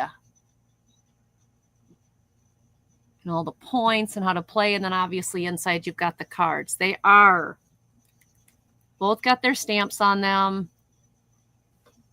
Both sealed. This is a really nice set. I have never seen this set of cards before. It's cool. Yeah, I have these in my collection. And I was going to keep these, but can't keep everything. And I actually have this Sleeps Like a Kitten in a picture. So there's that. Oh, my daddy's a 44. What are the holes for again? Huh? The holes. What are the holes for? That's so you can get the cards out. So when the cards are not wrapped in their seal, in their plastic, you just hold that and they come out. I've never seen that before either. Yeah. A card hole. So, yep, these are new in package or new sealed. Can't say new in package. Like I said, the box has got one small little blurb on it. And they've got their tax stamps. They've got their tax stamps, their bridge information, and then all that. So these are a really nice set for $12. And I see Lori is in for $12. Anybody else want to get in for $13? It's a good deal. And they are adorable and cute.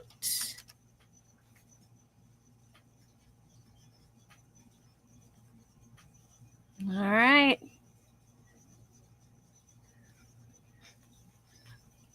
I'm sure my parents were born in the 40s, but I have no clue. Oh, maybe 50s. No, 50s. What would my parents be? 50s? Okay, I lied. They're in the 50s. All right.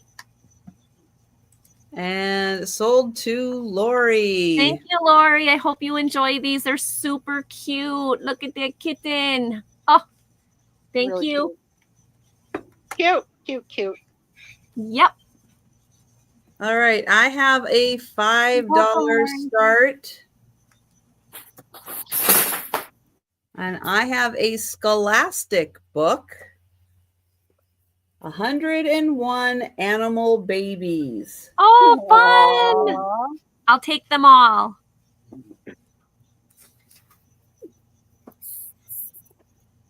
It is a soft cover book. And I think it's alphabetical. Anteater. You got to feed an anteater. Oh, look at them. I love when they play leapfrog.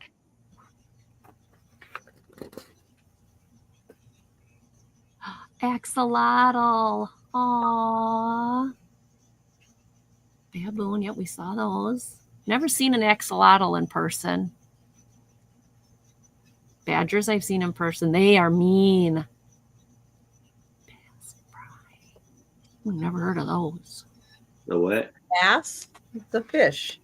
Oh, that's just the fishy's little seeds or something. Mm-hmm. Bears. Yay. Beavers. Yep.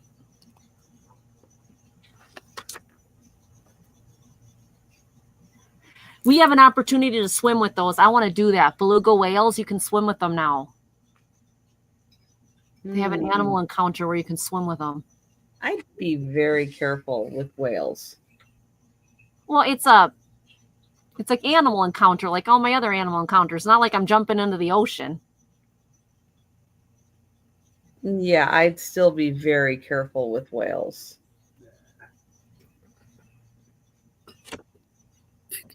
Trisha will take Julie, no for a kidding, ride. right? Aren't they cool?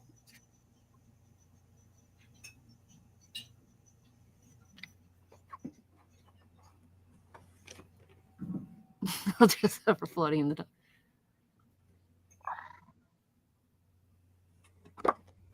I got my kitty sweatshirt on, and it's got matching pants. I look stellar tonight. Yeah, Tom. She looks stellar tonight. Yeah. I got my matching kitty shirt and pants on. For the record, Tom, you're not in uniform either. I'm not on the show. I've been in. But he's got an opinion. Yeah, I want to do that too. I want to swim with dolphins. Now that one I'll pass on. Yeah. Yes, duckies. Have you ever watched those eagle cams, you guys? Those are so cool. That is such a cool picture. No. You've never watched the eagle cams? Oh, they're awesome. When the baby eagles are born. Oh, it's so cool. No. Emus. They can be mean too if you get in the way. They taste good. Emus taste good? Mm-hmm. Oh, I didn't know that. I don't really eat emu. Yeah, no kidding, right, Julie? That's a great deal for $5. Yeah. When we were in Kansas, we got to feed and pet bat-eared foxes. Oh, they were so freaking cute. I love it. Yeah. Okay. What does this remind you of? Okay, there's one image that instantly came to mind of another four crossing the road. The Beatles. The Beatles.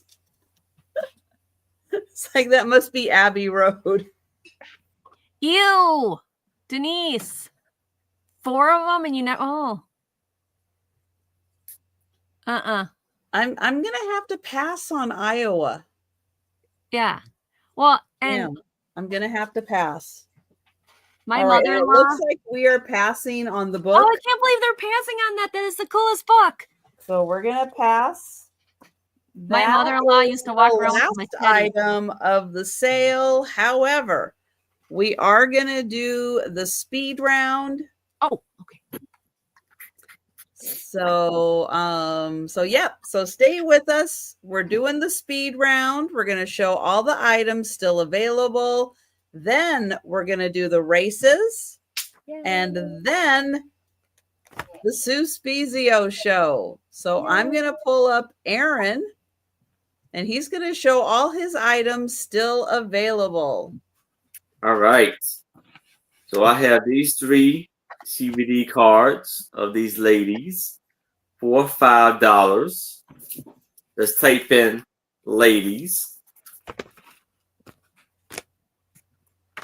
Then I have all these pictures of the Metropolitan Museum of Art miniatures, the story of Christ for $5. Just type in Christ. Now, I have the noise maker, $5. Let's type in noise maker. Then I have these 3 CBD cards of these gentlemen for $5. The Taping Gentlemen. Then I had the Sleeping Beauty book for $3. Just type in Beauty.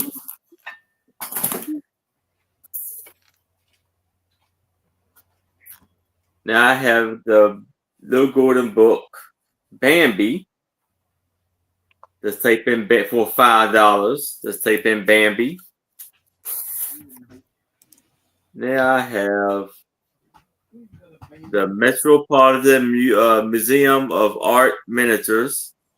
6 centuries of flower paintings. Just type in flowers, and that would be yours for $5.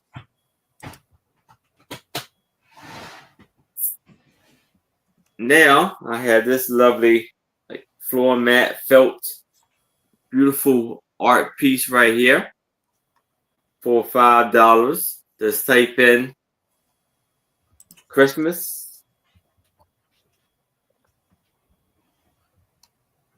and that is all my items. Okay, let me pull Angie over. Hey, everybody. Okay. Mine were People and Places Around the World. It's a 128-page coloring book. Yes, some of the pages are colored, but it gives you a really nice, way to talk to the kids as they're coloring about different cultures and about different people. This will be $5. My next one is Hidden Transformation coloring book. There's one spot where it's colored. Right there. Otherwise, it's not. And it's pictures within pictures. So you see one picture, but it's actually two, like a picture within picture. $5. The Vanishing Wildlife tea cards or cigarette cards. And these are all the animals. It's $20. You get one duplicate of the Mediterranean monk seal, but everything else is a different one. These are all animals that are vanishing out in the wild. They come in their card holder. They're in great condition. $20.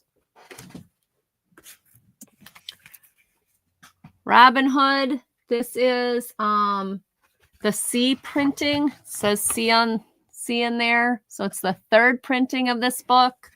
It's in great condition. It's published by the Whitman Publishing, same as like Little Golden Books.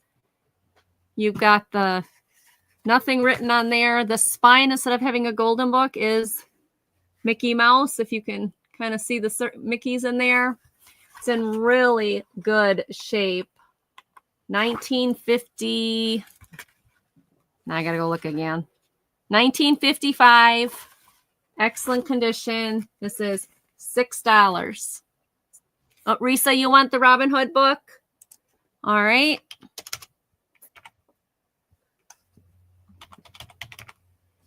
Thank you, Risa. Now, I already sold one of these, but I had 2 of them, so I'm going to show this one too. It's the very interesting party picture that we had we were talking about all the different people. This is the black and white cabinet card of party people. It is 9 by 7. This one has got a little bit of a crease in it. You can see it's like up, down.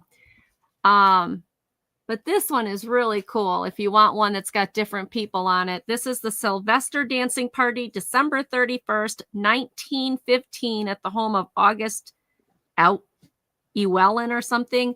Arthur Wernsky by the Art Camera Shop. So this is $10. No, yeah, $10 for the party picture.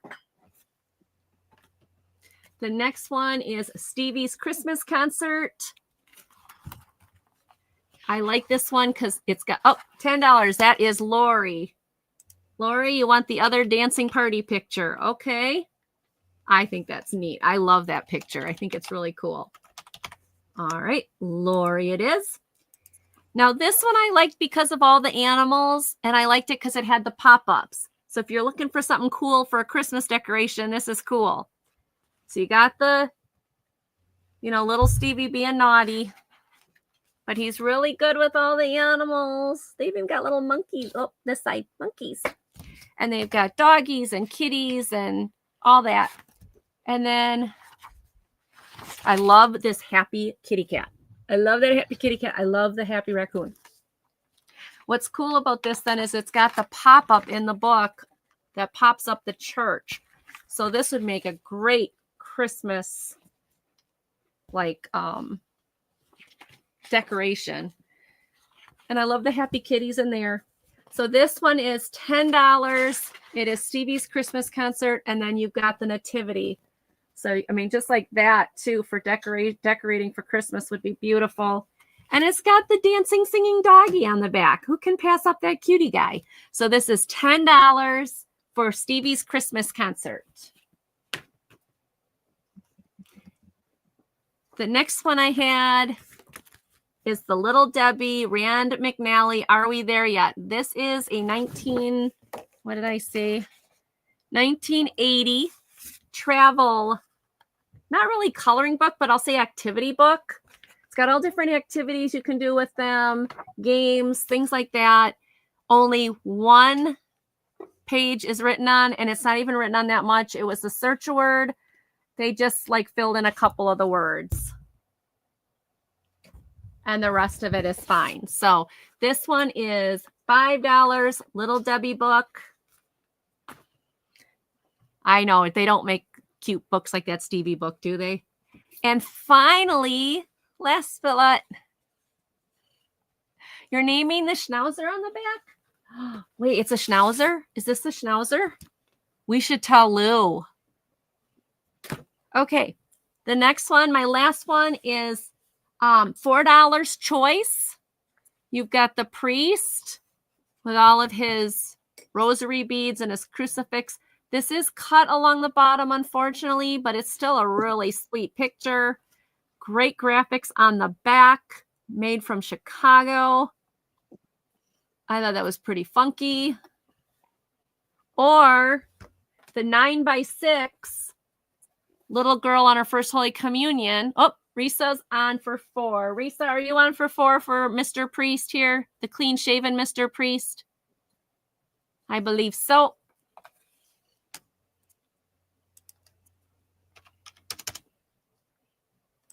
That is Risa. Did you get Risa's email address squared out? Yeah. Yeah. Okay. I don't know what happened. I resent it and it went through. So it just didn't go through the first couple times. I don't know what I did. Who knows? Cool. Cat fingered it maybe. This is a little girl. Now, like I said earlier at the beginning of the show, I think she doesn't fit in the dress or something. She just looks different to me. But she's with her candle and she's got her Bible in her hand, I believe. Yeah, that's definitely a Bible and a rosary in her hand. She's got the great boots and the beautiful hair veil, and she's just ready for her first Holy Communion. This is a 9x6. It's got the little thingy there, but it's in great shape otherwise. And it's this Iowa location that I can't pronounce. And it's $4. $4. And that's it. That's mine. Thank you, everybody, for looking.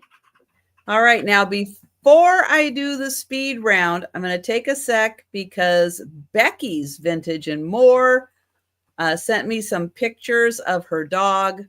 Yes, I know. Aren't they cute? So just in case anyone doesn't, hasn't seen them, I'm going to share the pictures here really quick. Aren't they cute? There's her puppies, and then there they are. Yep, that's Fiona. Giving kisses. Those are considered puppies. Those are puppies. Well, they're pit bulls. They're adults, but we call them puppies because all doggies are puppies. Yes. And that's Rosie and Fiona.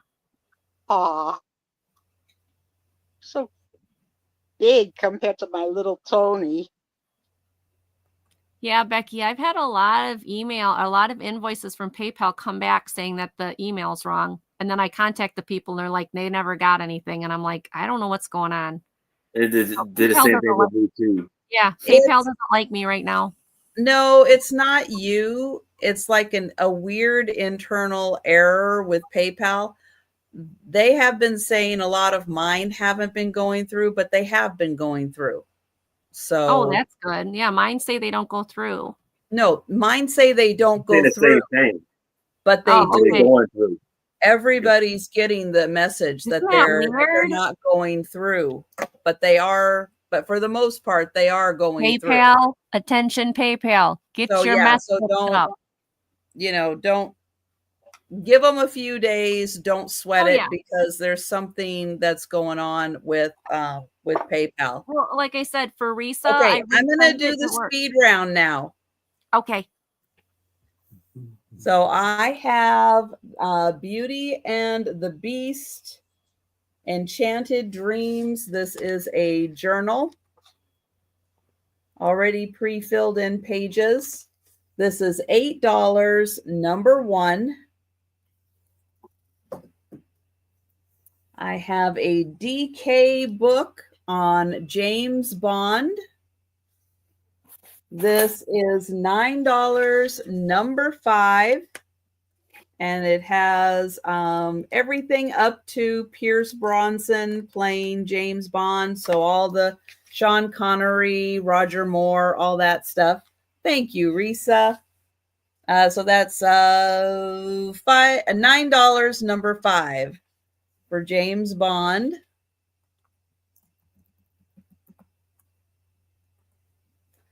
Disney's 5-minute snuggle stories. So these are very illustrated short stories. They're different stories than what your regular stories are. They're new stories. $8, number 7 for the Disney book.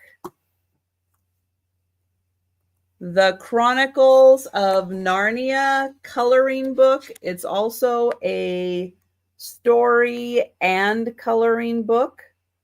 $7, number 9. Jody Bergsma is a Western Washington artist. And this fantastic book is beautifully illustrated and written by her. It is $8, number 10. The slides. There are five slides with 3 pictures each: countryside and roses. They are $5, number 11. Yeah, I'll be right over, Denise. Yeah. The Ninja Red Riding Hood. This book is a hardcover book and it's $5, number 14. And 101 Baby Animals. This is $5, number 15. And those are my books. And if anybody is watching on the replay, let me know if you are interested in anything anyone has. And hi Sandy. Sandy Spiff. Hi. And did you get Becky for the number 7? All right. I will do that, Becky. Thank you. Thank you so much.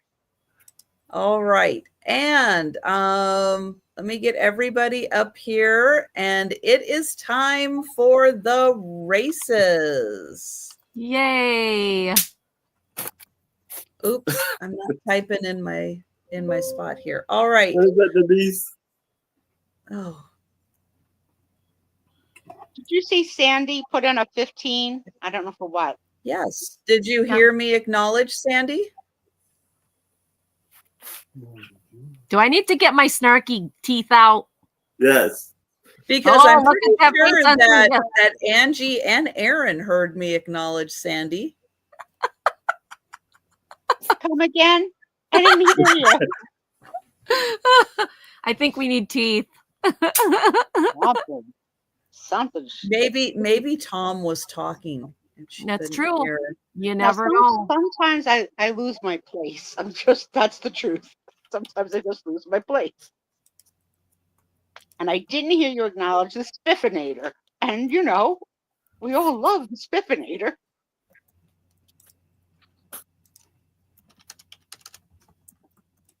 All right. I'm getting my note in here. All right, so it is time for the races. What are the races? Well, we do this every Friday, and it's my way of appreciating everybody who comes to my channel, who purchases from me, who leaves comments on my videos, who is a member on my channel. It's just my way of appreciating everybody. We do 5 races.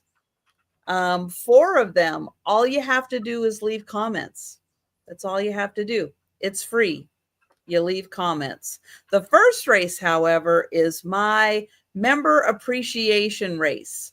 So for everybody who is a member on my channel, this is my way of appreciating their membership. And we do a race. Let me... all right, let me get my screen up here, and I need a number between 1 and 5 so that I can shuffle the racers. So if you are a member on my channel, you are entered into the race. Oh, where's the rest of the screen? Oh, there it is. Uh-oh. There it is. Denise says 2. 2, yes. Oh, and Julie, just in case I sent a message back to you, but just in case you didn't see it, I just wanted to let you know that for the members sale, which is coming up Thursday of next week, that you need to be a PAW Squad or PAW Party member on my channel, which are the top 2 tiers of membership on my channel. I have 3 levels, but the top 2 tiers of memberships are able to come to the sale. So just wanted to let you know that. All right, we are going to shuffle the racers 2 times. Thank you, Denise. And so everyone who is a member on my channel has been entered. Let's go, duckies. Go, and duckies. they're off. Wow, you have a lot of them tonight. Look at the dinosaur and the king. Aww.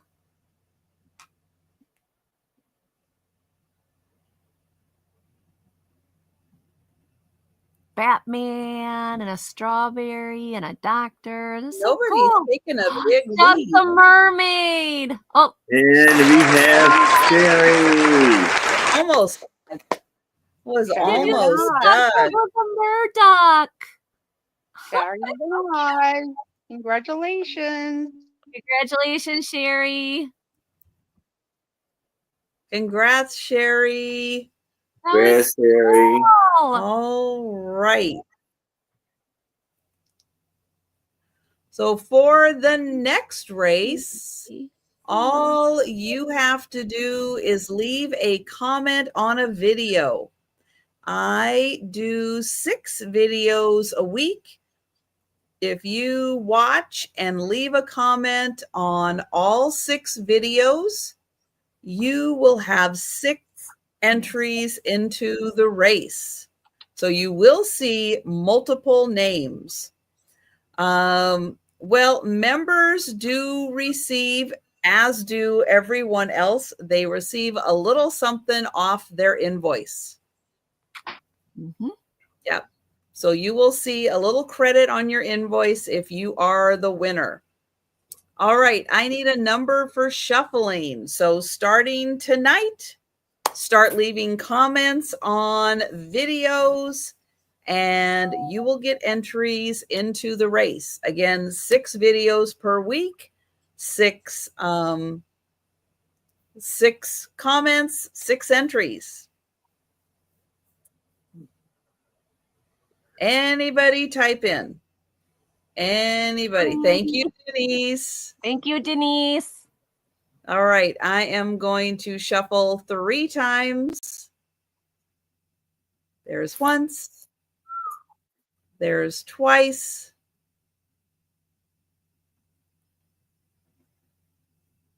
And 3 times.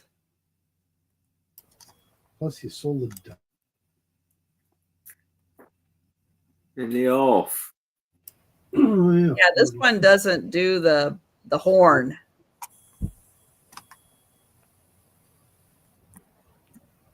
Becky's Vintage Amore, you have stars in your eyes. You're famous. You're a Hollywood celebrity with the stars in your eyes. Oh, Daniel Davis is sleeping. Oh, my vintage.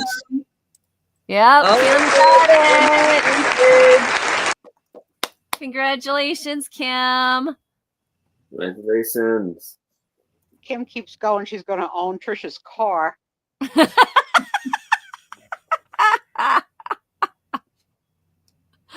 Oh, yeah. We had that whole Tracy Morgan run when you first started the races. Remember, it was always Tracy, always Tracy. It was. It was now Tracy stuck on a Kim, lot. Stuck on Kim for a while. All right. Next race is for leaving comments on a live. I do 8 live sales a week. And if you watch all 8 live sales and leave a comment, but you can't do it until after the sale, then you will get an entry. That's right, Denise. She can pay for the remodel on the condo. Exactly. Right. Yeah. Yep. Thank you, Kathy. We're going to shuffle 4 times. Thank you, Kathy. Once. Twice. 3 times. And 4. Here we go.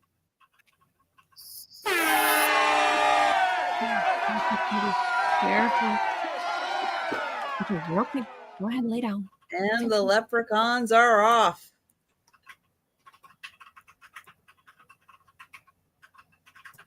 That's right. So you'll see again multiple names because people have left comments on different lives. So yeah, so after tonight, start leaving comments. And oh my gosh.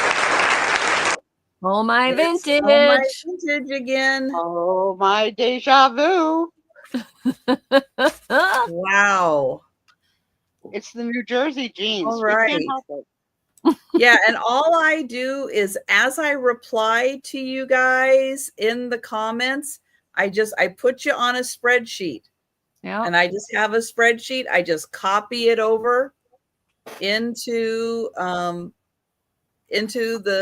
list. We shuffle them, and yeah, you are the least likely person in the entire world to ever commit fraud. Race fraud. Race fraud. Yeah, I have no control over anything. I don't know how it picks them. Okay, that was the leprechauns. All right. So next up are shorts. Now, I have only been doing 1 short a week. So I have encouraged people, go back to the previous shorts. Leave comments on previous shorts because I haven't had time to do any shorts. All right, let me get that up here. And this race is the Santas. Now the Santas always get shuffled twice. And you're going to want to stay because tonight's picture of the girls is followed by a very short video that is so freaking cute. So this is in my honor of my twin granddaughters, Rosie and Brooke. Let's see, Kim, can you do it? Oh, Kim. Oh, Kim. Can you meet Kim? I can't see. Ooh. A little upset at the end. Yep. Oh my goodness. What? Oh my gosh. She got a 3. Wow. I'm going to have to send some of that Baja dressing over to her after Tom makes it. And the final race of the evening. Now, this one is a little more complicated. You have to, and in fact, I am actually going to go and show you the screen and show you what it says on the screen. Let me get over to here. So I have specific dates and I have a very specific kind of, oh, wrong screen. Wow. A specific way that we do the races because it's Friday night and you're counting the number of packages that I ship out Monday through Friday. However, since today is Friday, we're not doing this week. Right, we're doing the previous week. Right. So you have time to go through, watch the videos, count the number of packages that are going out. Okay, so it's always the previous week. But I want to show you, let me get right here, and then I will share my screen. And don't just copy someone's number just because they put a number there, because their number may not be correct. And it's not a guessing game. So it's not I think you did this many packages. So I know the rules are specific, but it's a contest. So,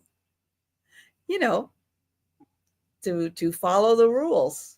Now, I'm not picking on Becky or anything. She did nothing wrong. She did absolutely nothing wrong.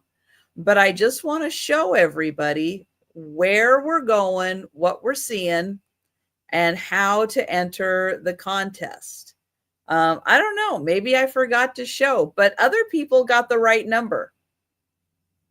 So I don't know. Okay. So here's the other thing. It can be Monday through Friday. It can also include Saturday if you want to include Saturday. Maybe I actually shipped out a bunch on Saturday that week. I don't remember. So, nope, that's not my screen that I want to show. That's the other screen. Those are comments. Hang on. Okay, so that's a good question. No, it's not the number of sales she had. It's the number of packages. Let me, yes, it's this does one. Combine boxes when she can. No, that has nothing to do with it. All right. So this is this area right at the top of the screen here. I don't know if you can see. Let me see if you can see. So right at the top here, I'll do it this way. When you go to Sandy and Otto, you will see at the top here, home, videos, shorts, lives. This is posts. So this is where you want to go. And you will see this post right here. And good night, Jan. Up at the top, says, here's the contest. The winner will be tonight, June 6th, but you're counting the packages from the previous week. And so it's Monday through Friday, but if you want to include Saturday, that's fine too. And I don't remember if I had packages on Saturday or not. I may have, but I can always go into StreamYard, not StreamYard, Pirate Ship, and find out how many packages I shipped out that week. And then you go down below and you leave your number. But remember, someone's number may not always be correct. So you can't just go by that. And again, it's not just a guess for how many packages you think I ship out. It's trying to actually count. It's interactive. It's a prize to win. So, a little bit of interactive. But I just want to let you guys know, if anybody goes back and reads the comments, that I am going to include everyone who put in an entry, whether or not it's right or wrong. Everybody's going to get an entry into the race, but I wanted to just show you how to play along with the game. So now I am going to share the screen and we're going to do the race, but I just want to let you know why everybody got an entry this week, even though some of the answers may not have been quite as accurate as they could have been. But again, I usually don't worry so much about accurate or not. I just wanted to go over everything one more time. I am so freaking confused. Who's on first? All right. So in this race, we do not shuffle. Everybody just gets the entry that they get. And they're off.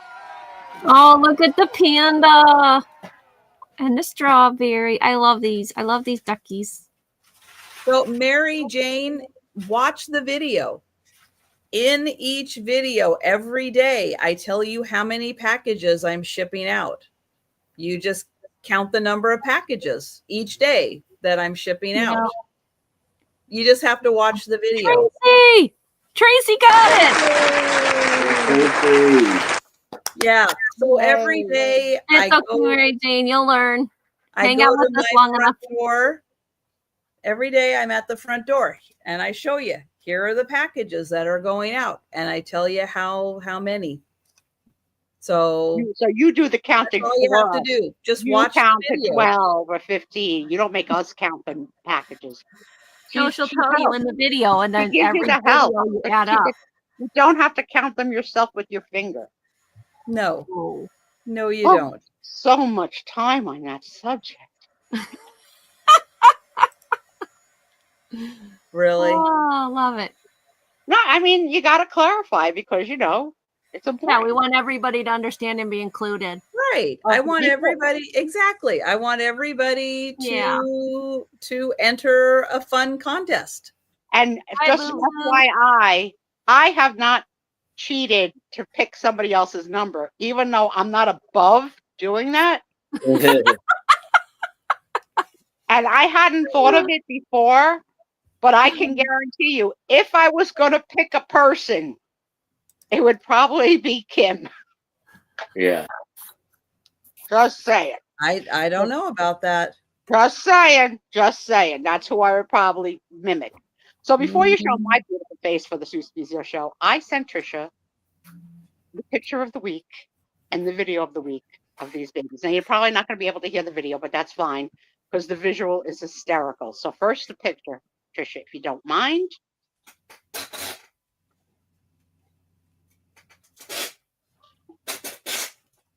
Tom is ignoring. Out cold. Especially when I want him to get the present that I want to show him. This is the picture. Okay. No. Is this the picture? It doesn't look like them. In the crib? The crib is the picture. It doesn't look like them. Well, I'm not falsifying records with other babies.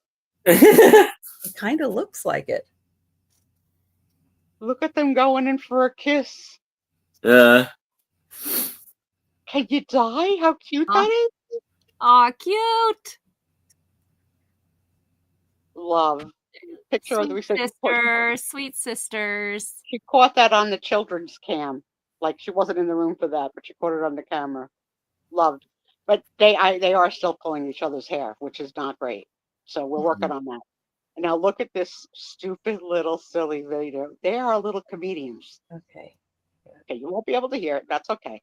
So that's Rosie. Well, wait. You might if I turn up. Oops. If I hit the right button and turn up the volume. Well, come on. Doesn't matter. You don't need it. There. Okay, here we go. So that's Rosie on the ground. And as you can see, she's looking to see what's going on the other side of the room. But let me just play with my little blocks here. And here comes Brooke. What does she have?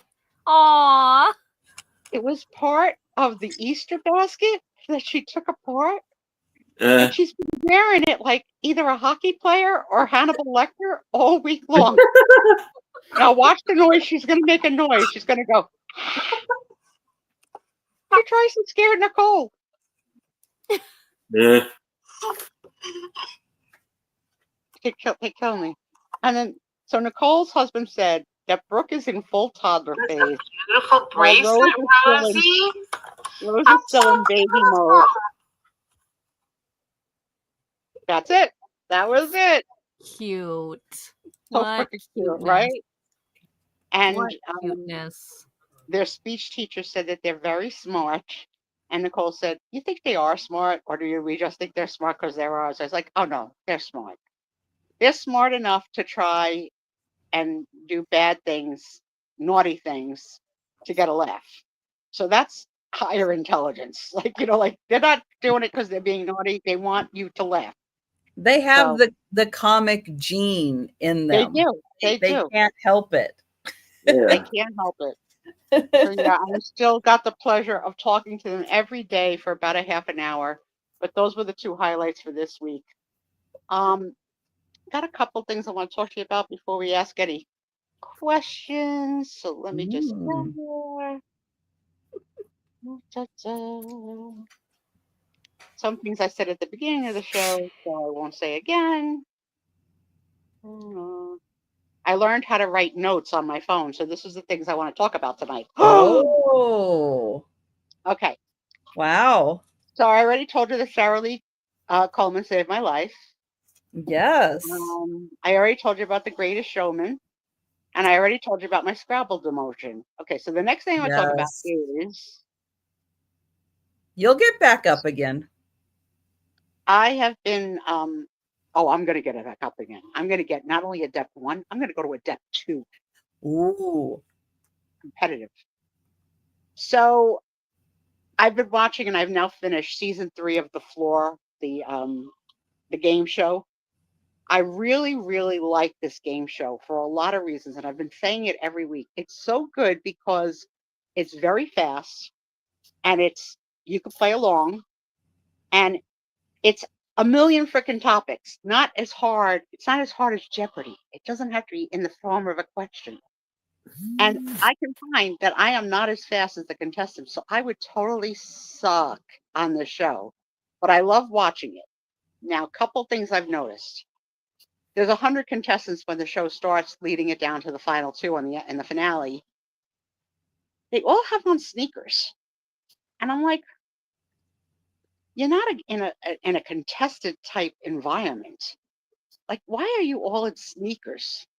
And then I started to notice that some people didn't have on sneakers, but had on rubber-based bottoms. And then I realized the floor is actually a part of the show, and it lights up and it is digitized and all that. So they probably don't want them stepping on the floor with heels or scratching. They probably need the rubber on them the too. rubber. It only took me 3 seasons to figure it out. Yeah. The next thing about the floor is that when you get picked, it says your name, what state you're from, what your expert quote category is, and also your profession. And I've thought I've heard it all in terms of professions. But this girl, this week's category, profession, was ready. Stay at home fiance. How's that a profession? You're a stay at home fiance? Okay, wasn't that? I have another word for that. Yeah, I was gonna say, wasn't that in the day called a gold digger? Right? Stay at home fiance. And to put that out there, like, what is wrong with you, girl? Like, no. I would rather you say unemployed than say stay at home fiance. That was just like so like, okay. Then that goes with my theory of men prefer high maintenance women. Yeah, I could see why you say that. Honey, am I high maintenance? Oh yeah. Yes. Okay. Oh, most of us knew that answer. They do. They like high maintenance women. Then you can't help but root for certain players. So I was rooting for a certain player, but there's been a player on this season from New Jersey. Now you would think, being from New Jersey, being very proud New Jerseyan, that I would want a guy from New Jersey to win. I would think so. I hated this guy's aura, everything about him, his face, I'm shocked. Category, could not stand him. He was so cocky. His category, I'm so surprised. His category was something like European countries or European history, something like that.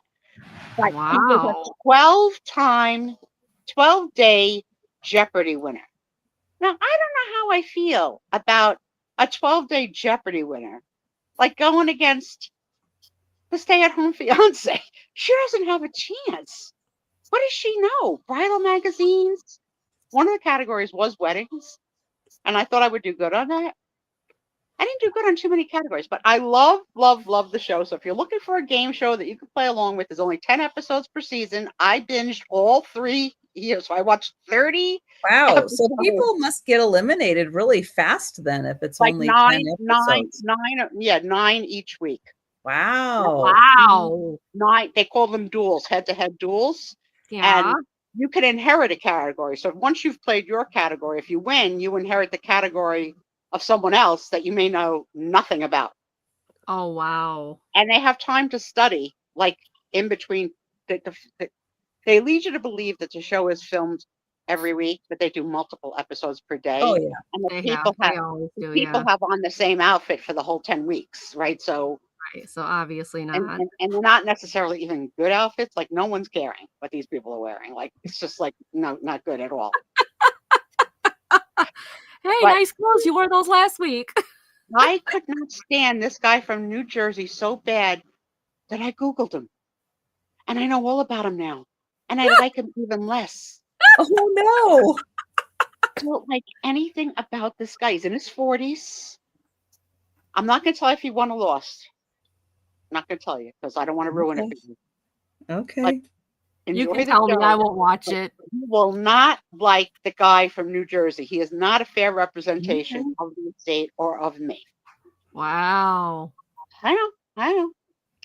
Let's see. Unlike the guys from the Jersey Shore, which are a fair representation of the fellas in New Jersey. Nah. Pretty much so. Yeah. Ugh. And this guy's worse than them? He is the guy at a party who will corner you and you can't get away with his knowledge. Like he's obnoxious. Okay, this is my best baby story and it's not from my babies. What? My girlfriend is a grandmother. She's called Nana, not Nonna. And for the last 2 months, her daughter, husband, and grandchildren have been living with her because we had one of those Denise holes on a major state highway, sinkholes, No. and a Oh. highway was closed one way for like 2 months. So because that was the highway they needed to travel to bring their children to daycare and to go to work, they just moved in with her mother for 2 months. So Okay. as I suspected, there's not going to be all peaches and cream with living with your in-laws, right? Mhm. And No way. with disciplining and treating children. So there's a 4-year-old girl and a 2-year-old girl. So my girlfriend prepared dinner every night, and really the girls were in daycare, so it was only like from dinner time to bedtime, which included a bath and a change, that she got to really bond with the little girls. So the most bizarre thing happened one night where the little girls noticed that my girlfriend has a plethora of Ina Garten cookbooks. And you may know her from the Food Network. She's a famous chef, yada, yada, yada. Okay. So she has her series of cookbooks. So they got into the habit every night of reading cookbooks, which they would have a field day here with what we got going on. Yeah. Like a freaking field day, not just Ina Garten. So my girlfriend found on her TV that she could on demand Ina Garten cooking shows. So she wanted to show her granddaughters Ina Garten. The lady that wrote them. Okay. Lady that wrote them, and cooking and all that. Yeah. Now, a couple of things. The children had never been exposed to TV, just like my children have never been exposed to TV. My girlfriend did it without quote unquote permission. To show the okay. Did she know previously that they hadn't been exposed to TV? Yes. Okay. Okay. So okay. Okay. So it became a thing in the house with the mother and daughter in this debate about is it okay or not okay. And my friend says, look, I'm never going to have them for 2 months in my life like this. We've started this little tradition with the cookbooks. 15 minutes, just let me have 15 minutes a day to show them, and it'll be our thing, because what I want to teach them is cooking and baking, and this is something that I want to give to my grandchildren. Please let me have this. The children were involved in the discussion, unfortunately, because they're within earshot. Oh, that's not good either. Okay. The oldest, at 4 years old, says this sentence: besides, Mom, I just want to see Jeffrey. Now, for those of you that don't know, Jeffrey is Ina Garten's husband, who sometimes makes an appearance on the show. And she says things like, I'm making this for Jeffrey. It's one of his favorites. So the freaking 4-year-old told her mother, I want to see Jeffrey. Oh, but that's so sweet that she likes Jeffrey. And I was like, okay, that's adorable. Sweet. That's my favorite story of the week. I have to share it on the show. I loved it. Oh, that's cute. So was permission given? Yes, she's allowed to watch. Good. She's allowed to watch 15 minutes of Ina Garten, timed with a timer. Good. Oh, but for Pete's sake. Good. And my friend tries to pre-select the 15 minutes so that they could see Jeffrey. They're like, it's not in every episode. Oh my but gosh, I just funny. like out of the mouths of babes, like how freaking funny. I just want to see Jeffrey. I get monitoring their TV intake. I mean, we did that with our kids. But something like that, it's not focused on them just zombieing out in front of the TV for hours. There's a reason. It's a lesson. It's a learning thing. Right. And it's a shared interest in cooking. Right. There's not a right and a wrong, and it's just good that they came to a resolution that they were all happy with. Right. And probably should have asked first. Yes, I agree. Should have asked first. What do they say? Say you're sorry rather than ask permission. Well, like, but in this situation, because it's the kids, come on. I mean, those are her, her grandkids. But like, it's not like I think she had a good answer about wanting to teach them baking and cooking. Like that's what she's looking forward to passing on. It's not like she's using it as a babysitter. Here, watch TV so I can do other things. No, she's doing it with them. It's interactive with grandma, and it's an actual person. Yeah, can you imagine sitting with children though and reading cookbooks? 1 cup. That would be fun. 2 cups. Have you ever watched the kids cooking competition?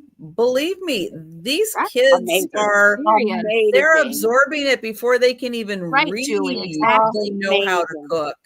Yeah. They're And incredible. I'm not watching chat, so if there's anything I need to know, tell me. All right, we'll tell you. Okay, then this happened this week on Whatnot, 2 things.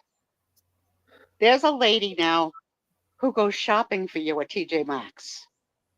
She goes to TJ Maxx. Mm-hmm. She says to her audience, you want to see purses? You want to see she shops for you, like I guess if you can't get out or have a TJ Maxx or whatever, and then she charges you, and I don't know what the fee is.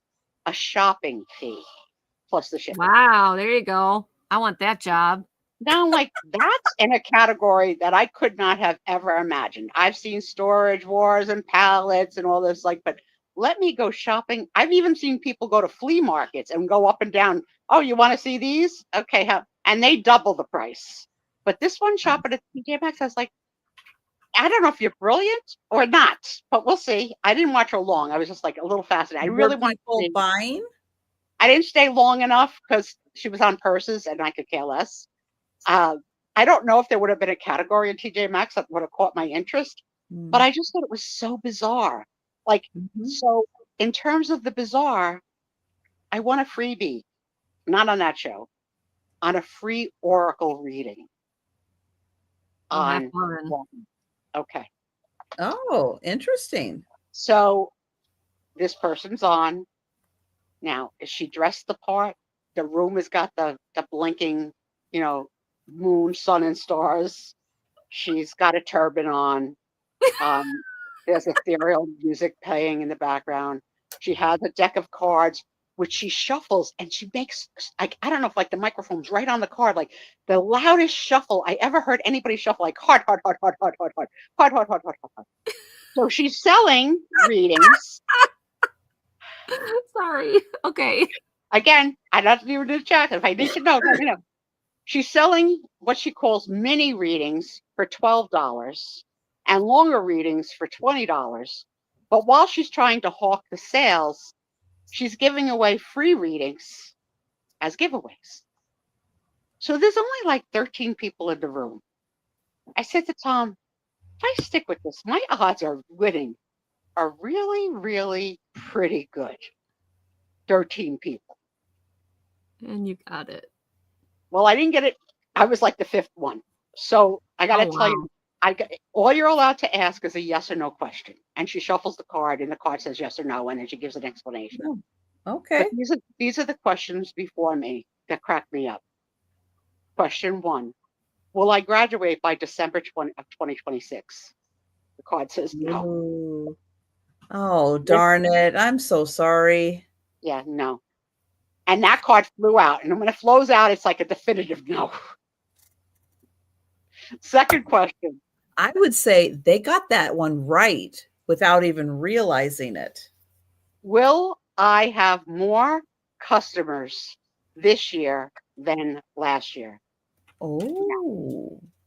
Yes, no. Oh, no. Well, you're not asking. That's why. No, not me. This is not my question. Oh, okay. These are the 5 people who had questions before my question. Okay. Oh, okay. Will I graduate before 2026? Will my business improve? Third question was the same as the second question, which was, will I make more money this year than that last year? Which is sort of like the same question, but she's not getting it either. Her question was no. Wow. Fourth question. This is my favorite of the night. I can't even say it with a straight face, but is David happy? Who's Is David happy? That was the person's question. Is David happy? I'm sorry to say no. The answer was no. 4 no's in a row. Good night, Mary Jane. Good night, Mary Jane. Then I win. And I'm scared. I'm really scared. I don't want to answer these questions. Okay. So I said, no. I typed in the room, will I walk again? you should have seen the sorcerer's face or the oracle, whatever she is. She did not want to pull out a no more than anything in the world. I scared the living daylights out of her because she was stuck on the no, no, no, no, no, no. She's shuffling and shuffling and shuffling. And out pops a yes. And you could see like this immediate release come over her body. She's like, oh, thank you, Jesus. Yeah, thank you, Jesus, that she's going to walk again. So now that was all I was supposed to get, was just the yes or no. But she was so intrigued by the yes and the me that she gave me a reading. Oh, wow. So the next question in the reading is a how and when. So the how and when is going to happen in 2 or 4 months when something unexpected is going to happen. And the card said, I quote, and you will be standing. The card said standing. And the woman got all creepy, like the spirits came through her. And she said, I see you standing. I see you standing. And I'm looking at Tom. It's like, Tom, videotape this. Record this. You need to be standing. Oh my gosh. I felt I should have tipped her, because I got the only yes of the night. And I was so glad I got a yes. right. I would have been so crushed if she said, Were you the last reading she did? I purposefully left because okay. I was like, I wanted to know if everybody else after got no. But I did get an invoice from her. What? For zero. Like she has to show like a transaction. And she mentioned on the show that she's a has a big TikTok following. So I put her name into Google search to see if I could find her on TikTok and see like what's going on there. But she must use a different name on TikTok. And then I have no idea. But it was like, if she would have said no, I don't even know, girls and boys, what I would have done. I don't know. I think I would have cried like live. But yeah, that was what happened this week in the Suspizio house. Let's see what else happened here.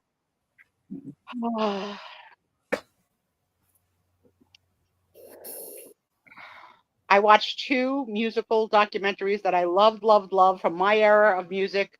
The one on Luther Vandross and the one on Dionne Warwick. Wonderful, wonderful, wonderful.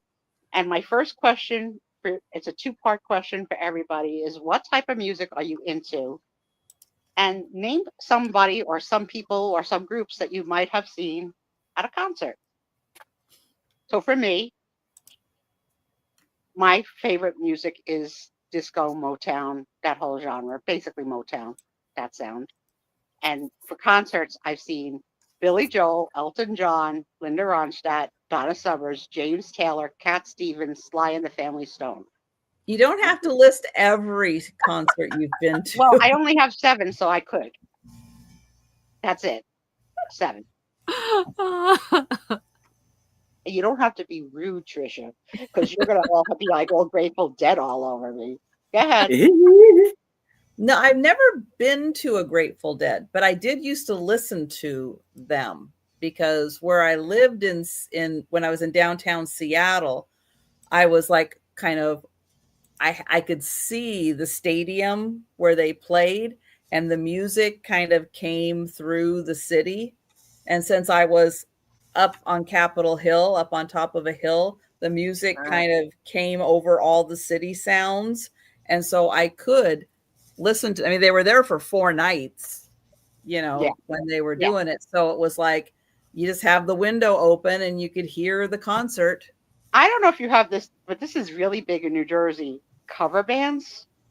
Oh yeah, of course. Yeah, so there's a lot of Grateful Dead cover bands. My niece went to 3 of the same cover band this week. So what is your music genre and who have you seen in concert that you'd like to share? I don't need your full list, Trisha. No, we don't need the full list. No. Yeah. James Brown. Oh, Bob Dylan. I want to see that movie. That's on one of my platforms. I can't think of the name of it, but I do want to see the movie. I like a variety of music. From the Jacksons. Oh, yes, to Pink. It's too small for me, guys. She saw AC/DC and the Rolling Stones. Holy crap, that's cool. And Mike, you are right. I will say, because I used to walk through downtown Seattle all the time, the Deadheads really were just super nice, chill people who just, floated from city to city. I don't know how they did it. I don't know where their money came from for gas or anything, but none of them looked like they had a dime to their name, but they just floated from city to city with the Grateful Dead. Let's see, Julie. She big band music. Yeah. 80s. I see you skip disco, Trisha. I did. I did skip disco. So Nobody. rude. Nobody. No, and you know what? You still need to see the adventures of Priscilla, Queen of the Desert. I do. You still have to see that, because that is the one and only time disco music should be allowed. Ever. That's harsh, Trisha. Ever. I mean, Trisha, come on, Trisha. Someone left the cake out in the rain. Someone left the darn cake out in the rain. Unbelievable song. Unbelievable. Crazy. I want to know is who Delbert saw in concert. Mike saw Connie Francis, Barry Manilow. My in-laws, Nicole's husband's parents, are Fanilows and go see him every time you see her. Oh, I saw Cat Stevens. Cat Stevens was so good. And the families. Mike, we saw the same ones. Cool. Yeah, that was Radio City Musical, Sly and the Family Stone. I was only a teenager. I was scared. It was my first time going on a bus to New York not by myself, but with just kids at night. Well, maybe it might have been Madison Square Garden. Yeah, I think it was the Garden. Oh. Well, when I was a teenager, I went to a Styx concert. Ooh. That's cool. Yes. What was their number one hit? Early 80s. What was their number one hit, the Styx? Yeah, not those Styx. I don't know what their number one hit was. Mr. Roboto. No, I'm kidding. I don't know. They had better hits before that. Yes, they did. I don't know it. I don't know any of their songs. But that's the one that hit the radio, so that's the one people know. Oh. Come Sail Away? Yeah. Oh, yeah. I know that one. And you know, that is totally overplayed on cruise ships. Oh, well, of course. That makes sense. A sail away party. So yeah. I will say one of the favorite concerts that I went to had Guns N' Roses as the opening act. Wow. Because they were just up and coming. It was, I think, like their first really, really big tour. But they were the opening act for Iron Maiden. I went to that concert, and I had to go to that concert all by myself because nobody would go with me. Nobody I knew would go with me to that concert. They would rather have me go by myself than go with me to a concert. So I went, well, fine, I'll go. Were you 9? Nah. Because then I have to have a little talk with Linda Davey. No. So staying with this topic, really I've asked this question. A lot of fun.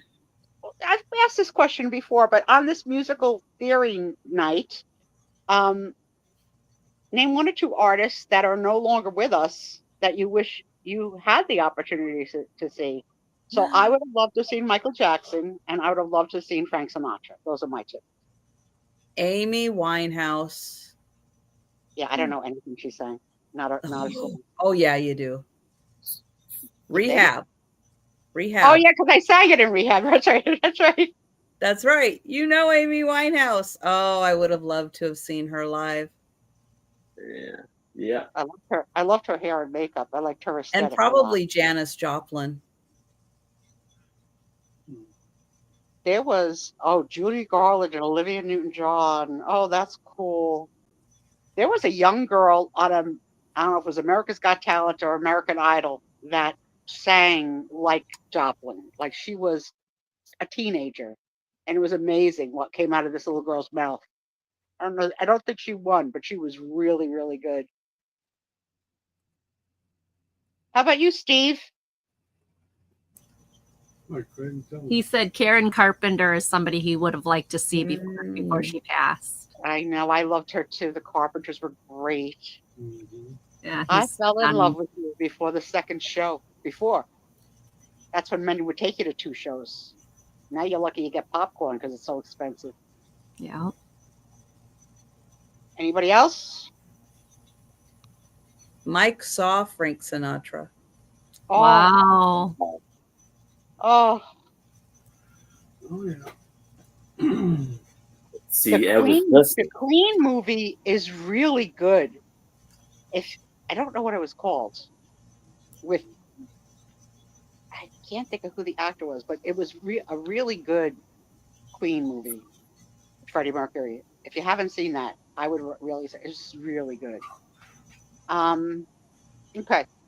Next question. Are you superstitious about anything?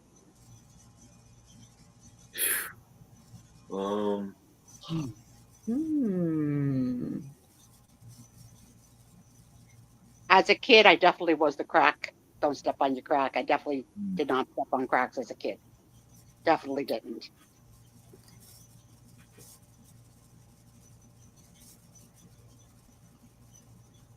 Mike's superstitious about everything. No, I don't think I had any. No. Aaron, is there some ritual or something with bowling, like you wear the same socks? Like you have a bowling, like the socks opposite, a little like, bit. Do you do something like I won with these socks, I'm going to do it again with these, like anything like that weird? Yeah, like, kind of like that. Yeah. I do it. Yeah, I did good with these socks, so I go. That's I'll do it considered again. a superstition too. The opposite, right? Okay. Next question. I don't know if we got any answers from the room, except for. Do you? You didn't volunteer anything. I can't think of anything that I have superstitions about. Like I said, as a kid, it was step on the crack for sure, and I did that till I was probably married. I just didn't step on cracks, which made it really hard on the boardwalk. Really hard. You couldn't do it. You had to step on cracks. What are you gonna do? Get over it. Oh, Denise says if she washed her coffee cup at work, her patients wouldn't do well. Wow. That has to have some rings of Saturn around it. And Julie says her old Italian grandma's superstition, if a bird gets into the house, someone will die. Yep. I know people that put like coins outside on a holiday, like I don't know what that's supposed to mean, like good fortune or something on New Year's Day or something. And we had the you don't put shoes on the bed thing. That doesn't bother me. I don't believe in any superstitions or anything, but when I got married, my mother-in-law made me put a silver dollar in my shoe. She said that was good luck. That had to be uncomfortable. I took it out as soon as she left. I had it. I kept it. I have it, but I'm like, I'm not wearing this the whole time. This is uncomfortable. And which marriage was that? Huh? Which marriage was that? That one. See, it worked. So I guess it worked. Yeah. Yeah. There you go. I don't really believe in any superstitions. The whole thing, like black cats, I don't believe any of that stuff. I love my black kitties. Yeah, I just know. Now I probably won't walk under a ladder because I don't want to walk under a ladder, but not because of a superstition. Well, yeah, it's not a superstition. I just don't want to get whacked or anything. Melanie has a few: walking under ladders, don't hand her a knife, don't sweep a broom across her feet. Who would do that? Like, come here, Melanie. Let me wipe your feet with my broom. Go out the same store. This is not a superstition. I think this is more of an OCD. I can't do a store out of order or in the wrong direction. So if I'm in a grocery store and I go to the pickle aisle, the pickles are on my right. Every time I go to the pickle aisle, I have to be going in that direction. I don't know why. I think it's OCD. So I don't think that's a superstition because I don't think anything bad's going to happen to me. I just can't move. No, I'm weird. Oh, that's definitely OCD. Yeah. Yeah.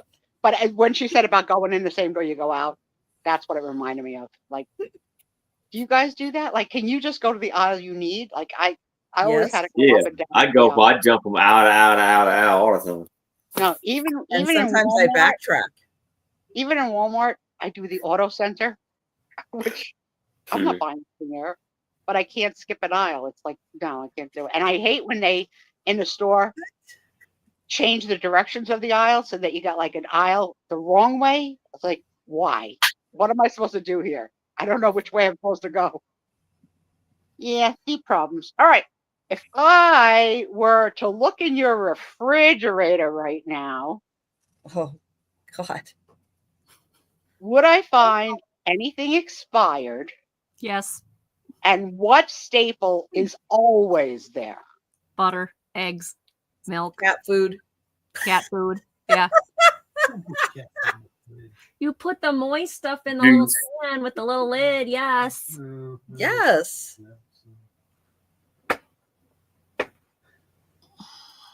What's in your refrigerator? Mine? Well, I don't know. I don't know. But right now, for me, I can tell you what's in there for me. There are protein shakes, plums, and I did order cereal and milk this week. So there's milk, but I couldn't eat it. I tried. And as I told you, Tom bought me the wrong cheese. So there's that cheese. The cheese, he didn't buy the right brie. And, there's that. Cheese is important. So he's sleeping, so I can't show you. But I'm going to tell you what Tom bought me that made me furious this week. Uh-oh. I'm out of cookies. He bought me mittens so that I don't scratch myself. Because part of being bedridden and sponge bathing and diapers and all of that is I'm itchy. And I over scratch to the point sometimes of bleeding. So he's been threatening and threatening and threatening to get me gloves or mittens. Or just cut your nails? Yeah, why don't you just trim your nails? No, I did. I cut them all the way down. I'm finding a way. I also keep a back scratcher in the bed with me at all times for the spots I can reach. So not only are they mittens, they got a label. The label are dementia mittens. Oh no. Oh yes. Oh yes, he did. Even my husband audibly gasped and went, "What?" They're thin, They're like mittens. Then they're like big round paws, like fingers, right? So they're big round circles, and they have like straps, so you can't get like that. If you put in them, you can't get out of them unless you use your teeth, I guess. But yeah, like it's like being strapped in. So he made his presentation, and I said, I don't think that's gonna go well. Is this supposed to be a joke? Is that supposed to be a joke? Is that funny? You see me laughing? I was definitely, taxi driver. I was De Niro, okay, or Pacino, whichever one was a taxi. I think it was De Niro. De Niro, yeah. You're looking at me? Yeah. De Niro. Now I'm flat on my back like this. I'm like, you think that's funny? What world is that funny? Am I laughing? Are you laughing? So then he started to laugh. I said, you're laughing. You're laughing. I said, you think that's funny? He couldn't hold it in. He couldn't hold it in. So someone's in trouble. Oh my goodness. So you wearing them tonight when you sleep? I'm not wearing them. I haven't even tried them on. I don't trust them to try them on, even to show you guys, because I'm afraid he would strap them and I'd be stuck in them. I said to him, wow. the next thing I said to him, no one's used to go, what's the next thing I said? Probably something we can't repeat. No, it's okay. It's okay. Okay. It was, and how much did that little joke cost us? Mm. And he lied. He said 7. But guess who got the receipt? They were 10. They were 10. Wow. Wow. So, yeah, marriage, love and marriage, 30 years together, 26 married. I got mittens. So this may take over from the sausage as the worst present ever. Not to say I shouldn't probably have the mittens, because I do create problems, Well, and I'm on blood thinners, just a little aside. yeah. Yep. So what's in your refrigerator besides kids in the room? What do you have? Like, is there always ketchup, mustard, mayo? Are those 3 staples always there? How about No. A1? How about A1 steak sauce? No. Cocktail We ain't sauce. that fancy. Steak.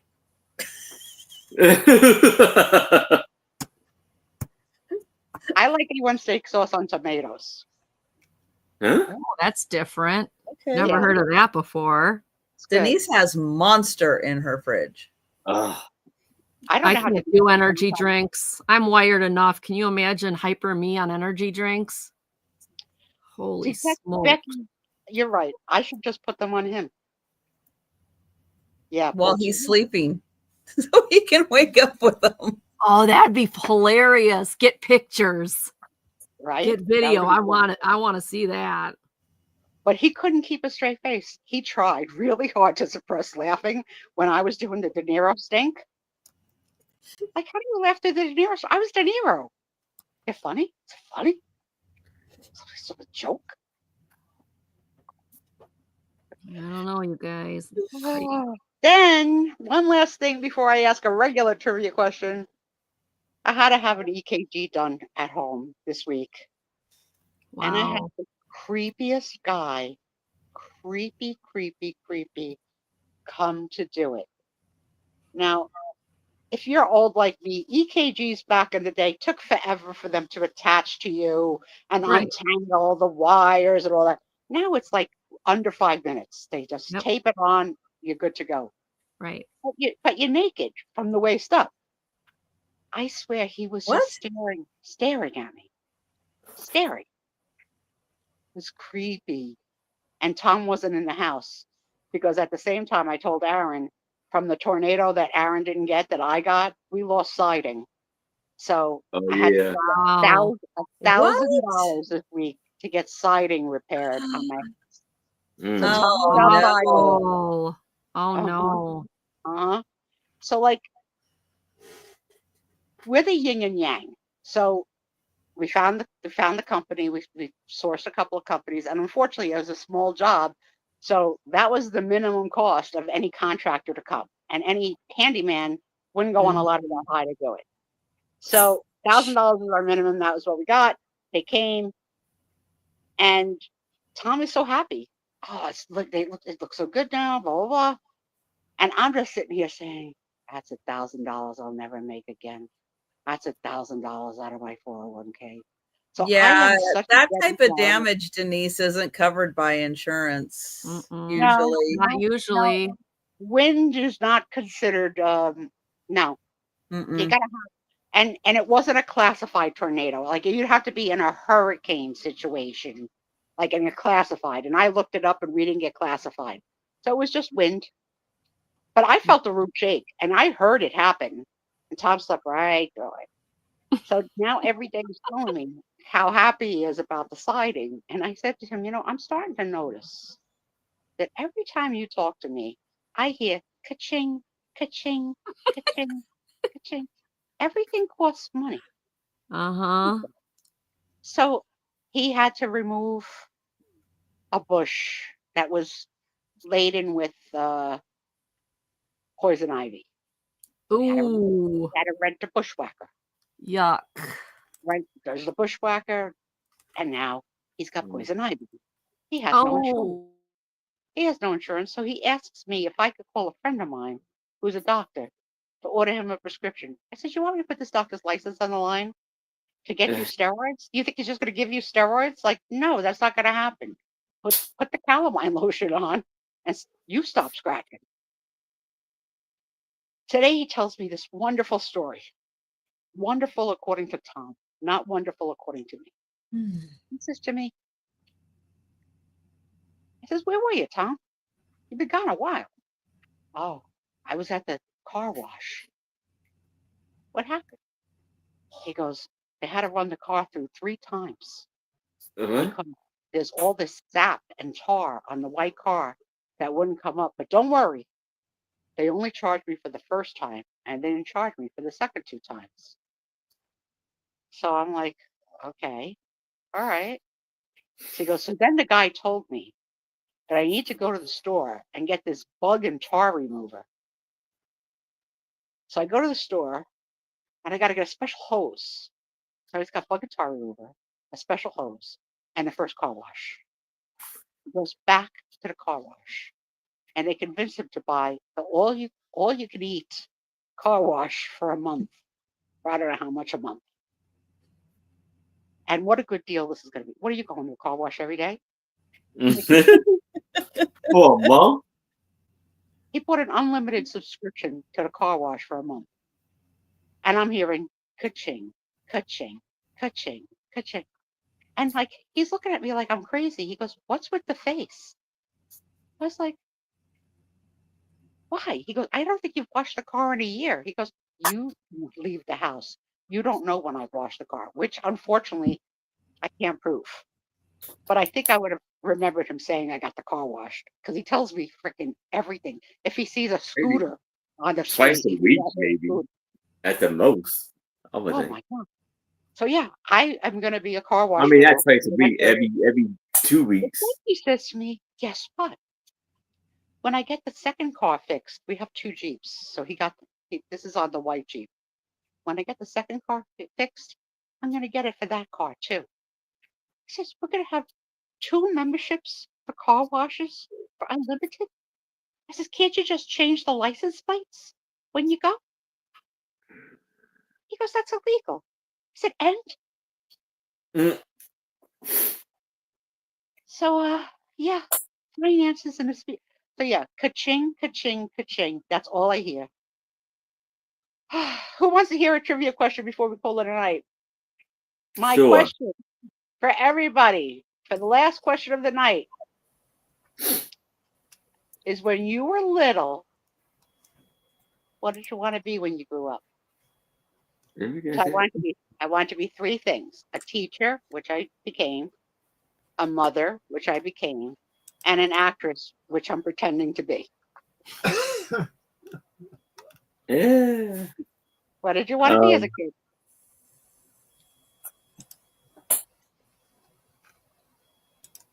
Well, I wanted to be a vet until I saw what the surgery was like. And I'm like, no, I can't do that. And I wanted to be an architect. Oh, fancy. But my school was kind of one of those, you know how it is back in the day. They were like, "Oh, but you're a girl, so we're gonna let the boys take that class, and you can go take the office class instead." So I have to tell you though, I had to take typing because I was a girl. I have to say, I'm very happy I took typing because I do type with 10 fingers, and I watch people who never took typing peck. It's ridiculous. And now the kids. That's me. Yeah. So I am glad for the typing, but I'm sorry that you weren't able to become an architect. You would have been a great architect. I agree. She would have. Honest Trisha's architecture.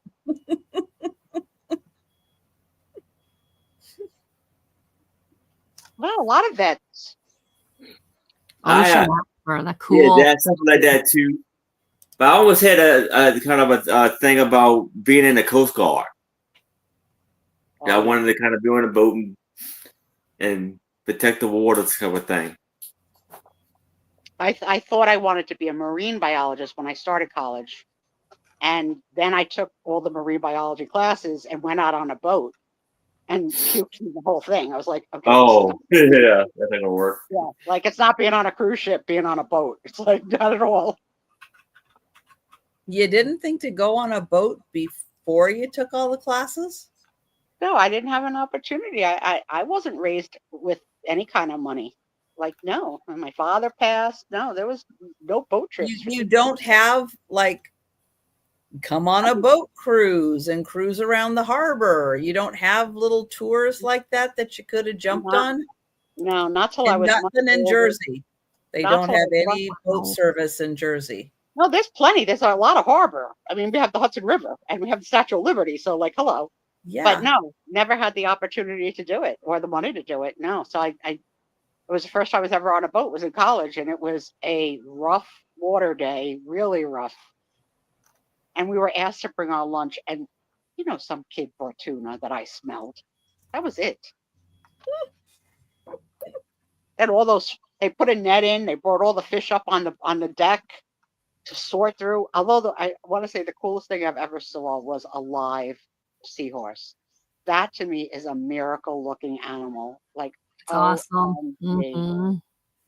OMG. But then the worst thing I saw that day was you got a lot of horseshoe crabs come up on the net, and under a horseshoe crab are these little white organisms that live on the tentacles, I guess, or claws, whatever they're called. And that's where we learned the symbiotic relationship of two organisms, that they help each other and they don't hurt each other. And she said, Susan, with those long nails, why don't you scrape some of those organisms and go around and show everybody in the class how they move? She hated me. She hated me. My marine biologist hated me. Because I went dressed like I was going to work on Wall Street. I didn't dress like a teenager. And she was I told you this before, she was the Tang family. She was the original Tang family in the commercial. Her and her husband and their kids. Astronaut Tang. Hated her too. All right, what is everybody saying they want to be? And now that's going to be our last question for tonight. French teacher, says Julie. Sarah Lee says oceanographer, which I think is awesome. Mike looks for magic, says everything. Denise says she thought about drafting. Becky, vintage and more, says veterinarian and archaeologist. Very cool. Denise says thought about a vet. Yeah, that's, I think, it. Very cool. All right, so kids, this is the time of the night where you could ask any one of the four of us any question you like. Now, Denise doesn't want to work around people. Denise, I understand. Nursing profession, fantastic for someone who doesn't want to work around people. That's why she's retired. I remember when Denise had her last day, like it was such a celebration. I know. I remember when Denise would be like, "Okay, I got to go to work. I'm." So May 31st, that just passed, was my 1 year retired, and unfortunately, June 24th coming up will be 1 year that I've been in a bed. Unbelievable. I don't even know how.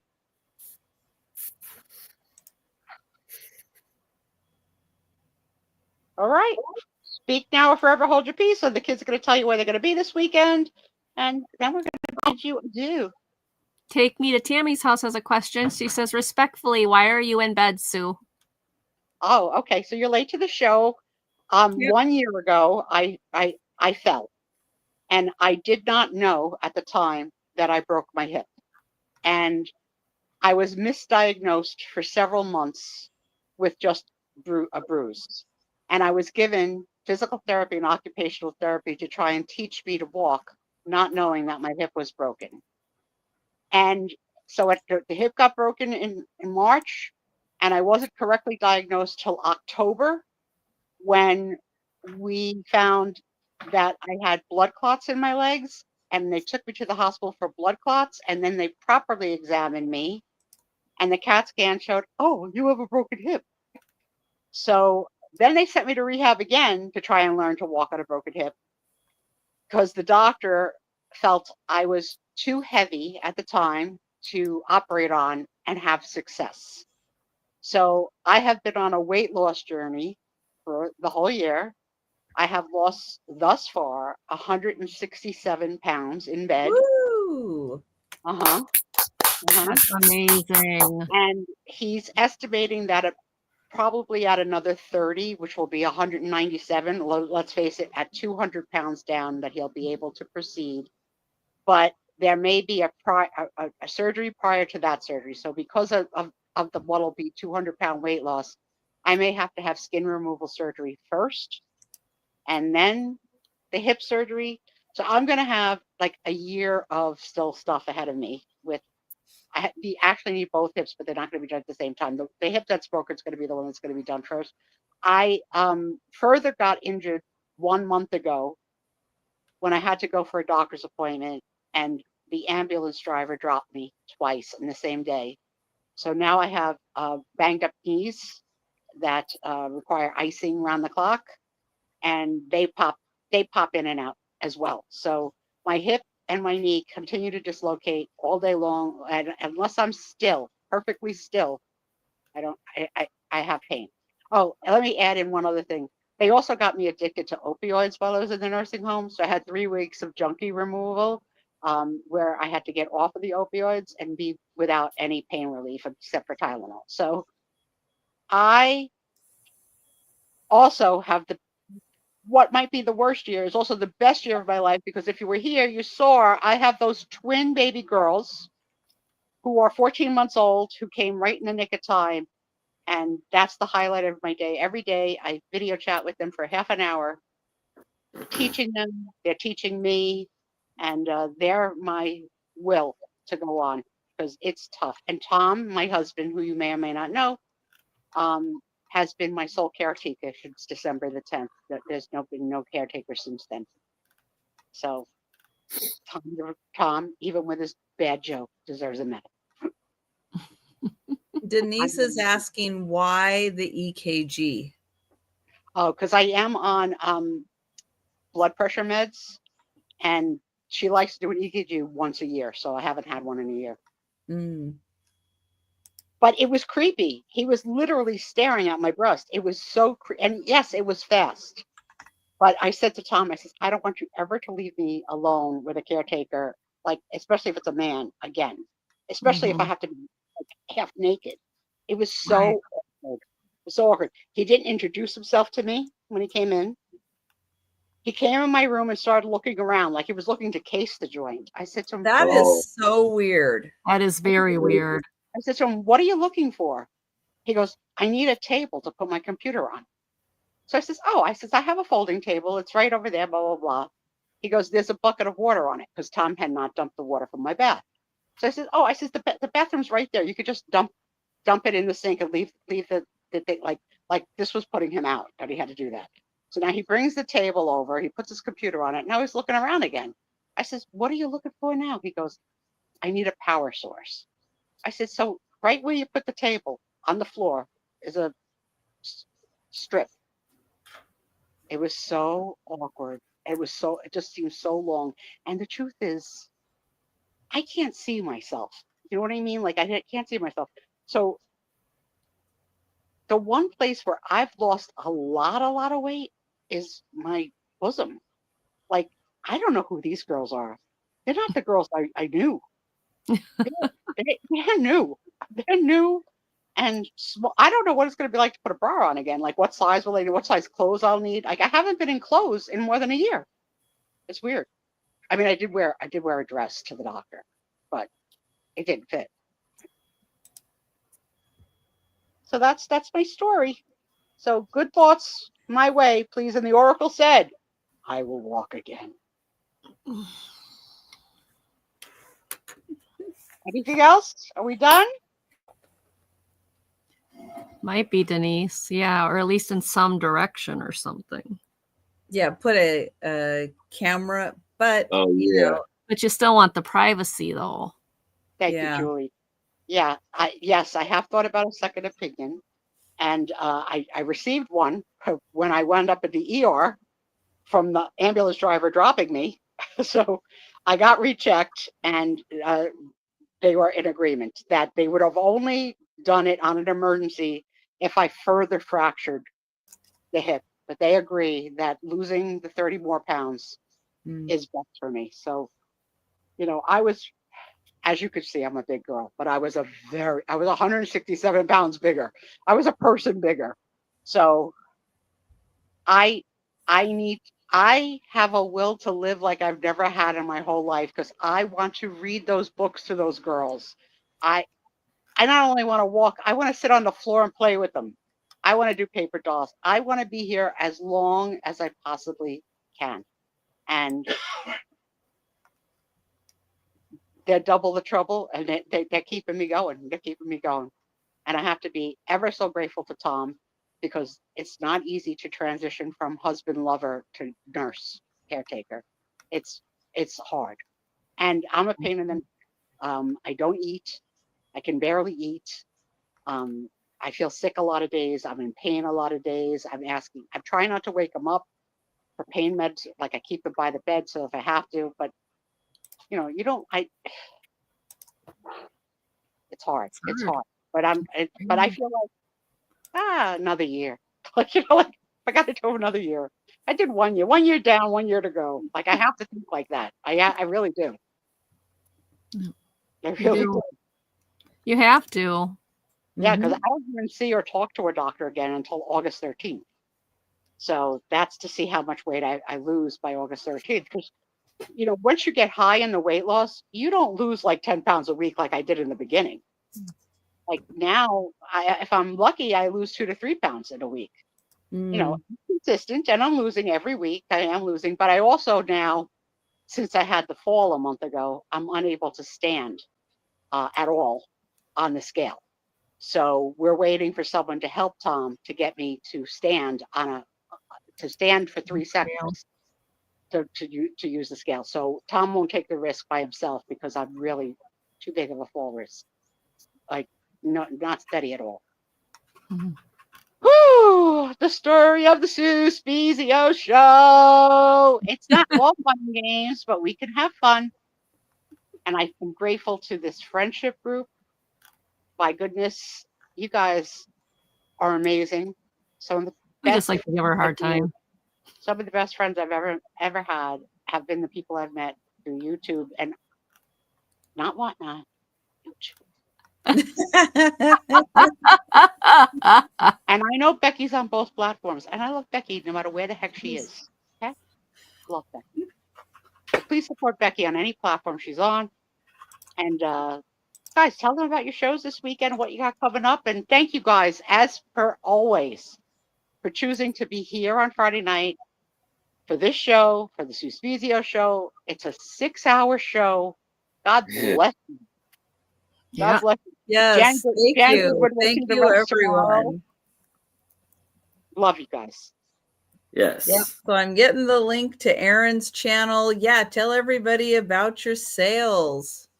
So tomorrow, or actually, if you're on the East Coast, tonight, today at 1 p.m. Eastern, I will be on with Maria, California Thrifter, alongside with Becky, Vintage and More.